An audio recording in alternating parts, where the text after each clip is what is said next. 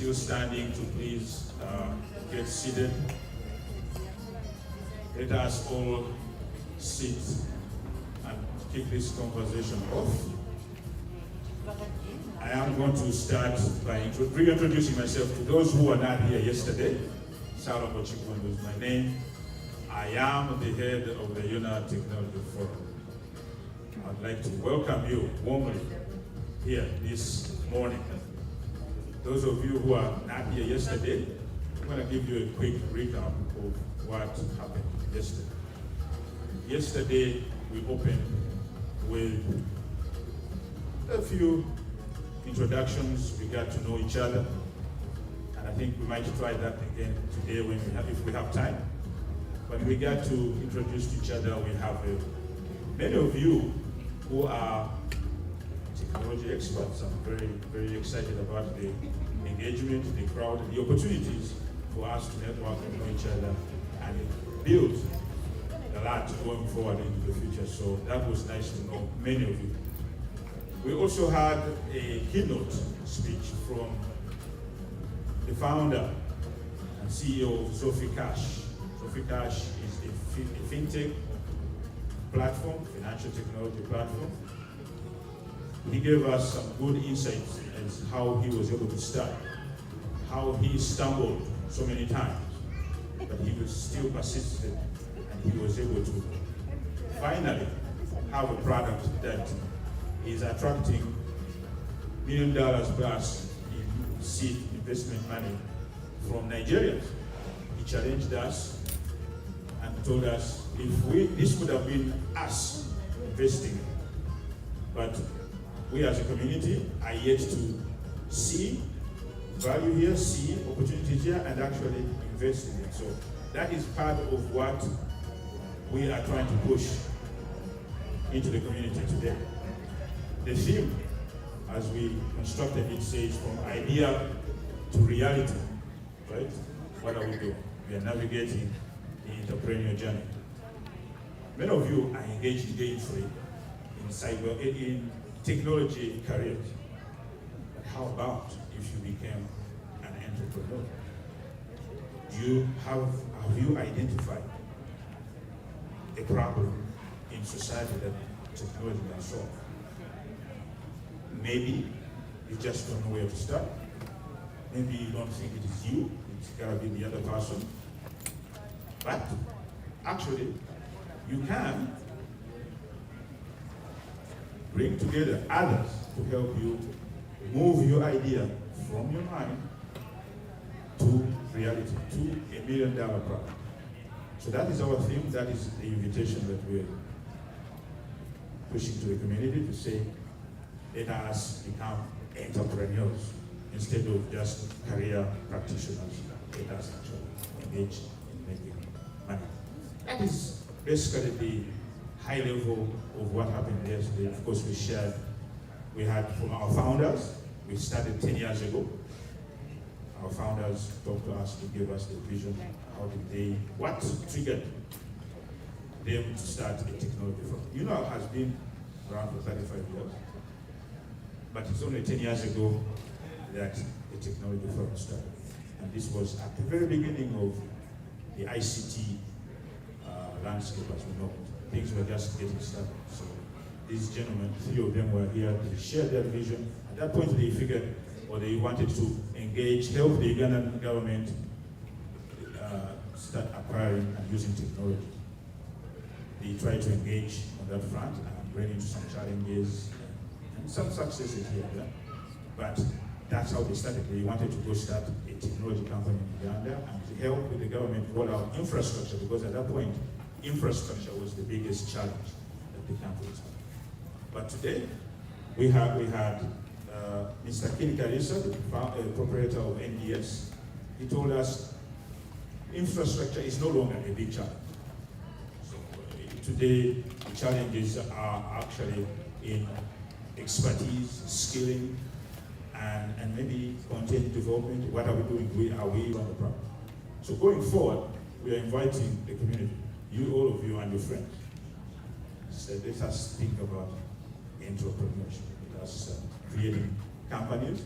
Let us develop solutions we had two members of the community, a young lady and Mr. Kakaire, share with us real products that they have in prototype that are ready to be just fine-tuned a little bit and invested in and brought to market.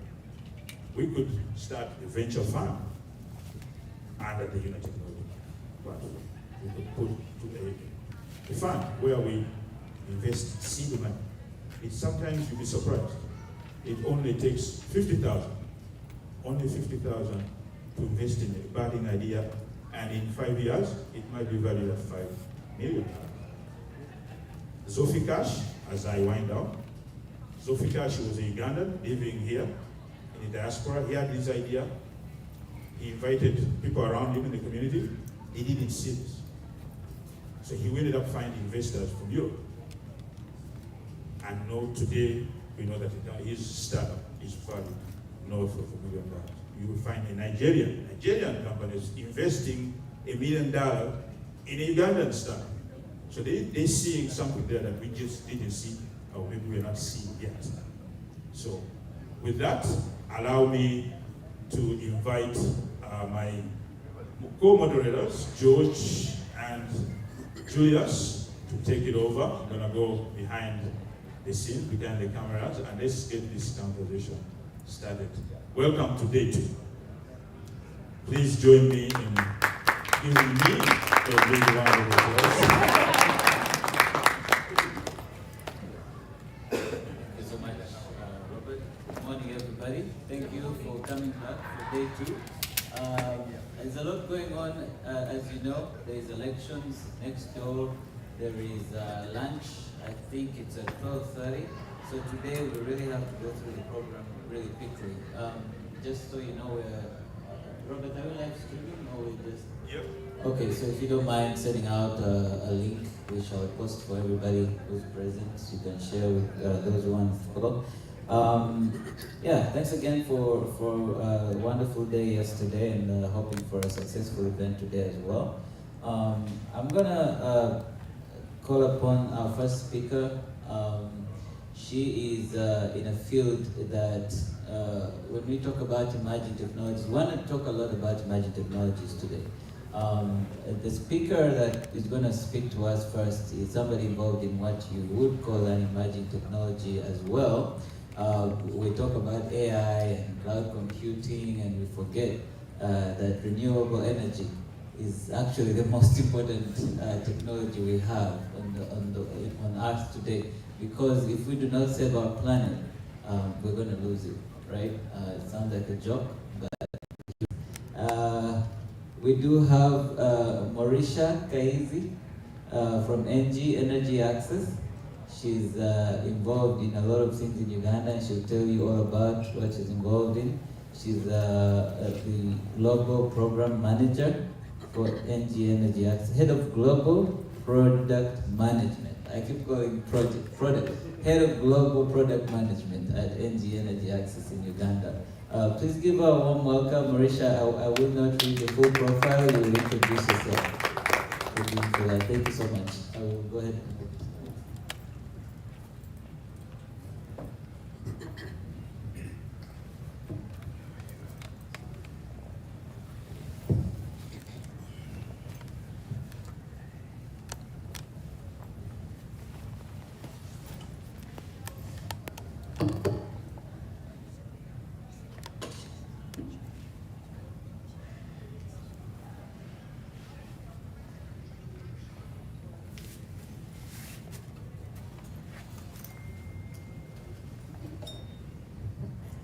Okay, good morning. I'd like to be here. Again, Mauricia Kaizi. I am the head of Global Product Management at NG Energy Access. NG Energy Access is a solar company. We deal with off-grid, so most of our products are for the rural community.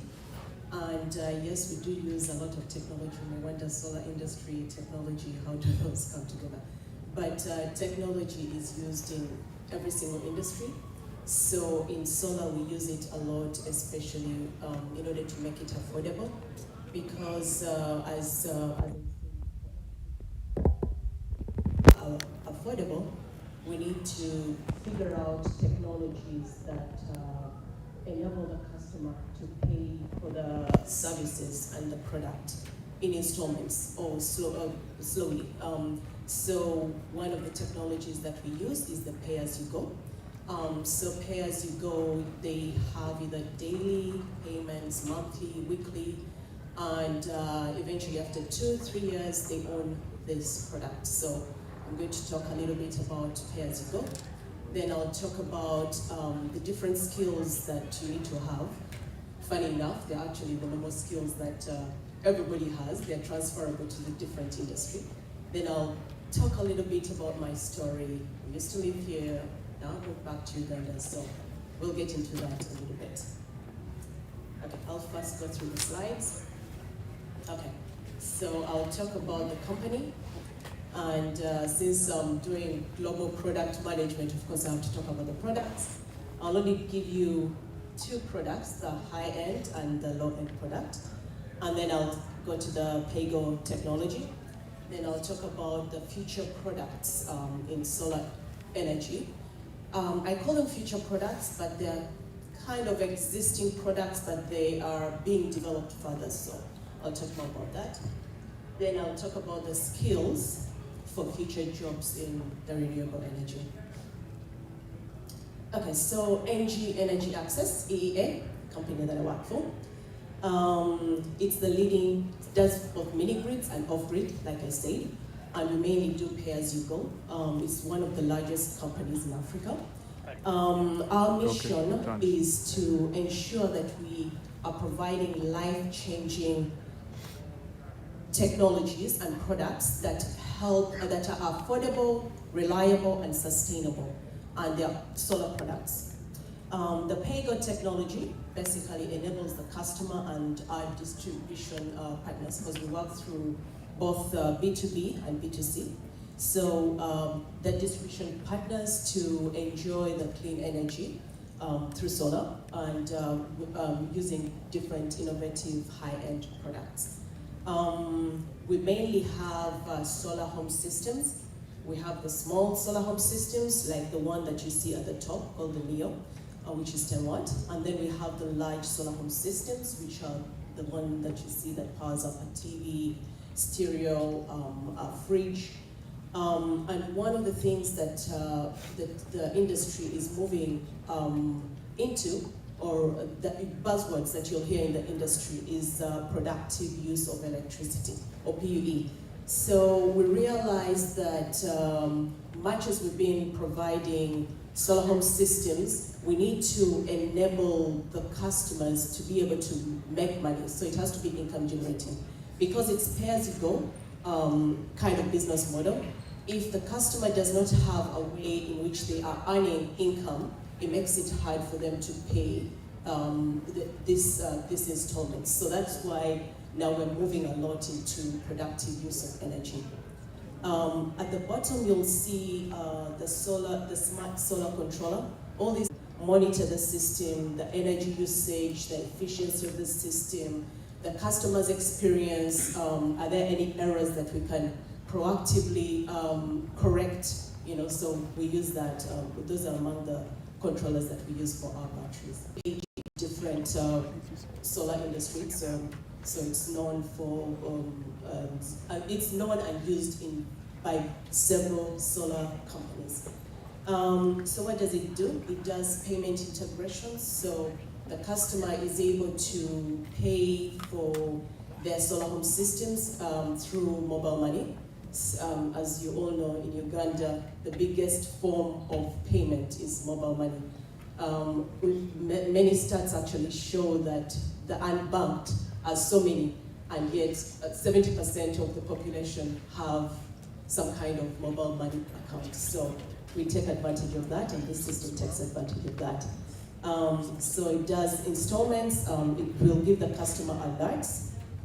It will lock and unlock the system. So if you don't make a payment, then the system is locked. And then when you make the payment, it is unlocked. It can either be unlocked through GSM, or it can be unlocked through a token, which you get through SMS. And again, there's the SMS integration. So it's a whole software as a service that integrates the CRM, the ERM, and manages the whole payment cycle.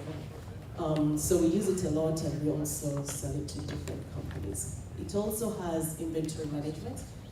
So you're able to tell where the solar home systems, where the products, and are they going to the right distribution center. So yeah, so that's the paygo technology. Then the future products in the solar industry. Like I said, many of these products are in their infancy. Some of them exist, but they're still being developed, and especially now for the Africa population Act roadmap, many of these products will exist, or they are on the roadmap to be developed. So what does my department do? If they are developed in-house, they'll be designed in Germany, Berlin, and then they'll be manufactured in China, and then shipped to the different African countries. So many of these products, we're already looking at them, they're in the that's what I'm going through right now. Okay, so the first one is solar-powered internet, the hotspots. We know that is the most cost-effective way in which we can provide internet hotspots on the continent. So those are ideas that we are trying to figure out, things that we need to solve for. Because we have a large underserved rural community, how do we make sure they have internet? Because internet is vital, not only for health, for education, for so many things. So is there a way maybe we can have our solar home systems also act as hotspots? We don't know. So those are things that we need to start thinking about, start generating, start designing for, so those are things we're looking at. Then there's the solar-powered agriculture solutions. As you all know, Africa is a continent that has agricultural problems. So instead of just having rain-fed irrigation, which is what we do in Uganda and most of the African continent, is there a way to provide equipment, solar water pumps? You can do milling, you can do drying, you can do cooling. So all these appliances, we need to figure out how to power them with solar. So that's how we're going to solve for solar-powered agriculture solutions. Then the healthcare industry also needs solar. As you can see, solar it can penetrate all different industries. It can really benefit a lot of industries. We just need to innovate, figure out what's the best way to use it.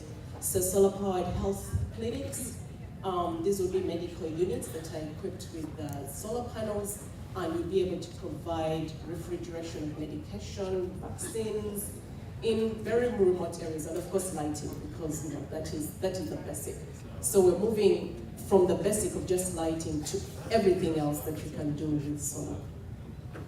Then solar-powered borders. As you all know, Uganda is filled with a lot of borders. But how do we make it? Okay, so onto the skills that are needed in the solar renewable energy.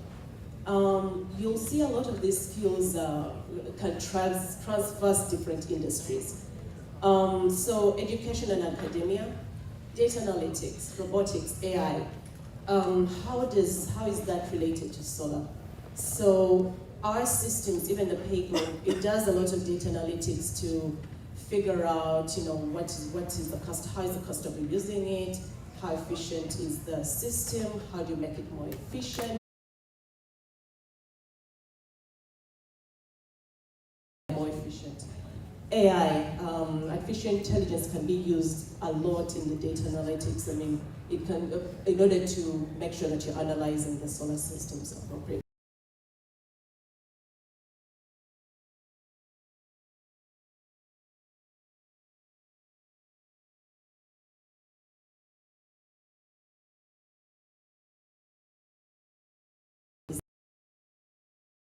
Circuitry, it's the inverter, it's the power system. So electrical engineering is a very important skill that will be necessary not only for the solar industry but for other industries too.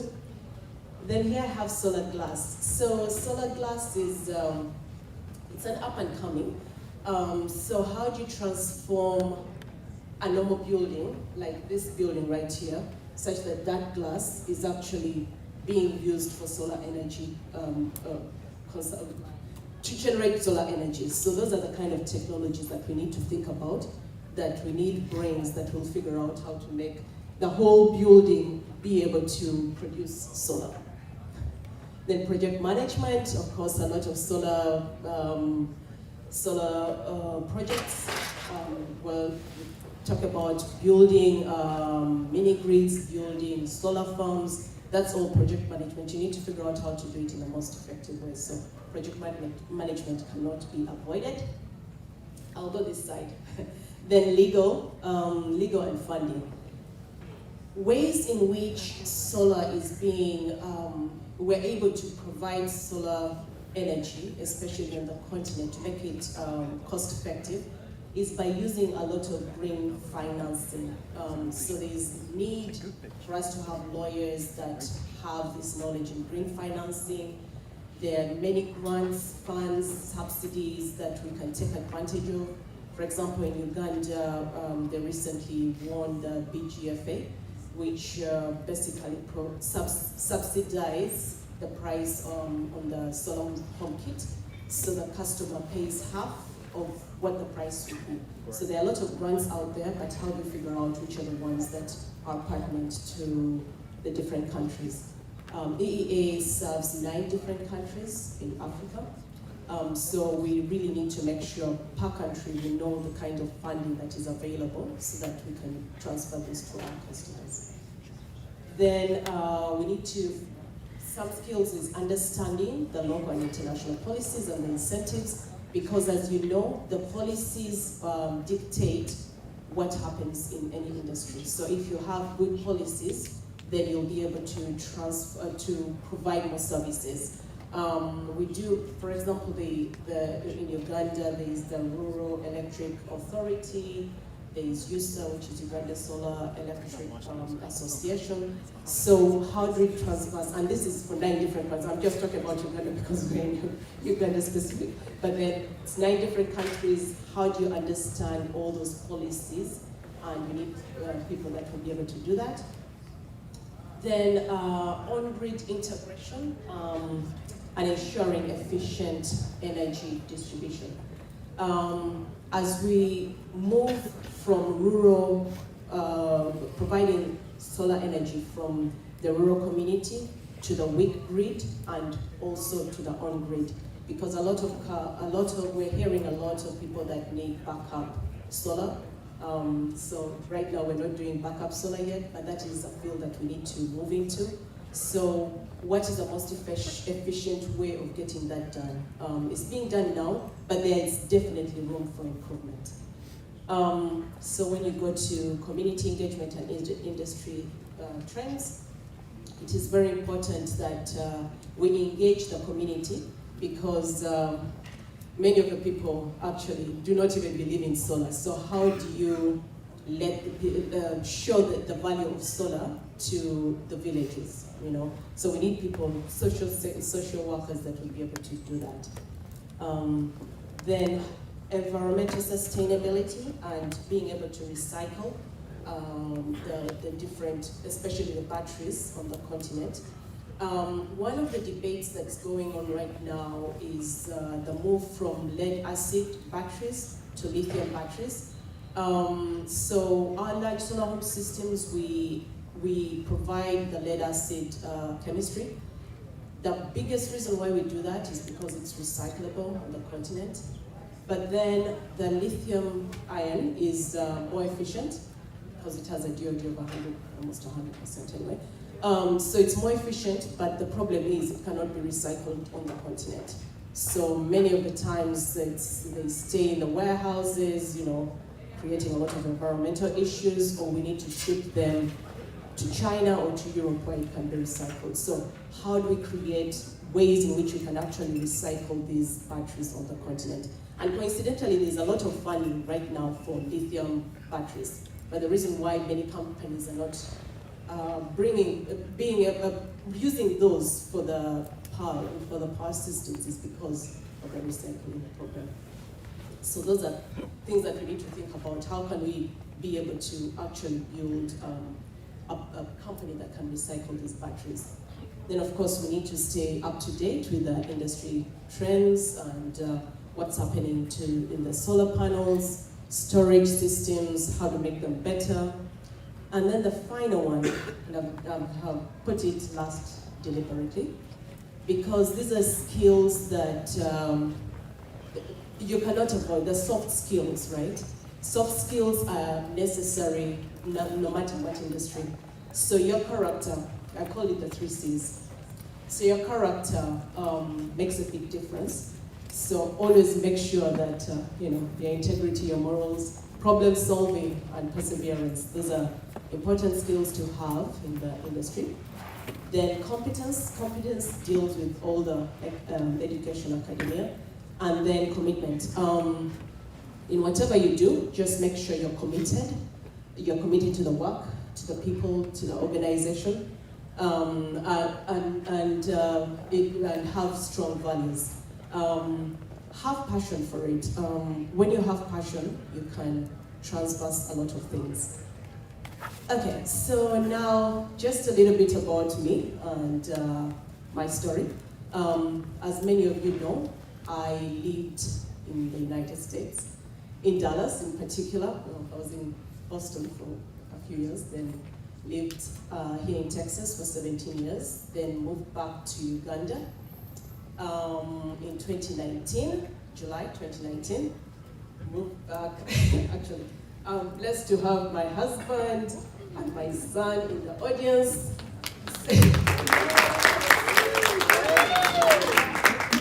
So we moved with Eddie and his 3 brothers. So we have 4 sons.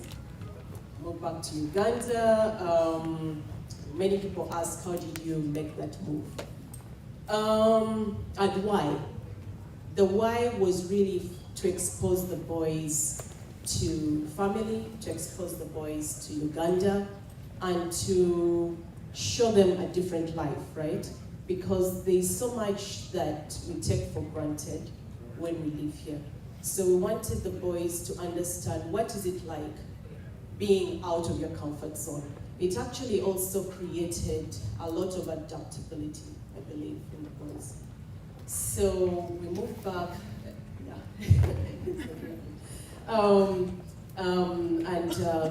when we went back, honestly, I really didn't even have a job. Just moved back with a leap of faith, 6 months later, I was able to land a job with Rock Telecom. My 17 years here were in the telecom industry. I was working for Verizon, all of you know Verizon. And I started off in audit, internal audit. Then I did business support, I did project management, I did GIS, I did business intelligence, I did data analytics. So I did a lot of things. GIS, I mainly used GIS for marketing. That was my very last position. So I was a GIS marketing manager. Then I moved to Uganda, knowing that I do have a bunch of skills that I know can be transferred to Uganda, and I had the urge to actually get into the solar industry. Where did that urge come from? So whenever I used to go home, like when you're landing in Entebbe right at night, you see darkness. That's what strikes you all the time. You see darkness. Like, how can one change this story? Like, there has to be a way to change the story, So I always had that urge to be able to bring light to the continent. So my hope is by being there, we can turn, or I can help do my part to change the story of Africa from the dark continent to the shining gem of the world. So that is Ladies and gentlemen, a round of applause for Maurice. Right? Perfect. All right. We are kind of time crunched, so I want to request the audience to react to your presentation with maybe 2 reactions. It doesn't have to be a question, it can be a question. We have one next over there and another one. Then the others, please reserve your questions, note them down, and connect with Mauricio right after the conversation. Our goal is to spur engagement, meaningful engagement, right? Okay, so we'll start at the back here.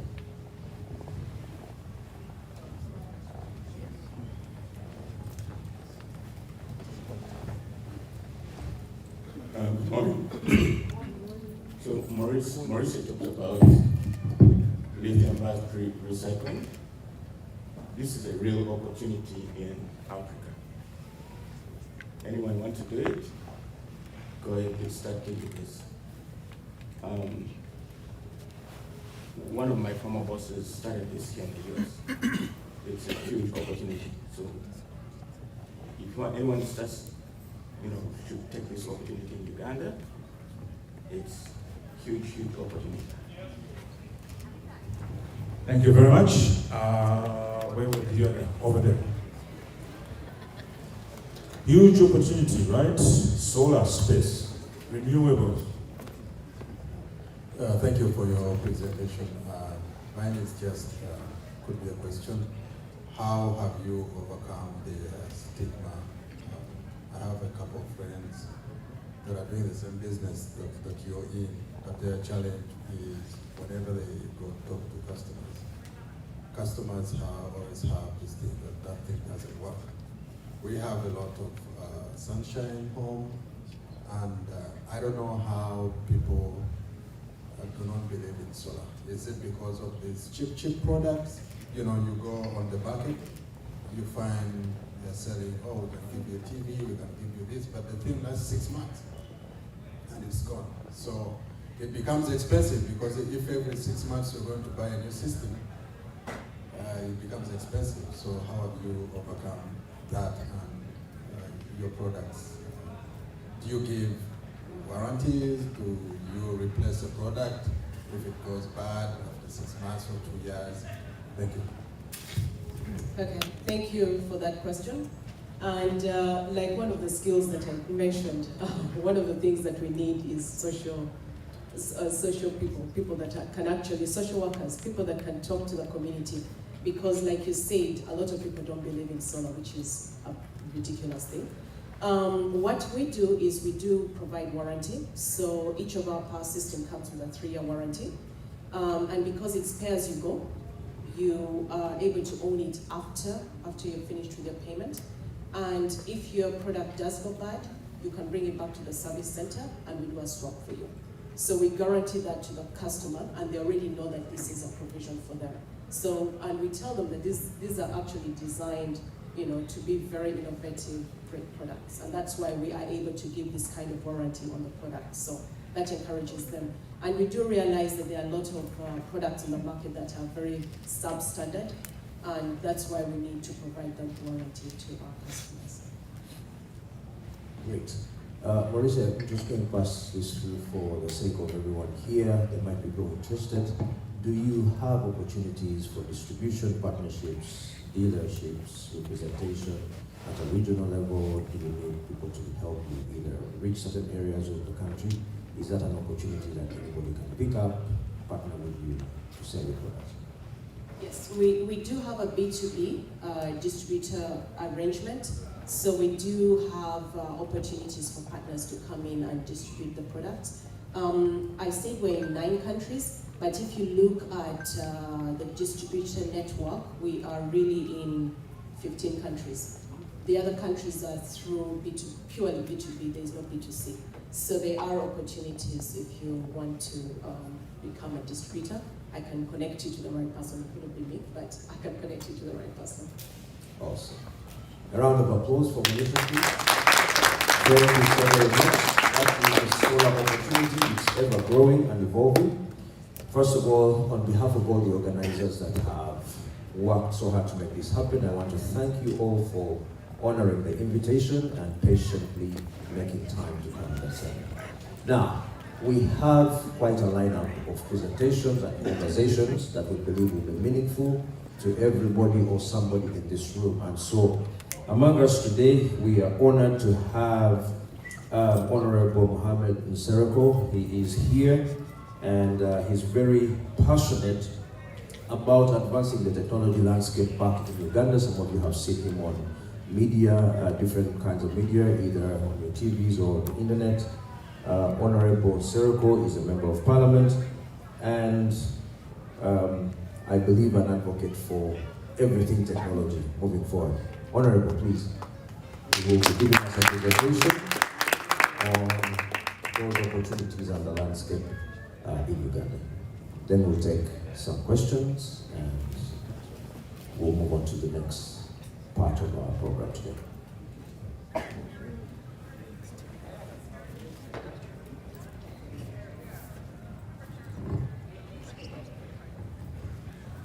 I've been given 10 minutes. I don't know how you can get me on a 16 hours flight to speak for only 10 minutes. Give or take. Give or take. Hey. Okay, so I might not accept, but I'll try to work with you. Technology efficiency. Good morning, ladies and gentlemen, and I would like to thank you for having turned up in large numbers. So I want to go through a slide, leave the rest so that we have an interactive class. I believe in that because people tend to focus on what is there and miss their eye for who is delivering the message. Now, I'll broadly talk about tech. The previous speaker has been very elaborate through her role in integration of energy and technology. But by show of hands, how many of you here know nothing about technology? Don't worry, don't fear to raise your hand. Because we might end up saying certain things without knowing that some of the people are not at consensus and Eden with us. How many of you are in the field of technology? Those that are here and are in the field of technology. How many have relatives in the field of technology? How many are part of investment in technology? By show of hands. How many just are accompanied with those that are here? I know Mr. Kakaide, there's a saying, it says a story about 3 persons who appeared before God. There was an African and a white man and these guys from Asia. So God told them, let every one of you make choice of what they want. The white man said, I want to rule the world. And God said, so be it. The Asian said, for me, I would like to have knowledge and make money. God said, so be it. Then God looked at the African and he asked him, what do you want? He said, anything. For me, I just accompanied this one. So, for as long as we can fall for anything, then we have no future. Now, this is where my story starts. I'm a lawyer by profession, with a bias in oil and gas and environmental law. But I'm in tech by calling. And I've excelled in tech in my own right, and I feel I'm happy where I am. Not that it is something I thought of. Someone came to me a few years ago and lectured me about tech. I was so comfortable in my field until I realized that there is no world without technology. And the key drive of the world at the moment is innovation. And innovation through what? Innovation by either being aided by technology or by the advancement of technology or by the use of technology to propel us to the next level. Now, in every field that you are, I'll now talk politically because my presentation was long. In every field that we are, technology has a basis to either lift you from those at the bottom, to lift you to the middle, and those in the middle to take you to that fourth stage, and then the farthest to the point, to the stage of wealth. Now, since every one of you here at least has some knowledge about tech, I will not talk about the invention of the computer and how it's transformed us, but that history is good enough to tell us where we are. And what part of this journey have we made a contribution? I'll talk about this with a bias on our own countries and Africa. And this is where I've been invited in global platforms to open eyes of people, including African leaders and legislators, that for as long as we do not fall onto the path of technology, we do not have a real chance of picking up our own tatters from the curse of slavery to the tables of those that have to decide for the world. Now, when you look at our history, we did not take part in the major revolutions of the world, and you know them. In the agricultural revolution, we were rudimentary. We were hand pickers and hunters. In the industrial revolution, we were followers. Why? Because of the burden of colonialism. It is only that will be introduced to us through the elementary education that we got, that we had to comply to. So we are so unfortunate that there is a gap between us and the first world. The only luck that we have is that we have you who have come here, seen it all, and would like to bring it back home. However, the most unfortunate masterpiece is that those that are home are scared of you. That's what I tell people. Either what you speak they cannot understand, or even if they understand it, they see you as a threat to their hegemony. Now, that is the biggest misgiving. Why African society does not resonate with those that seem to be with brains. We have a society of simplicity, simple people. They want, if we go for example for elections, they want to vote that one that looks like them. I don't know whether you understand what I'm saying. So if you go into an area that is of a slum, they will not vote for someone who comes from the upscale. They will say he doesn't look like us. But you see, there is no development driven by technology that is driven at such a pace where you look at one that is like you.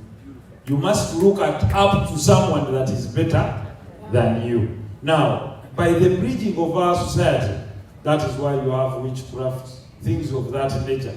Because people do not seem to get content with what they have and look forward from getting ideas to those that are better, they look to destroy them. And that is why there is that saying, when you go,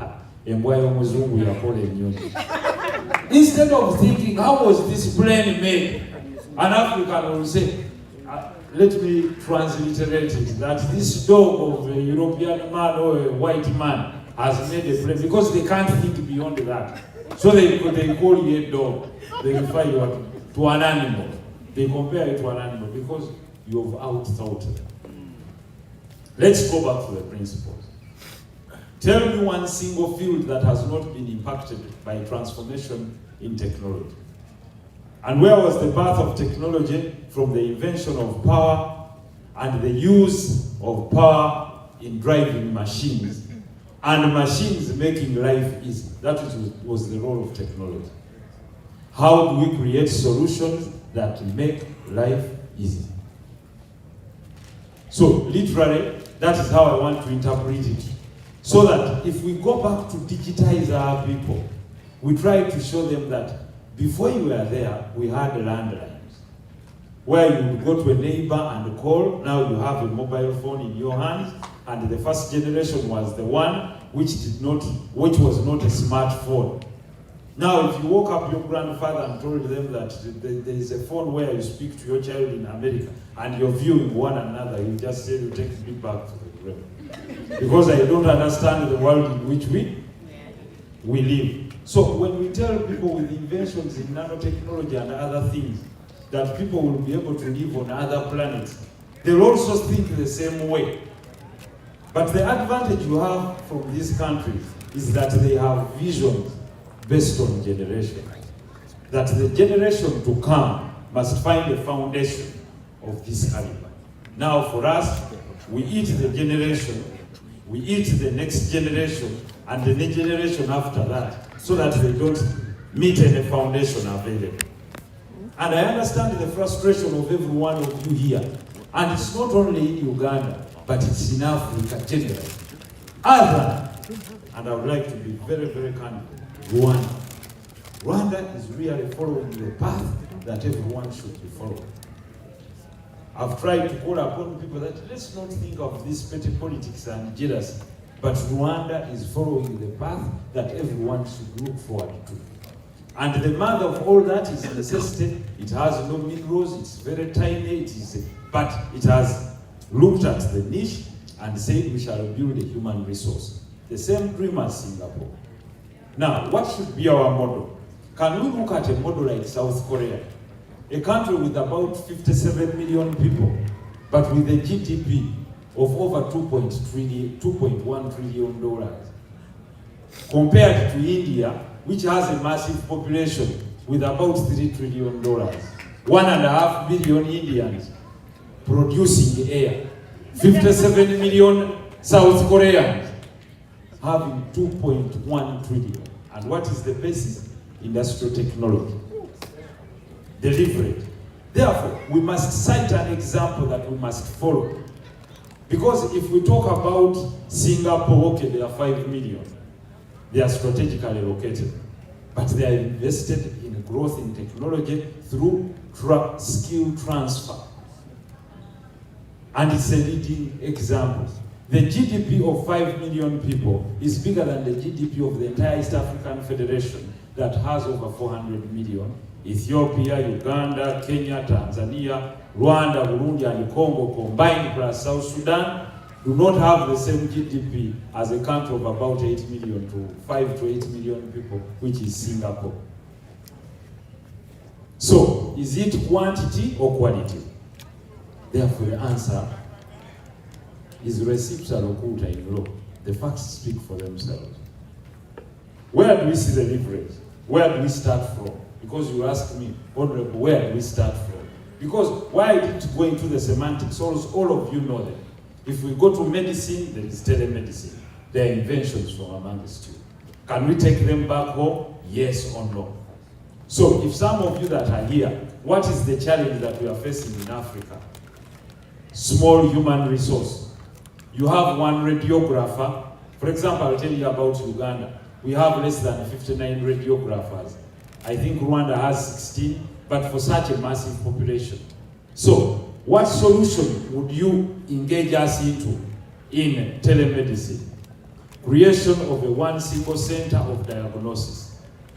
One radiographer sits here, images are taken hundreds of miles away, interprets them, sends them back. They don't need to have a single radiographer at every unit of the hospital.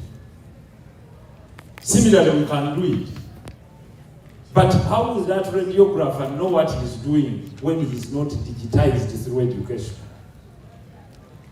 So the basic to everything is the digitization of the population, so that if we integrate digitization and digital literacy, they know how to use that computer, how to use it to send images, how to use it to make Excel sheets, how to use it to make data analytics, the basics of usage of a computer, then why not? That coupled with power, like she talked about, and connectivity, major solutions will be found to things that are becoming a hindrance to our development. So, do we need to build as many health centers and residences for doctors and radiographers as possible? No. You only need to put up one diagnostic center. You need to have one GP seated in a hospital somewhere, running over 20 health centers. Yes, Rebecca Nasa, yes sir, I'm here. What is your problem? ITH is done by the first person there. Data is entered. By the time he enters, he says, Rebecca, I'm already aware. I know your temperature, I know X, Y, and Z. What is your history? He has the history. At the end of the day, Rebecca's data is shared at the national database. Meaning, even when the minister comes to parliament to present, they know how many people are suffering from malaria on a single day. And how does that help? It helps in planning. Now, I've only talked about telemedicine. Let's go back to deployment of penalties. Everyone comes to Uganda. I want to talk about simple things. Hey, border, everywhere, border. We have borders. I don't know whether you're from Uganda, some of you. These motorbikes. That is not a problem. But if we revolutionize transport, you will not say border tomorrow. Why? The reason as to why they are in dispute and you cannot enforce the penalties is because there is a lot of corruption. And the cause of that is the interface between human beings. Cut that interface. By the deployment of measures in AI and use of digitization through cameras. You hit the robot, a message comes on your phone. Rubega Nasa, you've hit the robot at Ginger Road, you have to pay government 200,000. You have 5 days to pay all this. Beyond that, we shall confiscate and auction that motorbike. Rubega Nasa will appear. There will be no policeman to bribe. There will be no one to meet. A digital solution will have been provided. The provider of that solution will have just come and will give you 5%. Government will raise money. You as the investor, you raise money, but you also save us from accidents. And we will have a city that is well-aligned. People are moving. Even here, people are very indisciplined. There is no problem. But here, the moment you do it in real time, Kavule Ronald, you've hit the robot at Austin, $500, or else we will penalize you on maybe your driving license, etc. So these people have known how to use soft power, even in law enforcement. Therefore, there are very many things we can solve. Of course, what most of us know about technology is the trade platforms and social media. It's the only thing the African knows, TikTok, WhatsApp, etc. But there are very many solutions. For example, in fintech, financial tech solutions, we appreciate what has been done by many of our colleagues, but we've not supported our local entrepreneurs in this measure. Most of us are using Wave, SendWave, and etc. But if we had started a platform on a platform, if we identify someone coming up with an innovation, whether in the diaspora or at home, and we encourage them. And this is the battle I had with people in Parliament. The only thing that they did, having realized that people had started these small platforms, they introduced a charge. You know what charge? That every entrepreneur that starts a platform of money transfer shall have to deposit money with the central bank. Killing them. The same thing that young people had started. At the end of the day, you drive out the small ones and you leave the giants. Because Wave could easily pay $300,000. Now, Katweri, who has started this small platform, could not match up because these guys had become a threat to the mafia system that is there with the mobile money platforms. Mobile money platforms controlled by gurus, which you know there is monopolistic competition in the communication industry. And that is food for another day. I've been battling with those ones. We've concluded one battle. You can imagine they were using people's digital rights like musicians, call back tunes, and we've succeeded in defeating them in court. And musicians, we are there deal-dallying with them. I told them, let's challenge these people in court.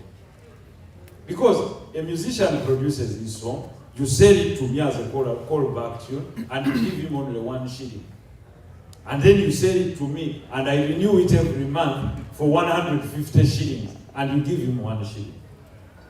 For 2 years, I have a song of Chameleon in my... But I asked Chameleon, how much do you want? Do you know what he told me? He told me they only give me 3 million every year. But imagine if 10 million people were using his caller tune and renewing it monthly. 10 million times 150 shillings is how much? This man was earning nothing from it. Finally, I'll move to the stage of, I've talked about industrialization. As a country, we have the URI. How many of you have heard of URI? Uganda Industry Research Institute? You're very few. Uganda has a free Industry Research Institute where you can go and make your own innovations. I'm happy to report that I was there 3 times. I even found a few Ugandans trying to build drones who succeeded.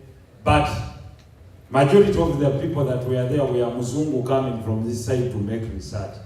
So, not many people are aware that Uganda Industry Research Institute that was built to the tune of $150 million is there where you can go and become, we call it an incubator, where you can go and start your own business without paying any rent.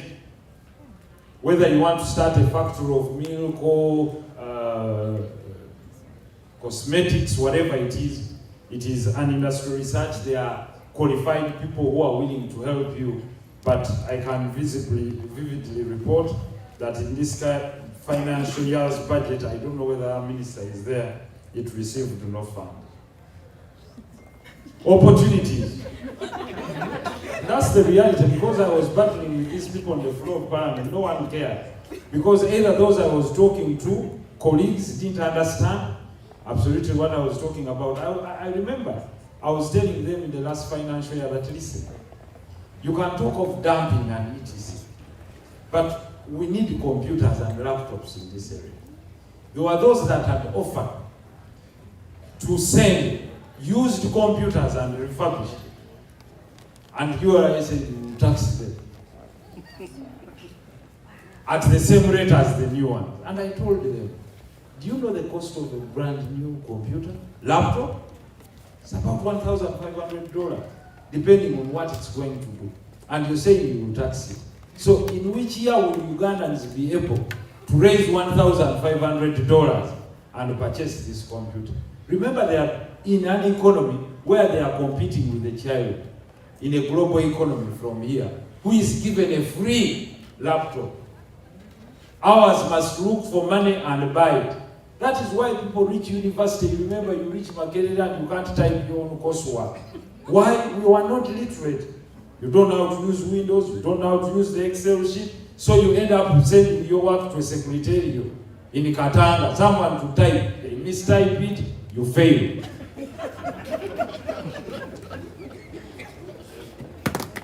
When I told the people, now I'll disclose, I'm one of the people that are part of the development of the LLMs, the large language models. I was one of the partners.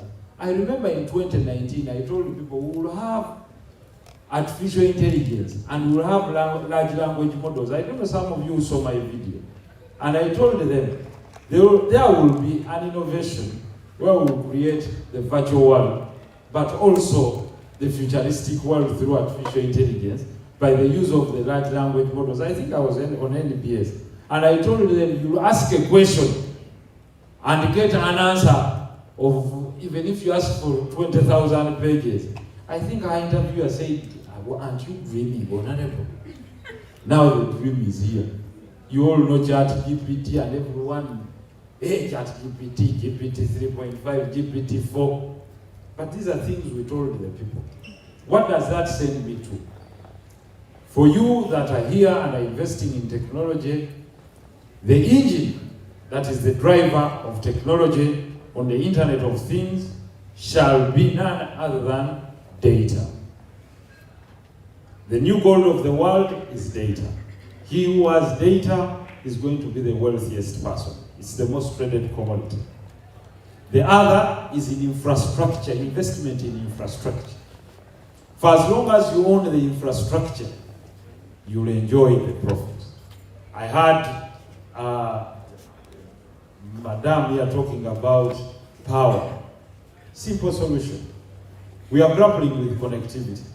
Do we only need to rely on the optic fiber? No. For as long as there is rural electrification and movement of power lines, the right of passage using the power lines by mounting towers to extend the network is the next big deal. I'll leave it there. I've given you one opportunity. How many of you are in infrastructure, movement of infrastructure?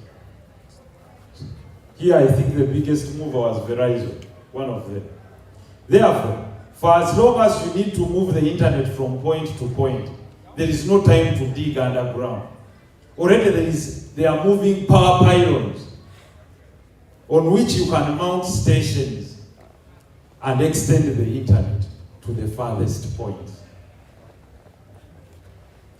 The US has provided $55 billion worth of funds for internet connectivity. And the reason is there is a battle on who controls the global infrastructure of the world. That is why you saw President Joe Biden move to Saudi Arabia. The reason was, do you accept Chinese Huawei or you're taking? I'll leave it at that, I might go to politics. Or you're taking our infrastructure.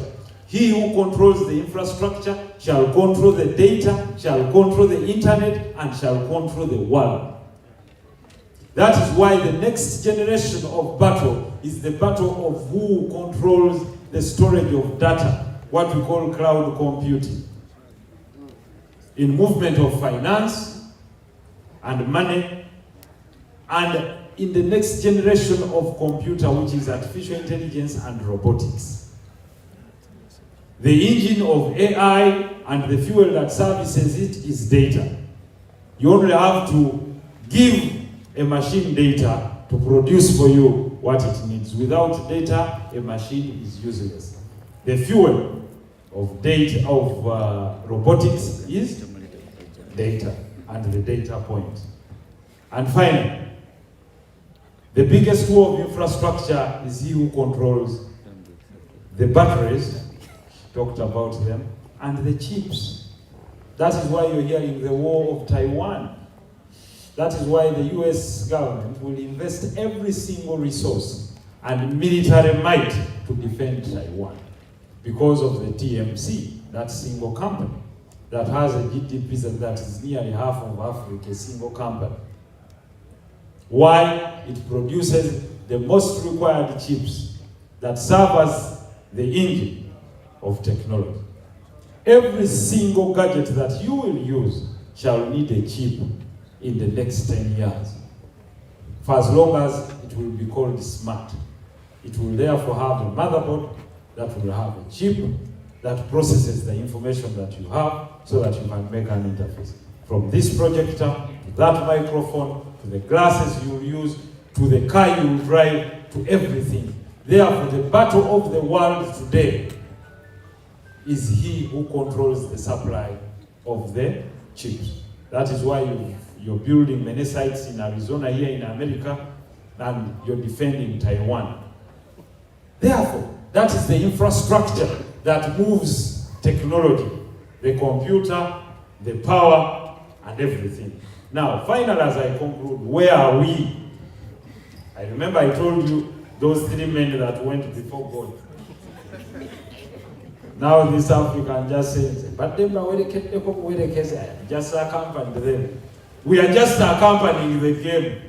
We are just consumers. Unless we break the jinx of being consumers, we will be financial slaves for the rest of our lives. This is how the world has been shaped. By creation of digital money as a tool of control.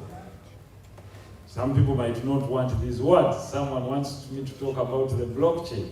No one will allow you to run the blockchain because it gives you financial freedom.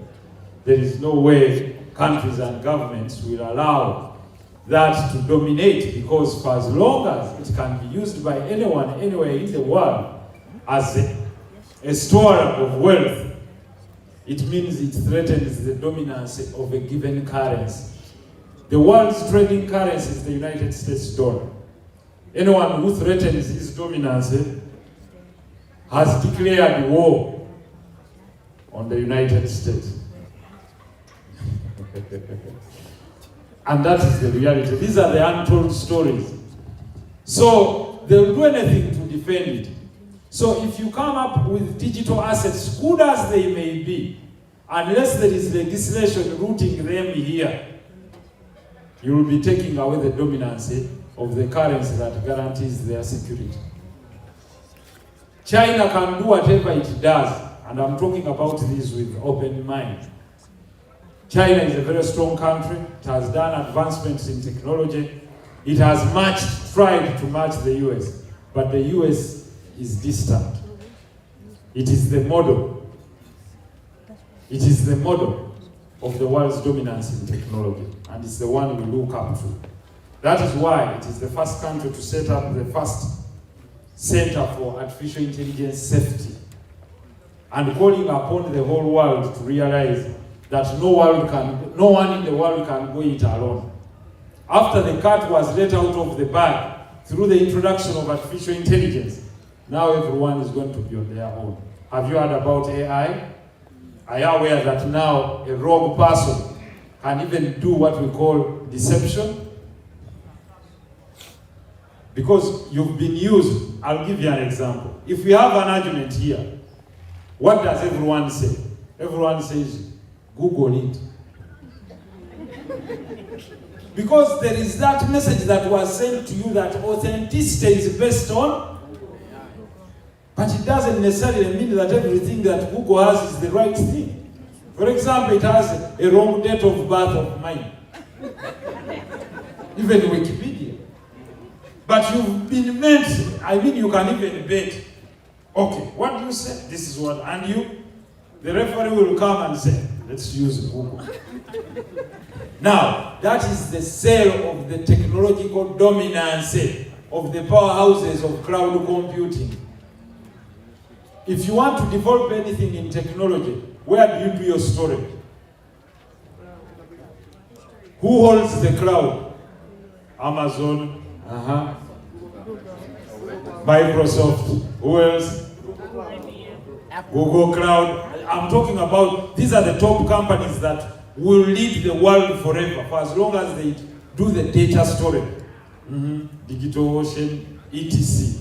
All of them based where? US. Therefore, the US has strategies that have been there for the last 100 years. Who are there as a think tank to think of only one thing: world domination. And how do you dominate the world? You dominate the storage of information. For as long as I know what happens everywhere, then I exactly know what to do. I can predict what is coming. That is why I was telling you, where do you place your children now? In two things: cloud computing, data science.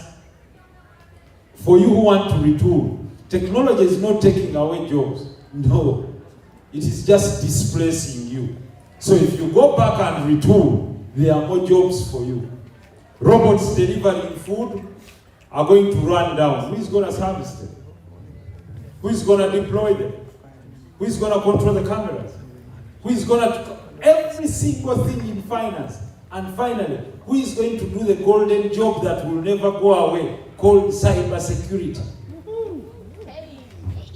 As I conclude, someone is cutting me short. The job that will never go away in tech will be maintenance of infrastructure and cybersecurity. There are people right out there that are meant to destroy. That's why I started by saying, for as long as you go up, there is someone that is bent hell forward to pull you down. Therefore, you need someone to absorb that shock. And the shock absorber is one that secures you. So who is your guardian angel? Your guardian angel is the cybersecurity expert, who is going to be there willing to work remotely, to promote you, to protect you, to uphold you, and uphold your values on the way. Therefore, the most important person is the cybersecurity person. Finally, the role of government is digitization of people. Personally, I have a program of coming up with as many people as possible to give scholarships in our country. Legislation, when I brought the Computer Misuse Act, people thought it was a joke. I'm glad now every country is adopting it in its legislation, and I was thanked by the global community with the invention of AI. You know what we call the deep fake? I put you here, I make you speak words you've never spoken, and you're held accountable for them. So if there is no stringent law that stops a person from doing that, you'll see what that will lead us to the world. And when I told the people, others took it political because of their myopic understanding. And I have no sympathies for them. Skills realignment, etc. Finally, thank you very much, ladies and gentlemen, for having given me this opportunity. I would like to create more synergies with you. Those willing to invest back home in Africa, I've given you a glimpse in a few opportunities: creation of infrastructure, creation of small innovation centers, digital transformation centers, but also finally, it's now that Africa is still green. If you can look for a concession of where we have cobalt, where we have lithium, someone was talking about it, and finally silicon, you'll have wealth being passed on. Also in pharmaceutical technology, it's one of the things that are going to be top there on the agenda in telemedicine. Innovation of solutions to fight cancer, etc. I might not speak about everything. If you give me more opportunity, we shall interact. May the good Lord bless you for God and my country. My name, as usual, Muhammad Nseleko. I represent the people of Kampala Central. I also own the audio rights of the Premier League in Africa. Someone will ask me from technology in IoT. If you're to air football in our local language, you must pay me digital rights, part of technology and communication. All right. Okay, thank you, Honorable. Ladies and gentlemen, a round of appreciation goes to the Honorable. Okay, so let's have you for 1 or 2 minutes so we can get some audience reaction to this. Remember that our goal is to stir and to spur engagement. This is not exhaustive. I would like you to be very brief and precise. We have another presentation coming right up. I want to have a lady and a gentleman. All right, so I have a couple of hands up. What do I do here? I'll let Honorable select. No, all can come through one For meeting. sure, but I will take the primary. You say I'm a politician, how do I select? Just I'd rather pick say so all that of you are them. responsible. Was it like pick out the responsible for not speaking the other? So since you've given me the opportunity, I'll give each one just 30 seconds to ask, and I'll answer all of them at once. I don't know whether we can get those This man answers. is not democratic. No. You also have a lawyer and a politician. We concluded like 7 times. All right, let's do this. I'll take one from here and one from here. How about that? Cool? All right, I'll take you because your hand went up first, and yeah, but I need a lady. So seed one next to you, right? Okay. I want to do A and B, right? Honorable Nsereko, it is a very interesting talk, and I agree with everything you say. And as a legislator, I want to ask you the following. Actually, technology development without intellectual property is impossible, specifically patents. Now, if I look at the website for Ugandan Registration Service Bureau, I see that to register a patent, you need about $200, $350. Then there is a maintenance fee for the first year that the patent owner has to pay. I think it's about $50, second year $100, third year $100, fifth year $100. Honorable Nsereko, what do you think about that state of affairs, that the owner of patent have to pay maintenance fees, and what can be done by the legislature to encourage people to create? Awesome. Thank you very much. What a wonderful question. Of course, innovation without patents is like throwing a pack of salt in a lake. There is no impact that you have. I absolutely talked about that, but you know we are members of WIPO and ARIPO, the World Intellectual Property Organization, and the African Regional Intellectual Property Organization. some fees. I asked about it. And the first answer that came through is that some of these fees were agreed in the treaties.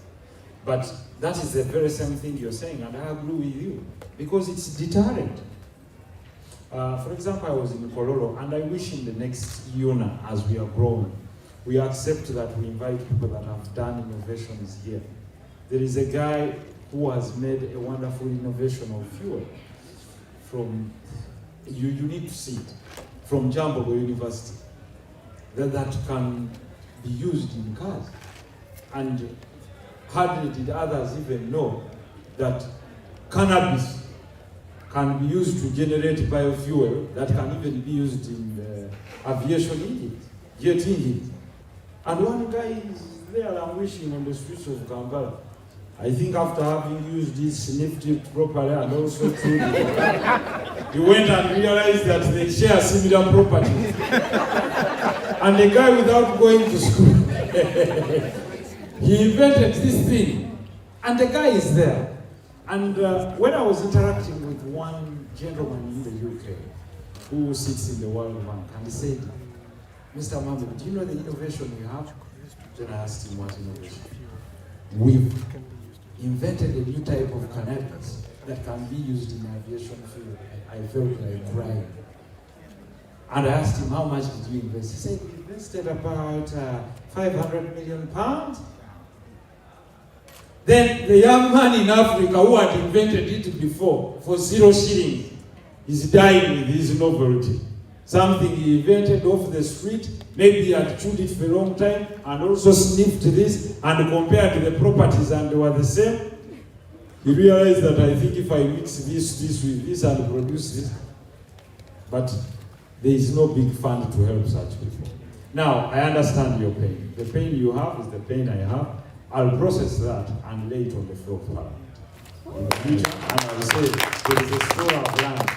Someone has told me that innovation without protection of the people that innovate is nothing. And the cost of protection is actually very high. So you can imagine a person from Chisoro has invented something amazing, maybe from maybe Kabanga, whatever it is.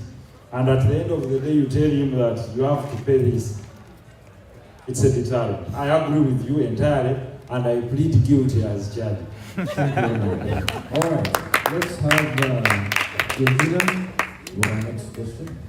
Thank you so much, Honorable. I know we have time bad, but I'm here to advocate. Want to thank you so much for your time and all your expertise. I'm a senior data scientist / a data engineer with a very strong background in healthcare and other areas, data science, machine learning, cloud computing, and if I may have the honor to come and talk to you after this. But the reason I'm here, and I know we're time back, is I would like to advocate for a tech forum, a Unaa Tech Forum that's just dedicated to IT, because we don't have enough time. You're talking about innovations, we have entrepreneurs here, innovators, all these young kids, youth. We have Zoe Cash. We really need to have time to present and all the innovators you're talking about in Uganda. So if we organize something, hopefully next year, and it's just IT, Honorable, will you be able to come and be here and bring others too, please, so that we can network. This is very important. You have so many things that you're telling us, and expertise and ideas. I think we need to bring them to fruition. Amazing. Thank you so much for your time. Another round of applause for us. All right. I would like to thank Mr. Kakaye, because even this dream we are talking about started small. I can assure you, if you want a tech forum independent, you have thousands of people here. And we are not in shortage. And you'll appreciate that even you with small investment. I was telling Mr. Kakayo, there's a great innovation we have. And it will take everyone by surprise. And the people doing it, if you look at them, these are guys that doing diploma at Uganda Institute of Communication. Amazing. But can I tell you one thing? There is pain, Mr. Kakayo and others. I was in Parliament trying to lobby for counterpart funding. The US, through a company, has given us a grant of $75 million. First phase and another phase, the total grant is $250 million to build the first virtual center of reality in sub-Saharan Africa, other than the one in South Africa. And we have failed through the budget to raise 6 billion shillings. Why? When I was talking about it on the floor of Parliament, no one understood. So the pain that I carry by saying this in, we are talking of virtual reality, then someone asks me, what are you talking about? By telling them, if we don't train people like surgeons, because they want to create mock surgery rooms, where surgeons in Mulago will be brought in to learn how to use technology to carry out sensitive operations through the use of nanotechnology. You know it, that is so precise. But if you do not have a center, I told them, listen, if we are to move every single trainee to go and study in Europe or in America, it will be difficult. But if the center is built here, you can bring thousands and put them here, and at the end of the day, you'll only be moving precious labor to fill even the gaps in the US. So we don't have that strategic vision. But I can only say it starts with us. Now we've started the journey. Let's carry on the journey. Let's network. Do not sit next to someone and you don't know them. All right. Turn to your neighbor and say that, who are you? The one. You see, that is the mistake we do, Mr. Kakai. You meet in meetings and you leave without knowing your neighbor. So where is the networking?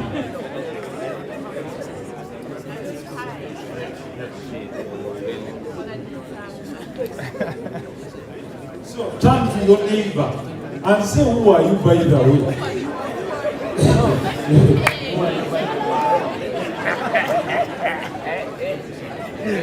I like that. Okay, thank you very much. The host has told me we are time bad. The technology Chimeza is complete. We'll meet in the next forum there, but at least everyone that is here knows their neighbor, only that I don't know all of you. But I will know you and we shall network. Let's exchange cards. Let's create the forum as it is. Let's get it online. Let's have Zoom interaction and then organize the next big thing. May the good Lord bless you. All right. Come on, people. Let's appreciate.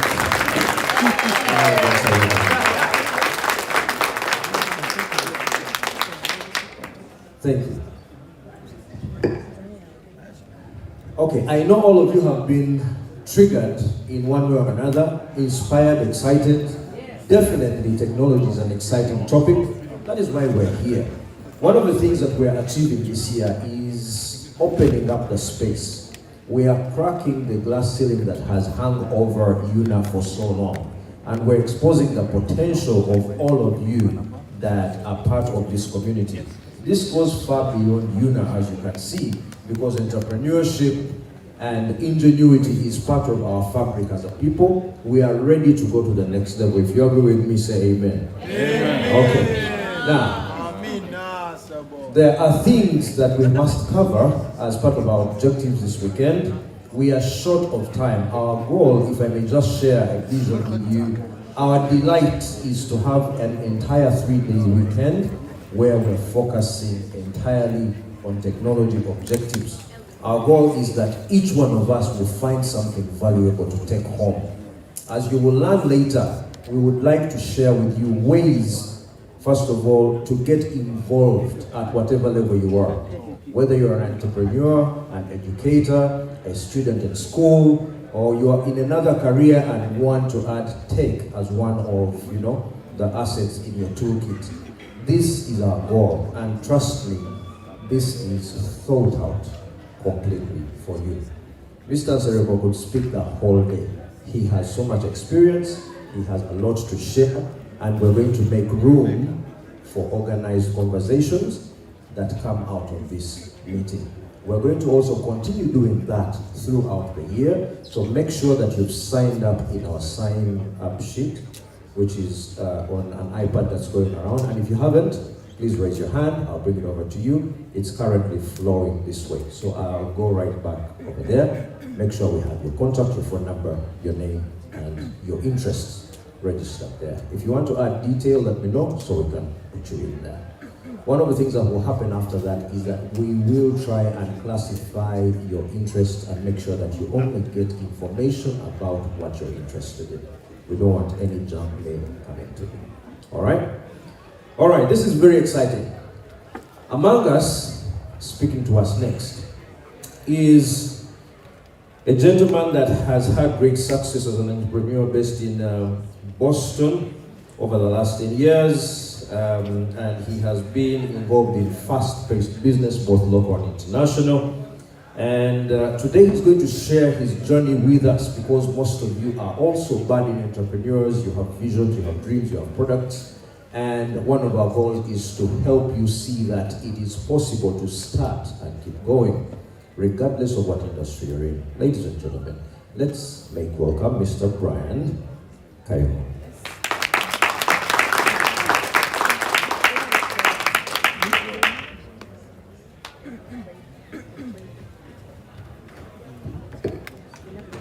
Hello everyone, my name is Brian Kayongo. I'm the CEO of Concept Real Estate. I'm so glad to be here with you today. Like the Honorable said that I saw a family which is seated over there, and you're doing a disgrace to yourself, because ask me why. The Honorable just said something which is really important, which happens when you come to these conferences. You need to network. The strangers have your opportunities. If you know your neighbor, you're doing a disgrace to yourself that you're sitting next to them. The next person you need to sit with is a new person in your life. You've never seen, you don't know even their names. So I'll beg, in just the 5 minutes I've given me, in 1 minute, I want us to mix ourselves. If you have been sitting the other side, you move to this other side. Please. I'm just begging you. You will see, you will not regret this experience. Just in 1 minute.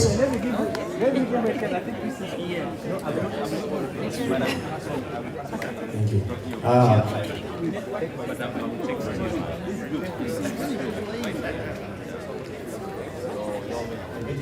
Brian, we're supposed to do that post your presentation. Yes, I'm looking forward. Yeah, ladies and gentlemen, let's not distract the meeting. This is highly focused. I think we will do the mixing right after, and I want you to be very intentional about mixing. Brian, go ahead. Thank you so much. All right, if you don't have a seat, I have empty seats right up front here. Don't stand back there if you don't need to stand.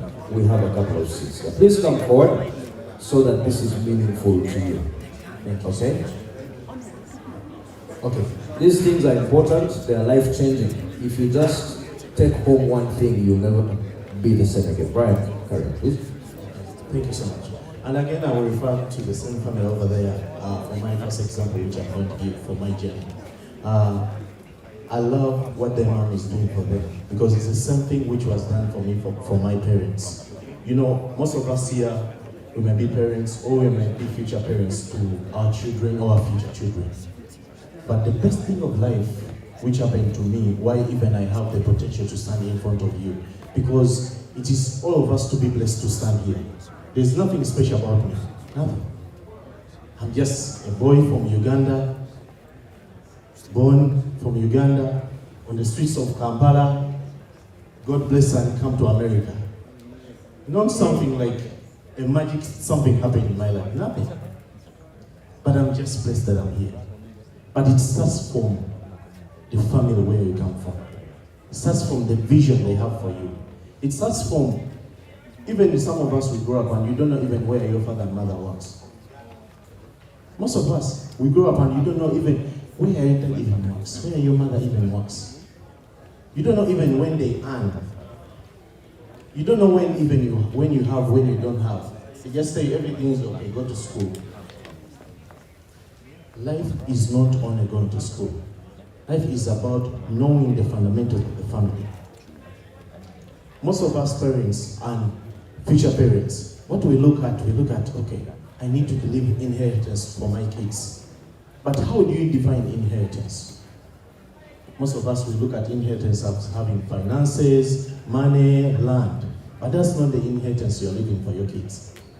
I want to challenge you. The inheritance you're leaving for your kids is whatever you have built here, the opportunities you have seen, the experience you have obtained, the future you can visualize, is to transform it from you to another person. That is the first fundamental thing. As an inheritance, you need to leave for your children. Even if you don't leave them any penny, as long as you can transform the experience and the vision and the future guidelines and plans you have and transform into them, you're leaving them the greatest inheritance the world can ever see. That's why they say the graveyard is the most what? Expensive place on earth. Because there are a lot of inheritance which dies with people. So that is one of my brief introduction to you, which I wanted to share with you, please, today. I want to give a solution to some of the things which I was saying here today.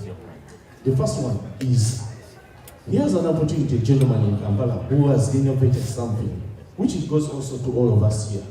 People innovate stuff and they don't know even where to start from. People innovate stuff and they don't know how even to brand the innovation. People innovate stuff and they don't know how even to get the funds to fund the innovation. Because most of us here, when we do presentations about tech, we are looking, where can we get the funds to continue? Because all of us will have an idea in us. All of us will have an idea to create. But we are looking, where can we get the money to continue innovating? Where can we get the money to expand on our innovation? That is the worst situation which is happening to us. But I thank God, this year I got blessed to visit Namibia. You know, Africa is big with different parts of the world, with different countries and different culture. So when I went to Namibia, I found a concept. This concept was done by MIT University. I was blessed that I've been working under the MIT University on the innovation, on their innovation center. So I go there and one of the gentlemen who is the General Counsel about innovation gives me an opportunity to travel with them to Namibia. I reached there and I found a couple of innovators. People have innovated different stuff from robotics, biotech research, and all that stuff. And I asked myself, why is Namibia so successful than Uganda in innovation? Why do they get even the funds to be able to innovate? What they have done is that they have learned to do, they created what they call the Innovation Export Hub in the US. That even if you innovate stuff in your country is not big enough for the market to obtain what you are innovating. So the solution to everything is that as long as you can innovate and you can build an export hub, like for example, right now recently, 2 months ago, we opened up an export hub. It's called the Ugandan Export Hub with MIT. So MIT given us an opportunity to work with us. And we created what they call the Ugandan Export Hub. So that is the one first solution to Honorable. That export hub, what does it help to people? What it does, MIT is one of the biggest economies. Everyone knows that, I think. They get funded in sorts of ways. If you have a stamp for MIT for any innovation you are doing, you get funded so easily and quickly.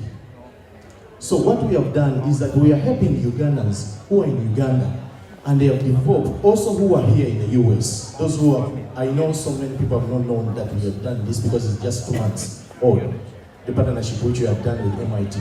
But what we have done, that innovators and people who are creating different ideas of technology, they can work together with us through the MIT flagship to get funds into their innovations.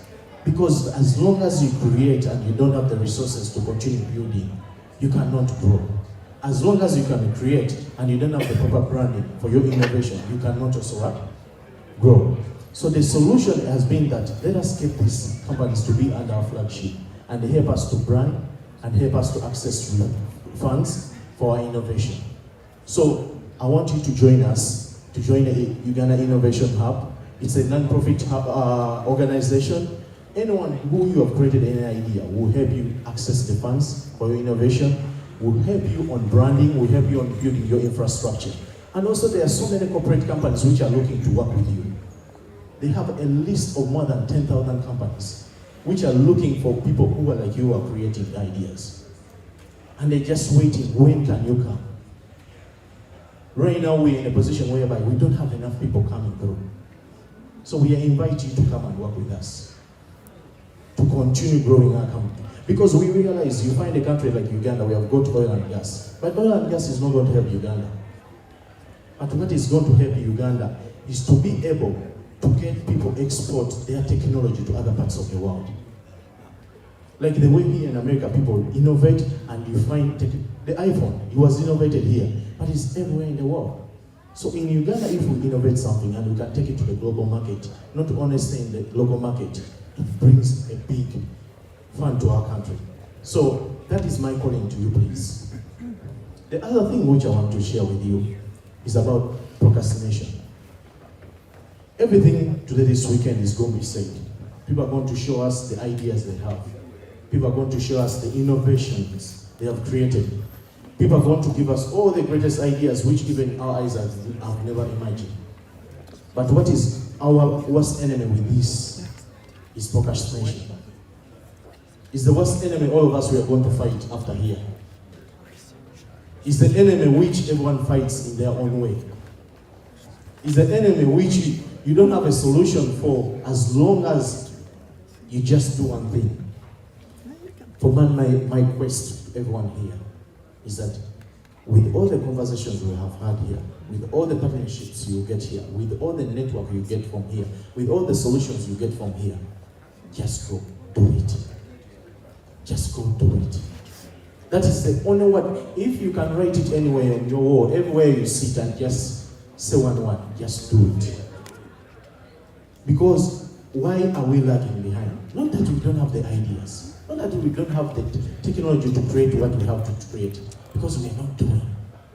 People here know how to talk, but let us just do it.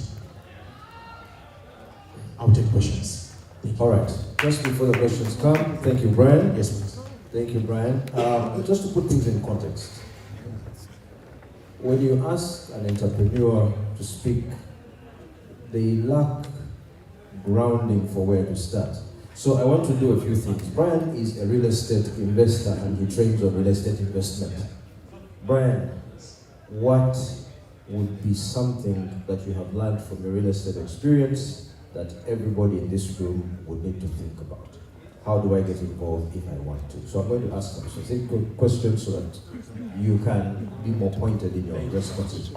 Real estate. Okay. Entry points for those who want to get involved. I'm sure some of you already are, but for those who want to get involved. Okay, good.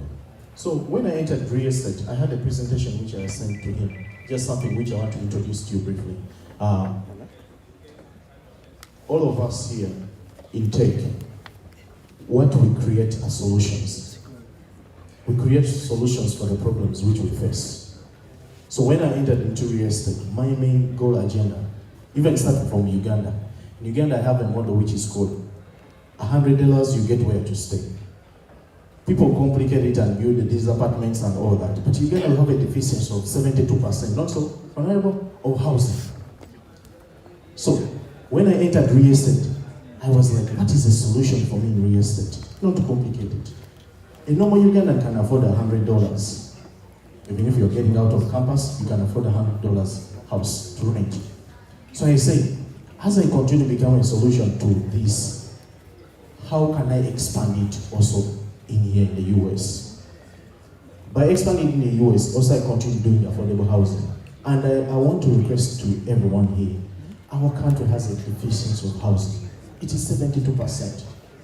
But I want the people who are thinking about, because you're going to make a lot of resources from the innovations you're going to create. But innovation does, if you don't have housing for people to settle well, you don't have a lot of inventors, because there will be one other problem comes in. If someone does not have good shelter, they will be sick. They will not be thinking about creating content. You don't have laborers to work for you to create more stuff if you don't have proper housing. So we have to be together in this fight of affordable housing. Create it simple. Don't think about the fancy houses. So simple. And economically, I will tell you to give a good return on investment for you. So through doing all that in real estate, I came up with an idea which I want to share with you. You might ask, why even am I standing here? Like the way Honorable said, why is this standing here? just not being honorable. He has invested in what? In having the rights for the audio for Premier League. So me standing here with you, I've been a great investor in tech. So I've invested and I created an idea which is a problem to most of you here. Most of us here, when we come to the US, we find ourselves like, okay, I'm here in the US, but I still want to invest back home. Not only like in Uganda, you can invest in Kenya, you can invest in Tanzania, in all different parts of Africa. But how can I get to the valuation of the asset which I'm trying to acquire? So I came up with a system which we are finishing right now to design. We're launching in 2 months. By November time, we'll be launching. We give you valuation for your property. So we have integrated with the valuers in different parts of the world, especially in Africa, especially in East Africa right now. Because most of us here, when we are buying assets, what happens? Your uncle tells you, this property you can buy for 100,000 shilling, and you run and you're like, the road is next to it, it's going to be built, and all this and all this. And you run and you pay money. Because I will tell you, that's the only, most problem, I will tell you, people here, the other day when I was presenting somewhere, most people were like, you know what, I invested my 100 grand which I got during COVID. But when I ended up after COVID, I went back to Uganda to check the asset which they told me I paid for 100 grand, and I did evaluation, it was worth just 60,000. You guys, all of us here, we work so hard for our money. So I want to be the solution to help you on that. Here on our site, you just go there, it will be a mobile app, wherever you just go and put in your request. And right now it's for free, but as we advance, there will be a certain fee. You go, they do for you your valuation, you get to know, the report is uploaded to you, and it's by the government standard. Everyone who does this has a license from the government. Not just like a valuer who is a broker. Just standard valuers who have licenses, they give you your report detailed. And you pay for the right price. They'll give you the first resale values, they will give you the original values for the location where you're trying to buy. And that's what we have come up here, design. The other solution we have added into this is that most of us, we own properties already in Uganda and different parts of Africa. And we are looking, you're waiting for your cousin to bank for you your money. And they tell you, oh, we'll go there on Monday. You're looking for your someone who you want to entrust to manage your properties. So we have done a system which is self-management. Your tenant and you, the landlord, everyone has an app system, a back-end system. The tenant, even if they are paying $200, they can decide if today they have $50, they can pay it automatically. They don't have to wait for the end of the month or for the beginning of the month. Anytime they can make a payment. And you can see it on your dashboard. And that money goes direct to your bank or it goes direct to your Visa card. So Brian, I want to just interject a little bit so that we can wrap this up. Okay, so first of all, we have a property valuation solution that can work in different areas. Yes. What other countries this is currently? So right now, East Africa mainly. East Africa, great. Then number two, you have payment integrations for rentals, right? Yes. So that means if I have a property that I have acquired, I could enter my info there, create an account, and have my tenants pay through that. And so is that mobile money enabled? Yeah, it's mobile money enabled, Visa, Bitcoin, everything, all the payment system. And some of you pay rent for your loved ones. You can pay through here when you're in the US. You don't have to be in Uganda. Yes, so you remove the third party that is telling us stories when they're collecting our rent. Definitely. And also your tenants even can take pictures for maintenance and they show you, you know. This is broken? Yeah, this is broken. Exactly. Yeah. All right. Is this valuable? Brian has a lot more. He is a writer, he's an author, he's a lot of things. A jack of all trades. But yeah, Brian, I want to set you up for attention after this. I'm making sure that you all will be engaged with one another meaningfully. Thank you so much. I will take the time back so that we can move the video along. Thank you so much. Thank you so much. Now, you haven't lost anything because while Brian settles down, I'm going to have Julius come over. And Julius is going to engage these individuals in a Q&A, which allows you a bit more participation. Is that all right? Do you still have questions for Honorable Mohammed, Seriko, for Brian, or anything else you'd like to share? Anyone has? Does anyone have questions for Honorable Seriko? Yes, we have the lady. We have one for Brian. Okay, Julius.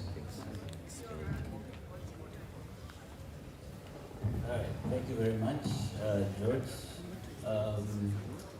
Yeah, wonderful conversation we had today. I mean, I wish we had all day. I will echo the sentiment that we need more time next time. We need a 3-day weekend to try and get through all the stuff that we really plan to get through. I think lessons learned for also the organizers. Okay, real quick, I'll come up on stage here and call up the people who are going to participate in our startup panel. You know, we're going to talk about innovation and how you go from zero to hero. So I have a couple of people on my list here, but before we get to that, I just wanted to leave you guys a couple of quotes. Today was themed around emerging technologies, as well as we wanted to take the session about startups and put it today morning because we couldn't get through it yesterday. And so there's a lot of people here that I guess wanted to especially learn how you go from zero to funded and successful startup. And a couple of quotes I want to leave with you guys as we jump into the next session, right? They come from people who have been successful, household names, but these quotes are self-explanatory, and I want you to take them to heart if you want to really create the next big thing. The first thing I want to share is it's not about ideas, it's about making ideas happen, okay? Many of us technologists spend a lot of time thinking about the next great thing and not making it. If you don't try, you're never going to be successful. So get off the idea wheel and actually create something. You can fail. You can fail as many times as you need to, but please do try. The next quote, your most unhappy customers are your greatest source of learning. That was Bill Gates, Microsoft co-founder, okay? If you don't have a problem that you're solving, do not create a solution, okay? The first thing you should ask yourself if you're creating a solution is, what problem am I solving? It doesn't have to be fancy. SendWave is not fancy. It's one page. Send money. It's a very successful application, okay? You can make a fancy app that no one will use because you're not solving a problem. Next thing is, don't worry about failure. You only have to be right once. The biggest example of this is venture capitalists. We have Geoffrey in the house here. They invest in 1,000 startups before one unicorn brings them back their money, okay? Okay, so think about that. You need to fail many times before you're successful. And that leads me to the next thing. Timing, perseverance, and 10 years of trying will eventually make you look like an overnight success. We all say, where did he come from? Gaya was a change. Nah, he failed many times. And we heard from Paul Chirunji yesterday. He didn't start with the Zofikash. He started with something else that failed, to the next thing that failed before Zofikash took off, okay? So please don't forget that there's no overnight success. It does not exist. And the last thing I want to share with you is always look for the fool in the deal. This is a big one. Always look for the fool in the deal. Because if you can't find the fool in the deal, the fool is you. Okay. This is for people who always think they're right. It's one of the biggest killers of innovators, okay? If you do not take advice, you are probably not going to be successful. If a customer looks you in the face and says, I don't think this is going to work, don't take it personal. That is feedback. You need negative feedback more than positive feedback. So take it and work it into your product planning and you will be successful. All right. Okay, so by the way, we did order some snacks and they are on the way. I hope they were not hijacked along the way. When they make it, I'll ask you guys to just grab something to eat. Let's get into the next panel. I have a couple of exciting people to bring up on stage here. First person I'm going to bring up here is Maria, PhD student at Claremont Graduate University. People complained about gender balance yesterday.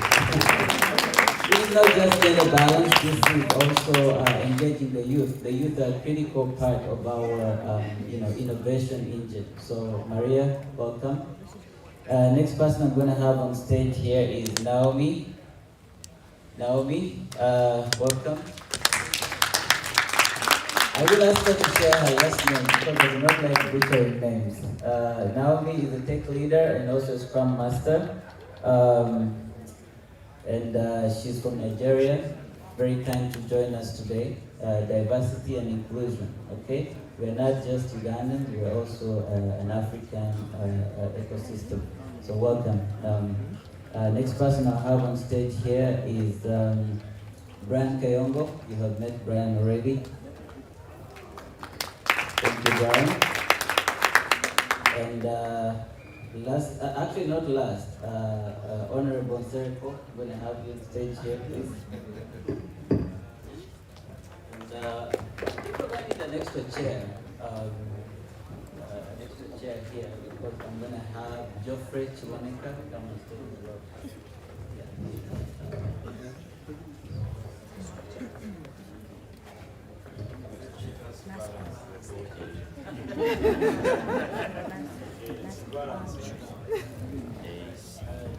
Geoffrey?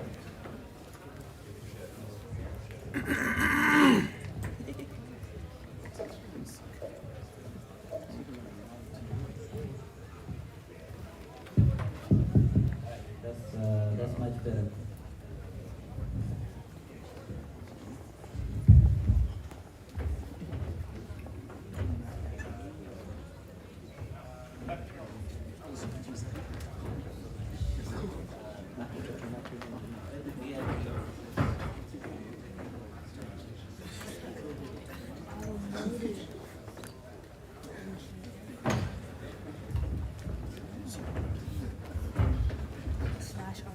Okay, thank you, gentlemen and ladies, for joining me on stage here. So I'm going to ask a couple of questions. My ask is that we keep the answers really brief because we need to go to the next set of presentations. But delighted to have you all here. Geoffrey gave a very nice presentation about, actually, I didn't introduce you to those that didn't get here from yesterday. He's a founding partner of Renewable Capital. Venture capitalist, very interested in getting African innovators involved in the tech space by finding funding. All right, and that's Geoffrey's interest. And I'm going to ask him the first question here. Geoffrey, can you give us briefly what are the stages of the startup? Thank you, Julius. So there are mainly 3 stages. The first one is ideation, basically an idea. It could be something new, but many times not recreating the wheel or reinventing the wheel, because so many things have already been done. But that idea could be in a new market. For example, just let me give up electric cars. The first electric cars were done in the 18th century, but they failed. And then the fuel cars came. So now, years later, they have come back. They are here in the US, but they are not in Africa. It's a different market. So someone can come up with that idea to build an electric vehicle in Africa, because it's a different market, different people, different economies. It's not the same economy as the US. So that's an idea. So that's the stage. Then you have to build the product, a minimal product that is accepted in the market. An electric vehicle in the US may not fit in Africa. In Africa, you may start with a 2-wheeler or or license. If you start with a 4-wheeler, it will be $100,000. Who's going to buy the car in Africa? So different markets. Africa is different, the US is different. But you have to create that product. The product for Africa is different from the US market. Look at payments. Payments have been around, but in the US, they had the visa system. The visa system doesn't work in Africa. So we came up with mobile money. Where did mobile money begin? It began in Kenya with M-Pesa. But payments have been around, but that product was mobile money. It was an idea, then they created the product. So those are the different stages. Then there is market entry. You build your product, but you have to get into the market. Because technology, all these products are useless if nobody uses them. Look at the iPhone. It's useless if nobody consumes it. You don't just make these phones to sit at home.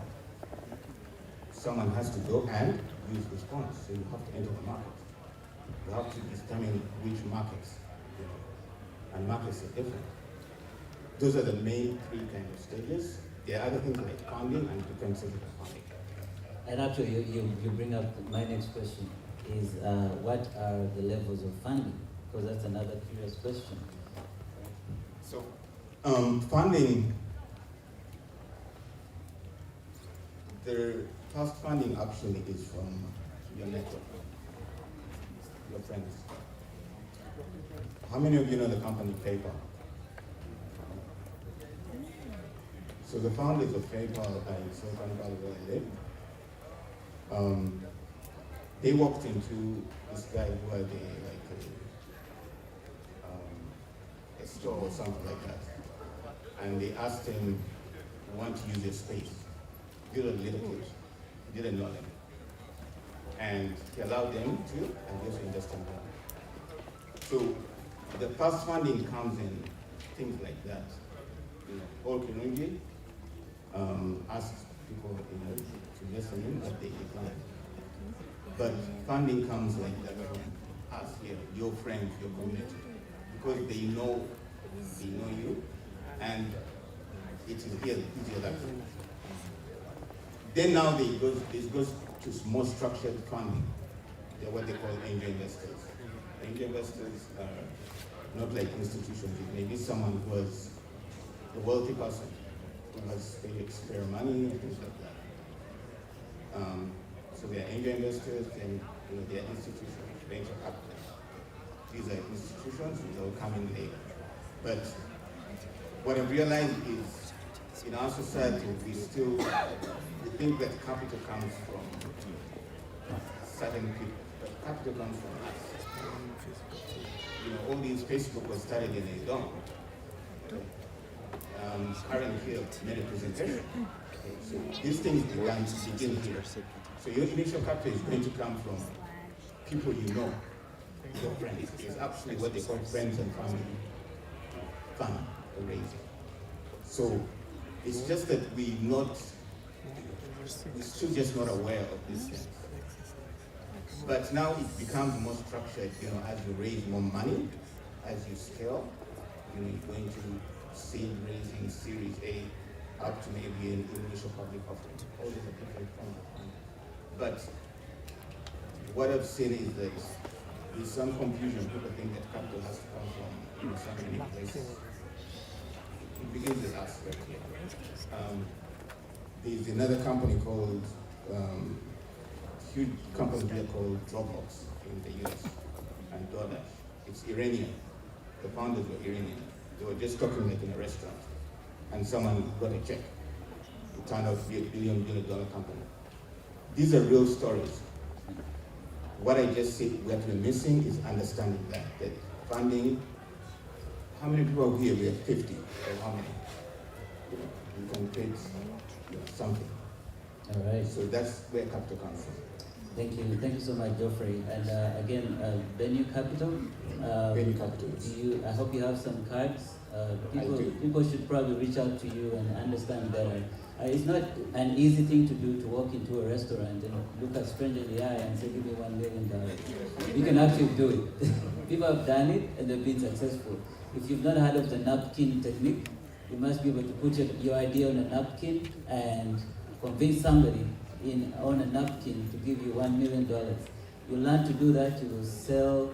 What's the example they give about a used car salesman who can sell you? I don't know what the word here, but you can sell somebody something they don't want. You can sell somebody a pen for $50,000 US. Let's put it like that. If you're able to explain to them that they need that. Thank you. So, Brian, did you need that kind of funding from people, friends, before you started? Do you agree with Geoffrey's assessment that networking is your number one source of funding? Definitely. I'll give you even an example. When I bought my first building in real estate, I had a certain amount of money, and I had to raise also another 100 grand to put down as a down payment. But because you're in a room and someone understands the value you bring into the table, like to the reference you were trying to get to, is that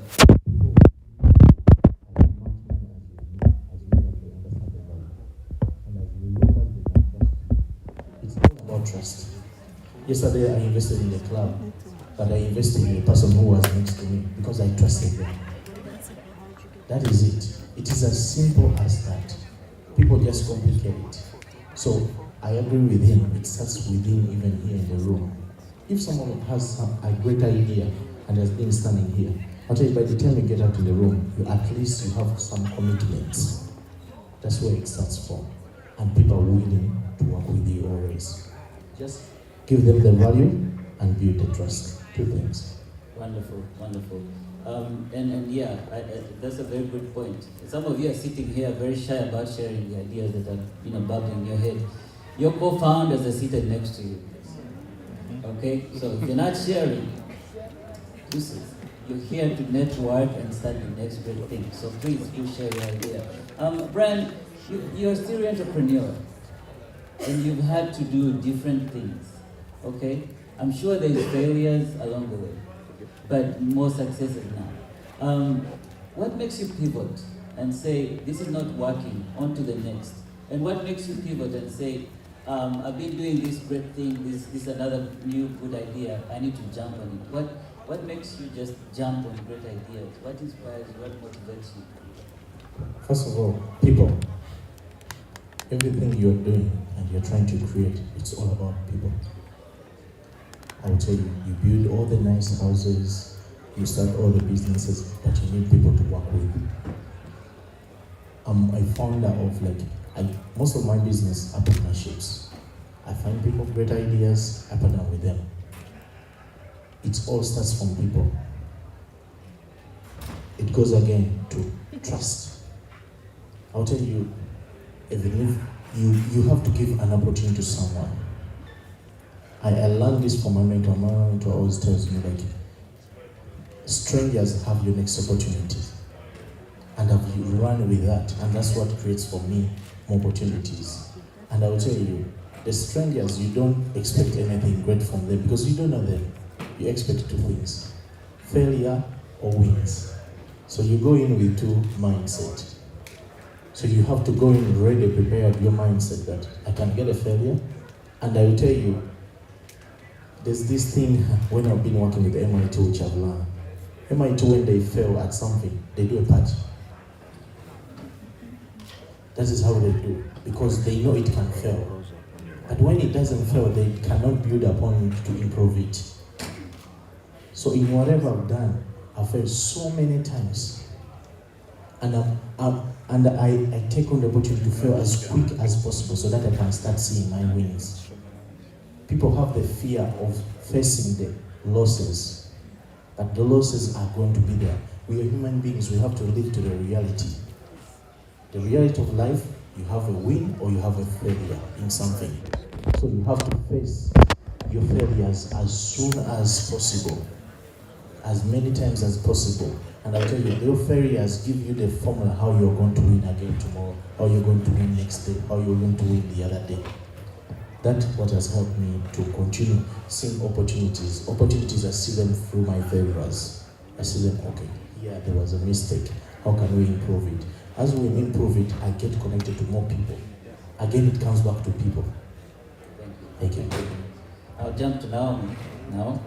The reason I invited Naomi here is because one of the biggest challenges for communities is actually getting more women involved in technology, right? And Naomi, the question I wanted to really pose to you is, you're a tech leader now, Scrum Master, but leading teams, basically. And what have been your challenges, that you consider unfair disadvantages for a woman in technology, and how have you overcome them? And what are the qualities of success from your perspective as a woman in tech? That's a lot to unpack. But I will say some of the challenges. Sorry, let's start with what's your last name? How do we say it? It's Onyebuchi. Onyebuchi. So Naomi Onyebuchi. Thank you. You're welcome. So some of the challenges that I faced as just a tech leader in general is having to work twice as hard in any role that I've been in just to prove my worth. Like, I understand, I have the knowledge, I have the understanding, I understand the software, but for whatever reason, I've had to double down and just work overtime to prove that, yes, I deserve to be in this role. I have the capabilities, because a lot of times I've found that with my age and my complexion, working with people who are older than me and have been in the industry longer, it's hard for them to be receptive to direction. And what they're lacking is understanding that sometimes having a different perspective, because when you've been doing something for so long, you're setting your ways. This is how you've always done it. But when you have somebody who is younger, who has stepped in and doesn't have technically the same background as you, we see things a lot different than you do. So we're able to fill in the gaps. We're able to show, not so much point out where you're messing up, but give suggestions or provide new solutions as to how can we work smarter, not so much harder.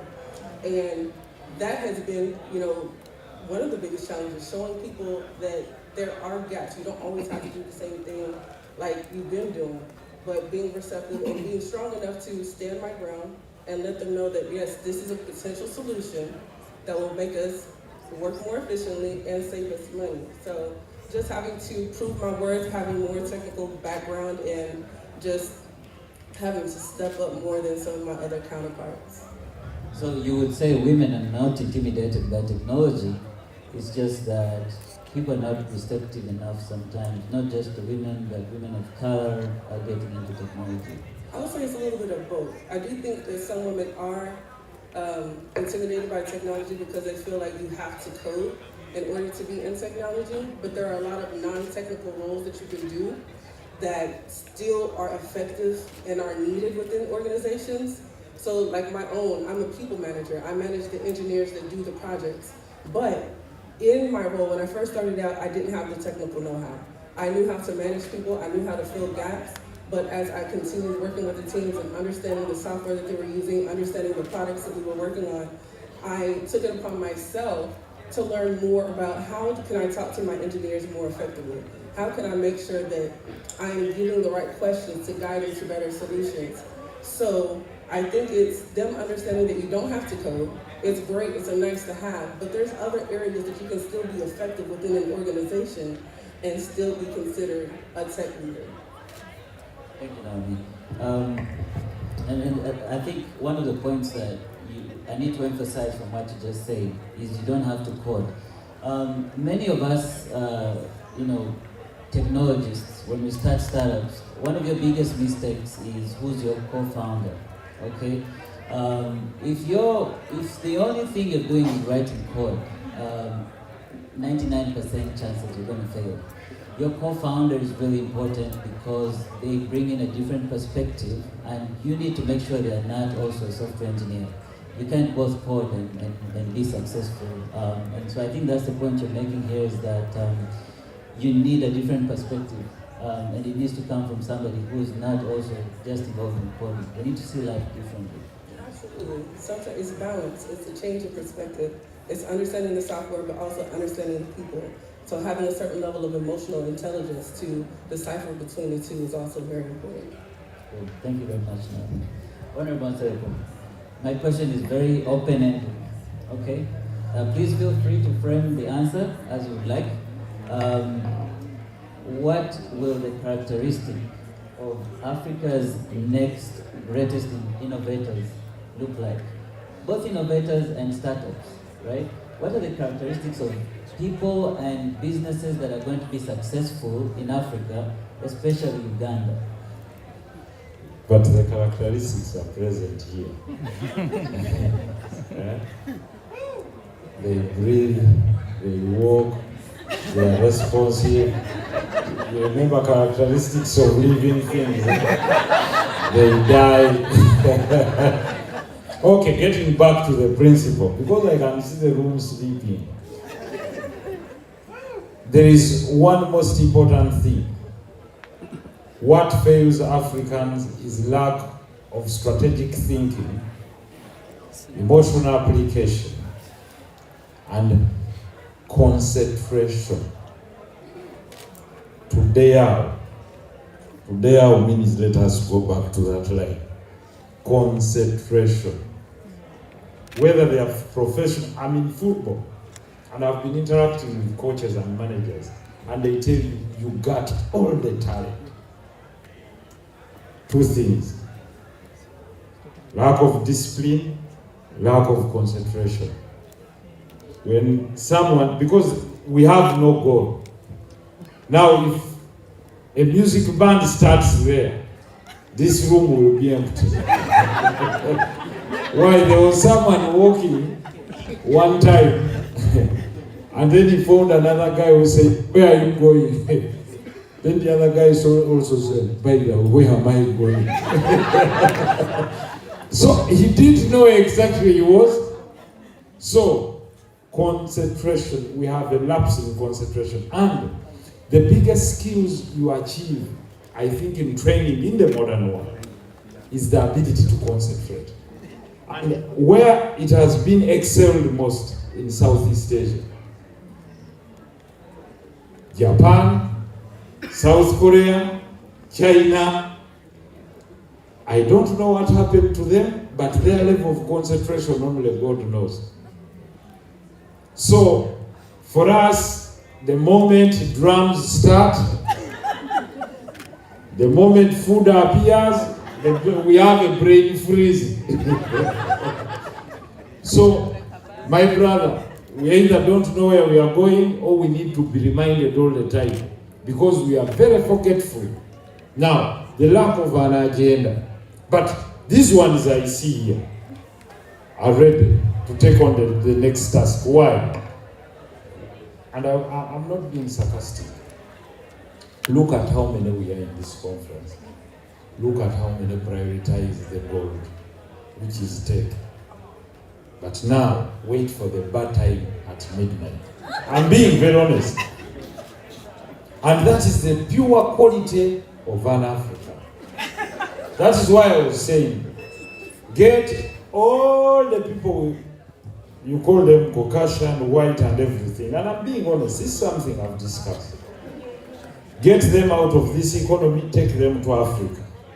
And move all the Africans into America. In just 2 years, Africans would be crying for visas to move to Africa.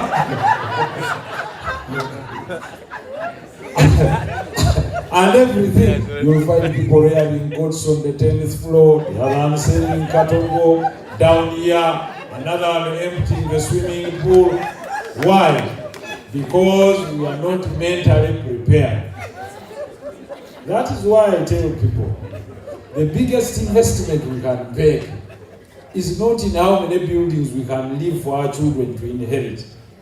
Is to prepare our children for the next task. And I've told you, you're asking me about the next generation. I've told my children, and they are aware, they have nothing from my estate. What they have is tuition. After that, we have no deal. We see ourselves as colleagues.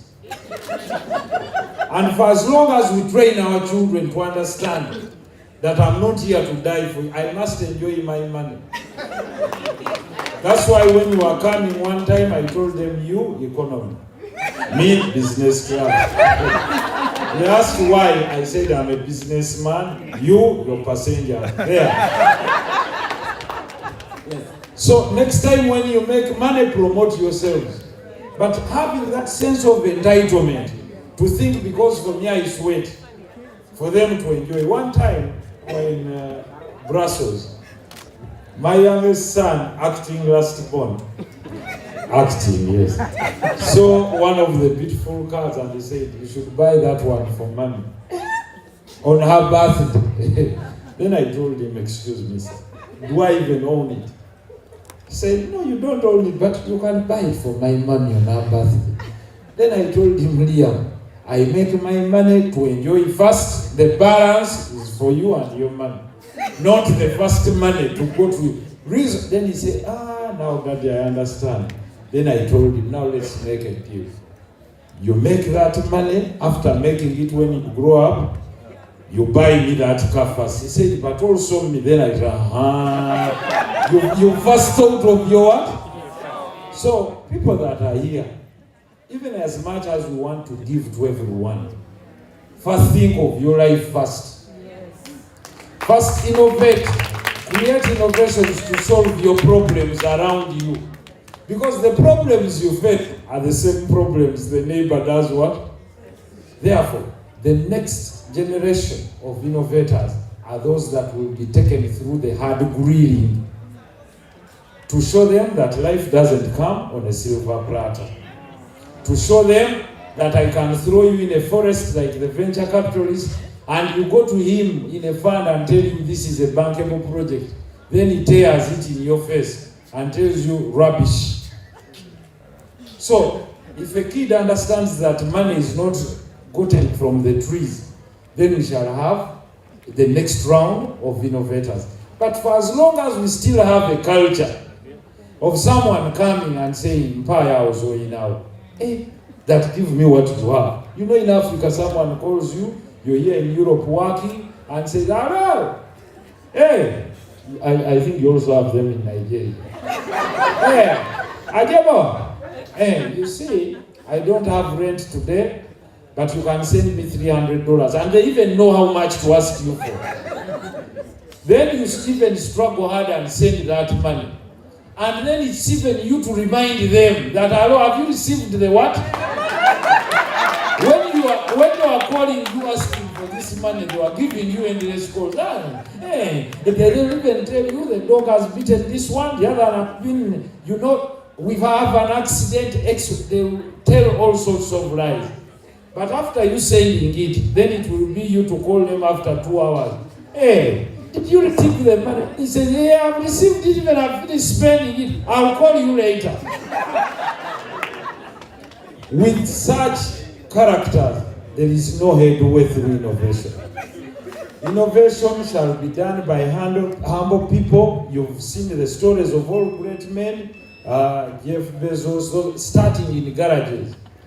But these ones, you want to start in nightclubs. The other evening, they're in nightclubs partying. There is no way.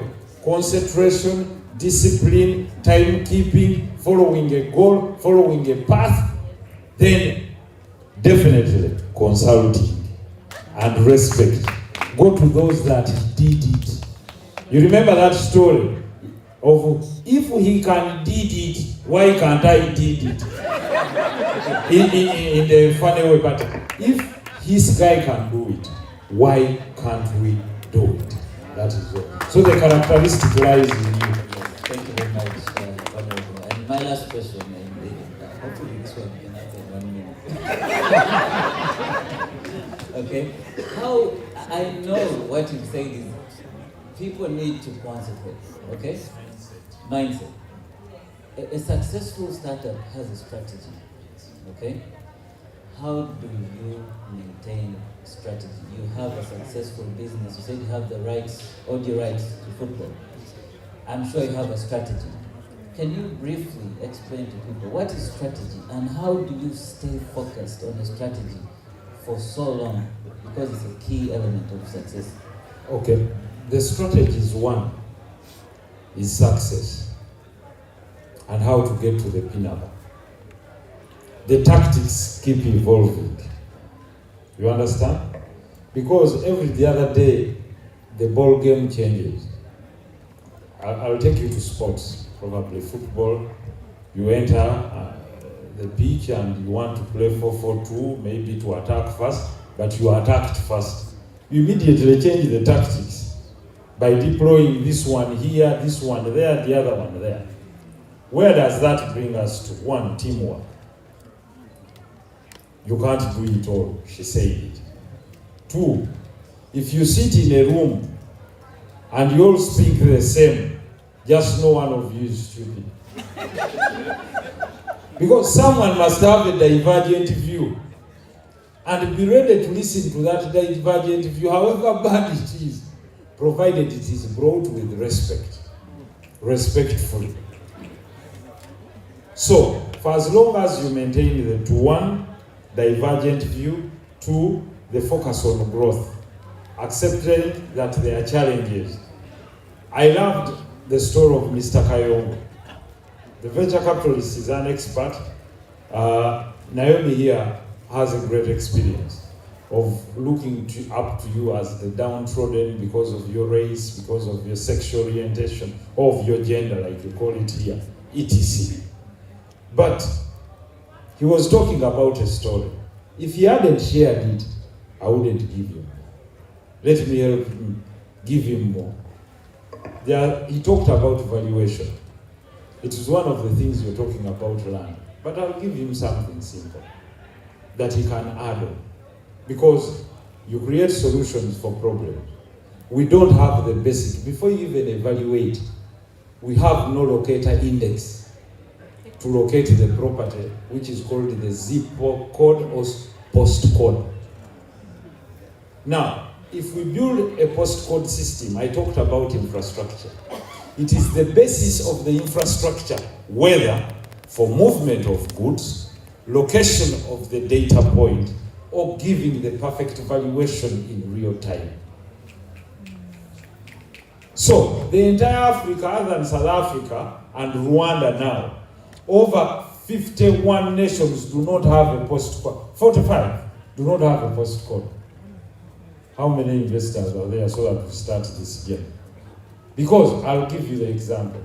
For Amazon and Google to ride on your backbone, you have created a backbone, a chain for them to ride on, either for delivery of products or for the new automated cars that you're talking about that can pick points without, because when you put in our GPS in Uganda, it shows you a mango tree somewhere next. Because there is no precise location point to pinpoint your data. Then I've told him the other consumer of your technology is the insurance companies and banks. Because you're doing the noble job of valuation. And finally, we shall benefit from being fleeced. Because the issue would be, if you've told me that the property you're selling to me is expensive, what is the comparison, the cross-reference by having a reliable source? According to Mr. Google valuation, you remember I talked about Mr. Google when they argue. So according to Nkobogo valuation, the real value here in Kaduna State, in Nigeria, at this point, because what does it? Access to water, access to electricity, the cross-references, last price, last transfer, etc. It is 300 million shillings. It will stabilize the entire economy. Meaning there is advantage. And then planning, census, etc. I would like to wind up by telling you that a startup can always have a strategy, and the strategy is success, but the tactics can continue to change depending on the team that you avail yourself with. Finally, is not dying with the idea. The biggest problem we have in Africa is people to think you can go it alone. Let us try to be chiefs in a big kingdom than being kings in a tiny chiefdom. Thank you very much.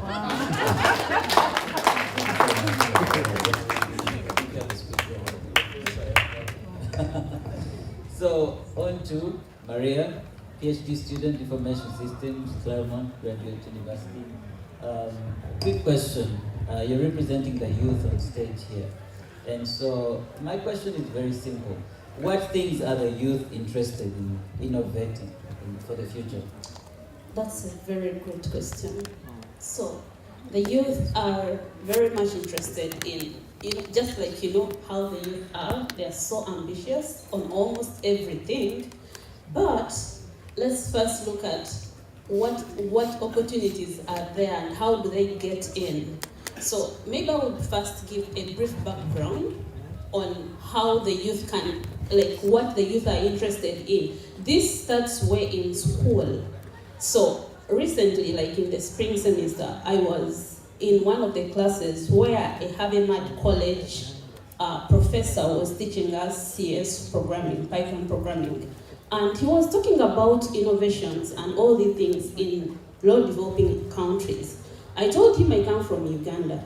And there is a university that is starting. There is Musizi University, which is soon coming up.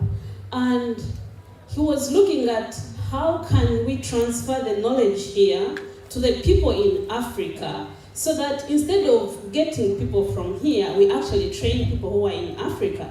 I was like, wow, that would be a great opportunity. So what does this mean? I think those of you who know about Havimad College, Claremont, it is one of the schools that I think it was ranked the first school. It is an engineering school college, right? So I am now the liaison between Musizi University and Claremont and Havimad College. What do? We get students who are in class, like in their last year in college, and group them and ask them what they are interested in. Some are interested in, let's say, entrepreneurship. Others are interested in cybersecurity. Others are interested in different, you could say different paths. So what they do, they map these students with the companies.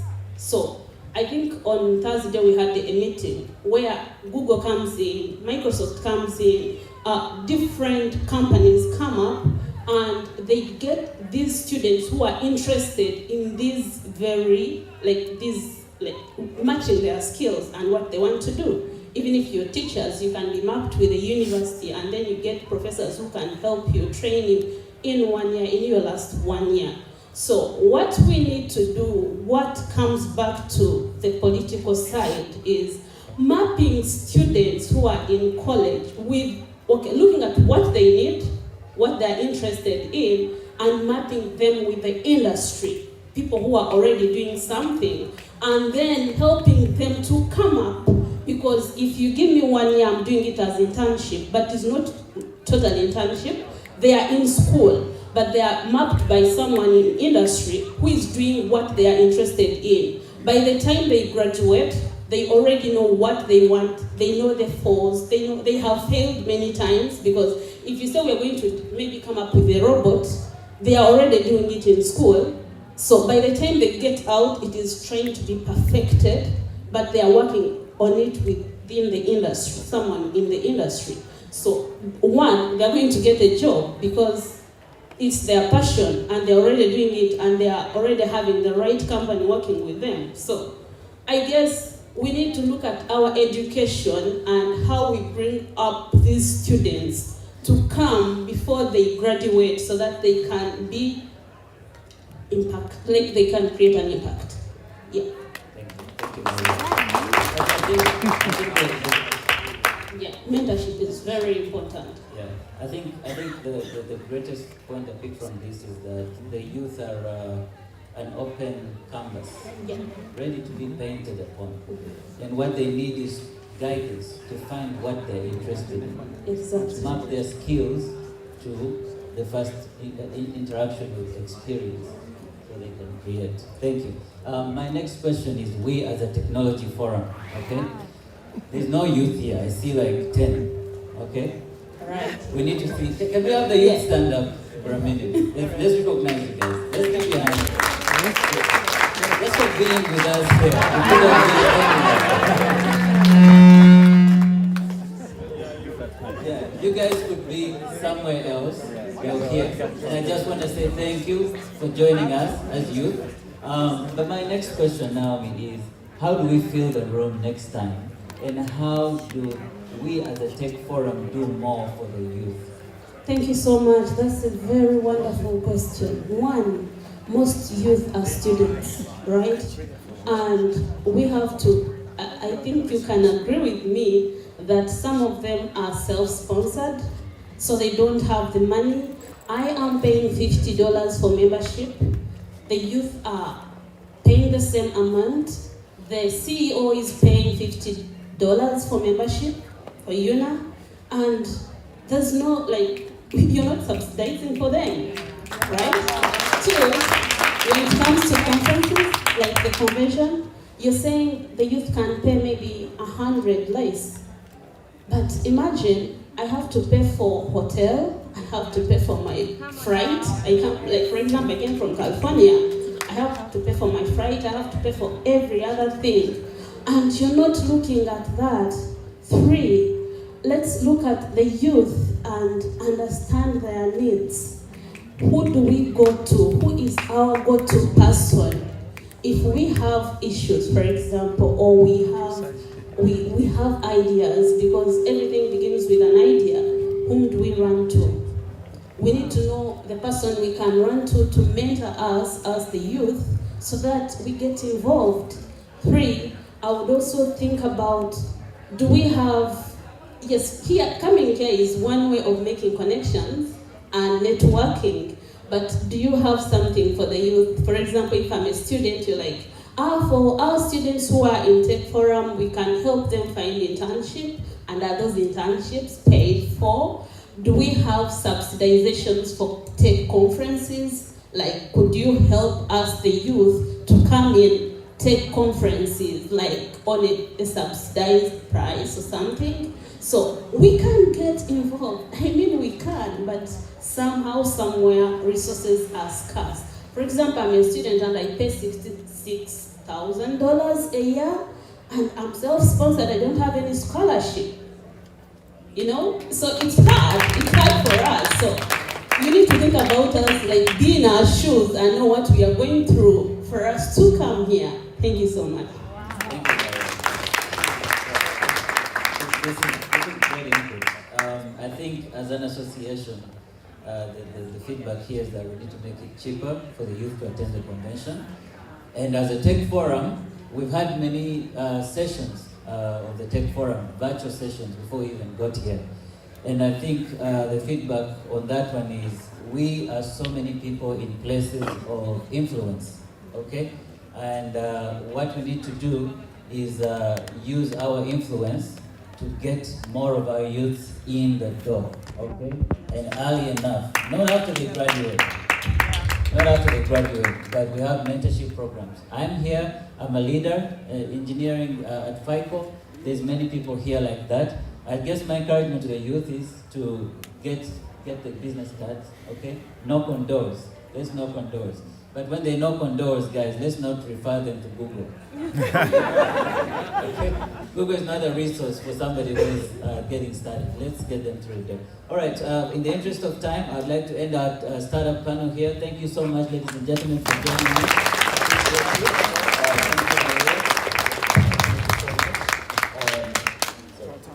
Thank you so much.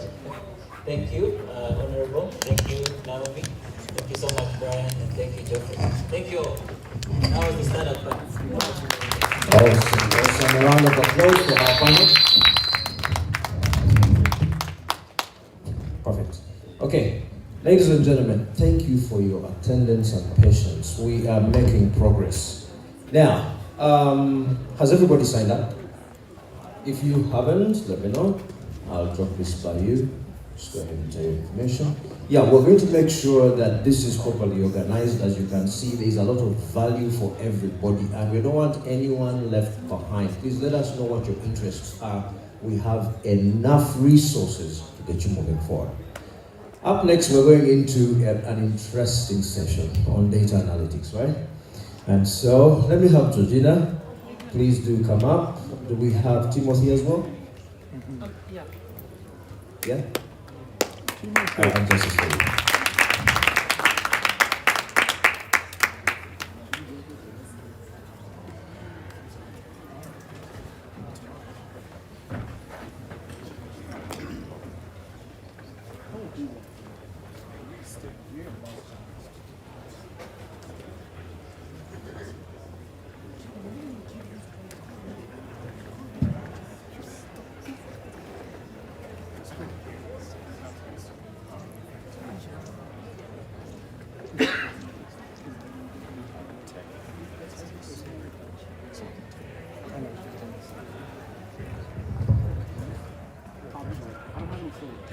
All right.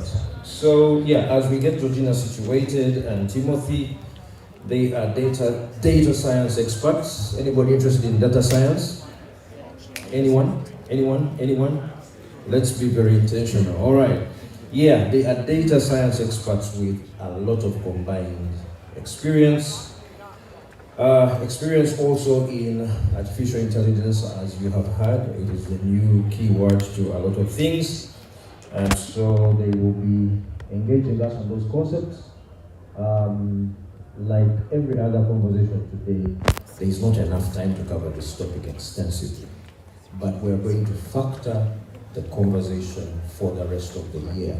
So when we send you invitations to Zoom meetings, mark your calendar and be in attendance. Team Georgina.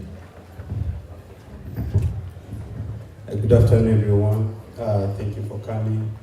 I'm Timothy Nadomi, and I'm going to present about artificial intelligence. So what I'll do is I'll give an high-level overview, a technical overview, and then Georgina will give like some bit of case studies, like examples. But I'm just going to bring a picture of what AI is, because we're going to talk about AI, but what is AI?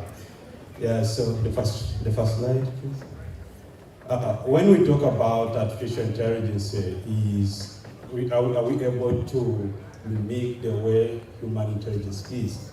And we give this intelligence, or we give the computers or the machines the ability to perform tasks which requires human intelligence. This goes down to reasoning, this goes down to data-driven kind of decision, natural language kind of processing thing. So it's kind of simulating the machines or computers in codes, in order they can be able to think like the way humans do, to solve problems like the way humans do. And why do we even talk about artificial intelligence? Because the idea is, if I give you an example, like, okay, if I have a 2-bedroom apartment, it goes by, if you want to rent it, it's $1,000. 3-bedroom is $1,200. 4-bedroom is $1,400. So a human is also is kind of like, it's not artificial intelligence, it's having artificial intelligence. It's can build, you have a system which you can build to tell me 6 bedrooms, okay, it's now $1,600. But the reason why we need artificial intelligence is because if I don't add another variable, maybe if I ask you about 1,000 apartments, we are not able to solve that so fast. How about if we add not only the number of bedrooms, but now let's think about the location. So we are not able to integrate quickly these kind of variables to deal with big amount of data to be able to make this decision. That's why we need artificial intelligence to solve complex problems, and as well as dealing a little bit of more productivity, more efficiency in everything we do. Artificial intelligence is divided into 2 categories. One is the null or weak kind of intelligence, and then the other, which is we are yet to get there, is the general kind of intelligence, or general AI. The null is the one we deal with every single day. Think about in the direction of voice assistants, Siri, maybe think about chatbots. For example, ChatGPT is null kind of intelligence. We're looking at, it's just only doing what it was trying to do. It's time trained on a specific kind of thing. And if at all you go to ChatGPT, you ask it an information of things which is happening now, it doesn't know that because it wasn't tried on that. So I'm very sorry. My information, my understanding ends in 2021 September. So beyond that, I can't do anything. And it's categorized in 2 different branches. When we want to build these systems, we have a couple of branches. We have a couple of ways we can build the systems. Number 1 is the machine learning. Machine learning is technically, you're trying to give some bit of examples of something, and you want a machine to get the general rules to do for you the job. And then this can be in a supervised mode, whereby you're giving also the answers, or unsupervised mode. So you're telling it, so figure out the problem, do classify that. Or it can be the deep learning part. Deep learning is like trying to mimic the way brains work. We're trying to come up with neurons, which are called like artificial neurons, network them together and build a strong network which can learn from the data. And this will be down inside it, there's large language models, which gives birth to ChatGPT. Just deep learning is trained in the world of deep learning. We have natural language processing. Natural language processing is, we are giving the computer the ability to be able to understand natural languages, to interpret natural languages, so that it can go for summarizing text, can be able to translate kind of languages from one language to another, and it's able to maybe to be able to generate content from some stuff. And then the other one is about expert systems. Expert systems, we have intelligent people who are making kind of, who are consultants who are kind of giving expert knowledge. Can we build systems which can replicate that, what the human is doing? And also computer vision, can we build a system which can see? And then if we have some bit of facial recognition, image recognition. So when we talk about artificial intelligence, the couple of each and every one of those can enable us to build systems. Planning, Honorable talked about the planning bit of it. Then in robotics, we are integrating artificial intelligence with mechanical systems to come up with a system which can solve a wide range of problems. Next slide, please. The next part of it is about where are we as far as artificial intelligence is concerned. I've just outlined a few domains in there. When it goes down to finance, detecting fraud, we can apply machine learning models to be able to detect this fraud. And we can also go down to credit scoring. Given the credit behaviors of an individual and then maybe income and other stuff, can we predict, can we come up with their FICO scores? And then another one is about portfolio and risk management. This goes down to credit risk, market risk. Can we build these models? Maybe interest rate. Can we come up with models which can predict interest rate or manage portfolios? And then, of course, healthcare. Georgina's daughter was talking about diagnosing disease, coming up with an app. So this is all about healthcare kind of management, image analysis. Honorable was talking about the radiograph thing. Can we do the image analysis other than waiting for time or maybe going for different places? Can we build an AI system which can analyze images and then we can have an instant result?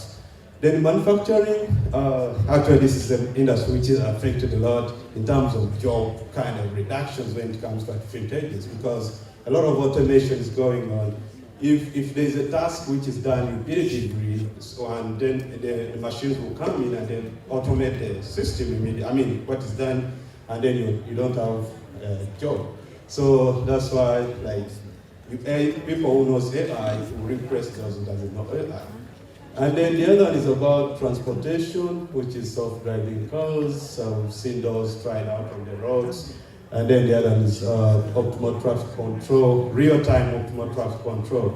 It's not just like up to a certain period of time, but real-time. Then so on and so forth. Next one, please. So I'll try to give one user case.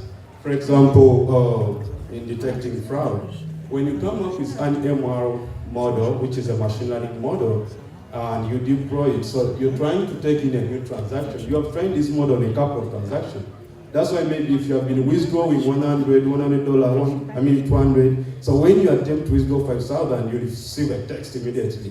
Are you the one? So it's, the system is seeing kind of anomaly kind of detection. So now which action, the bank decides which action to take. And they text you or they decline the transaction immediately. So we can apply AI to be able to solve such a system. Next slide, please. Now, what could be the future? Next slide, sir. What could be the future of AI? It's very interesting. Like, where are we going? For sure, as far as AI is concerned. We talk about narrow kind of systems, but general systems are coming up.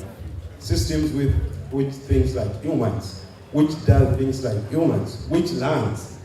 ChatGPT can't learn. It's just doing what it was tried on to do. But can we have such systems even home? Can we have such robots to help us back home? You know.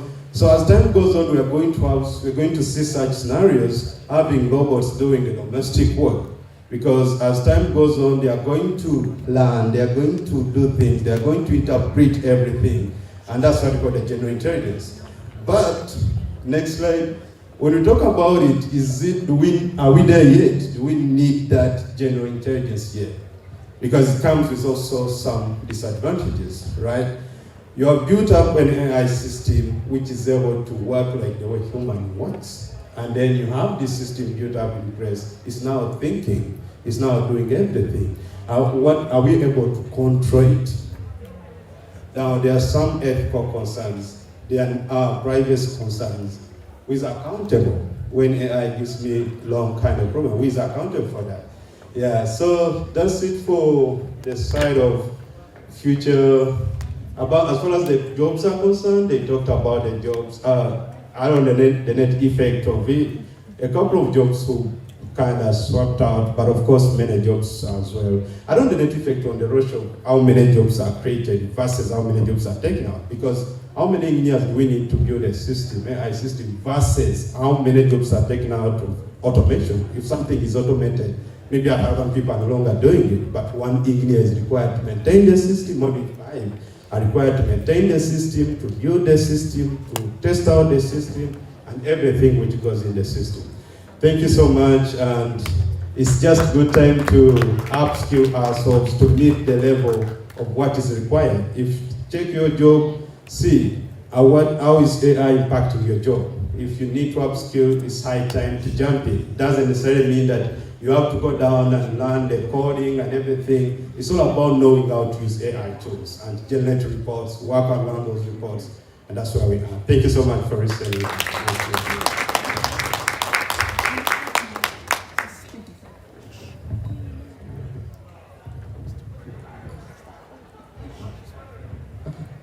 Are you waiting for my presentation?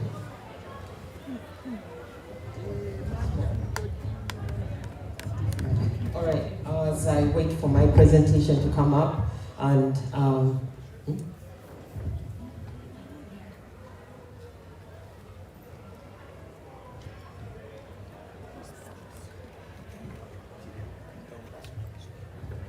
okay, I've been told I only have 2 minutes. Talk, I didn't know that, but for the sake of time, I'm going to call my son Kevin and Natasha come here. We do it quickly. It's all going to be integrated right now. Come. Thank you. My presentation is chronic diseases in Uganda. Basically, I'm here for solutions. How do we use artificial intelligence to solve problems, to come up with actionable solutions? I'm a data scientist, data engineer with a master's and a MPH. And my background is mainly in healthcare. Next slide, please, because for the sake of time, I only have 2 minutes. Next slide. Okay, yeah. Okay, my problem here is 80% of the deaths in the world occur in middle and low income countries, as you may know, and Uganda is one of them. Chronic diseases, which are non-communicable diseases in Uganda, are a problem. And we have heart disease, stroke, and cancer. Thank you. Karen, can you come up too? I want to, next slide, please. Background. About 4% of Ugandans, urban and rural, suffer from heart diseases. 20 to 30 patients with stroke attend hospitals monthly. Breast cancer, prostate cancer, colorectal cancer, these are facts. Chronic diseases is on the rise in Uganda. Next slide, please. Stroke, I won't go through the details. Some of you know what a stroke is. My point here is we don't have any regular checkups. There are traditions and beliefs that a stroke is for the old woman or old man. The young ones don't get stroke. The young ones don't get colon cancer. Next slide, please. Cancer. 6 out of 10 cancers in Uganda are due to infectious diseases. Some of you may be thinking, why is she going through all this? These are the problems. I can't come up with a solution if I don't know the problem. We have to understand the problem. My professors at Johns Hopkins would probably say, you take your degree away because you could not articulate the problem. That is the problem. We have to know what the problem, who our audience is, what your solution is going to face. Thank you so much. Heart disease is another one, and all of you may know what it is, that hits us. In Uganda, fast food, next slide please. In Uganda, fast foods are on the rise. We have so many of them. That's a picture right there, next slide.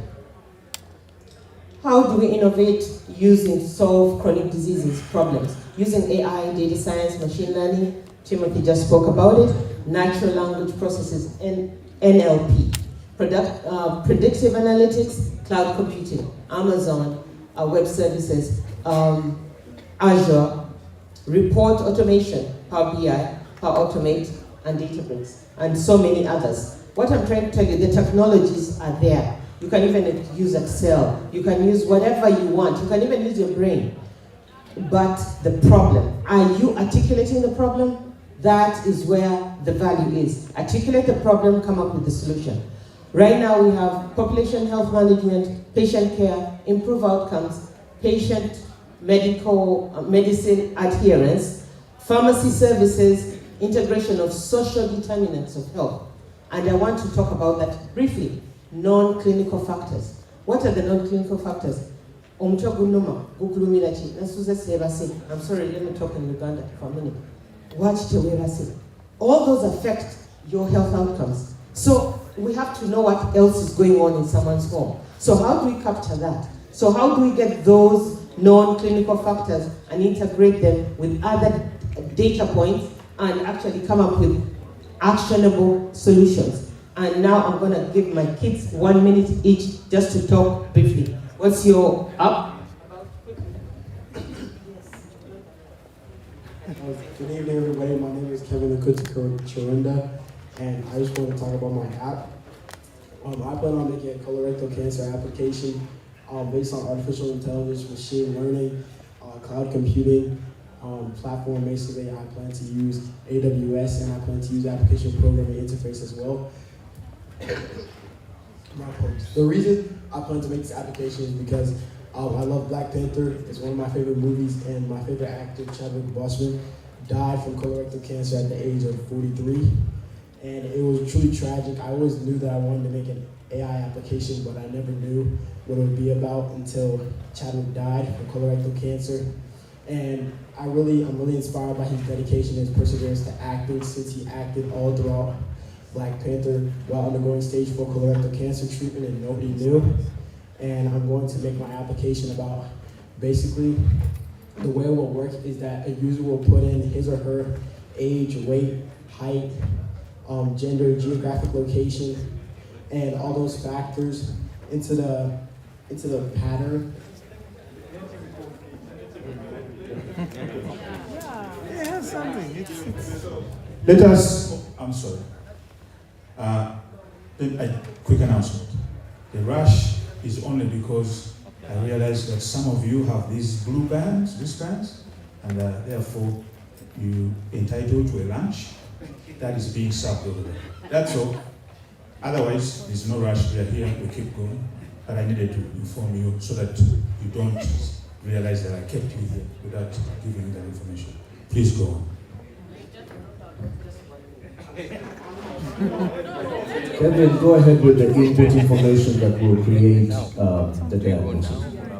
So the artificial intelligence system I plan to make will use your data to put in the height, weight, age, geographic location, also your genetics. It's not too specific. You basically just have to say whether you had a brother or sister who's had colorectal cancer in the past, and based on that data, the AI system will run a data pattern using data analytics, and based on that data, it will be able to tell you if you have a low probability of colorectal cancer, a medium probability, or a high probability, or a very high probability. If you have a high probability of colorectal cancer, I plan to recommend that you see a doctor, colorectal cancer doctor or nurse in your area, in your geographic location, and that you're able to get proper screenings and take proper actions in order to take care of whatever potential colorectal cancer stage you may be in. Kevin, how old are you? You didn't tell us your age. I'm 17. God bless you.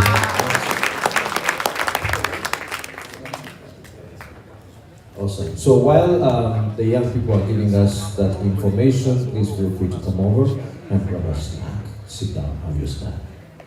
Go ahead. I'm Natasha Chirunda. I'm the second born daughter of Georgina and Chirunda. I'm 18. I just started uni in Boston, and I am in the process of creating a developmental app for artificial intelligence for kids in Uganda, specifically kids in Fort Poto. I went to 3 schools this past summer, Chibambe, Nyakasura, and Usekere, and Chibambe. And we researched all these kids that want to sign up for my app, and it was either 1,000 kids, 500 kids, mixed boys and girls, and a lot of them are involved in computer science classes and take very big interest in it. And I'm going to just, in the app is just Python classes or Java, JavaScript, HTML, CSS, those coding languages, and they will incorporate it with either online data or Wi-Fi, or if they can't reach Wi-Fi, it will be offline, but it's in the process right now, and we're going to use AWS, Amazon Web Services, to use as to create the app, but we plan to have the app finished by the time probably spring of next year. Thank you. And Karen, it's my husband is over there, Andrew Kirunda. Karen can just say a little bit about her neuro diagnostic tool. Hi, my name is Karen. I presented yesterday. I'm a recent graduate. I came from Yale. I finished the pre-med track studying neuroscience. So the app that I designed way back in high school was a diagnostic app for neurological conditions. So basically, patients would be able to use the app to get a better diagnosis prior to going into the hospital. This was inspired by obviously the passing of my grandfather, who unfortunately had stroke and congestive heart failure, and he didn't get a proper diagnosis when he got to the hospital. So a lot of issues that happen in Uganda's healthcare system right now is that patients will have conditions that they're unaware of, symptoms that the physicians are unable to treat and diagnose. And I think that having this app would be able to improve patient outcome. So I want to also have different implementations of the app, looking at other diseases as well, but starting off with neurological diseases. So that's just a brief summary.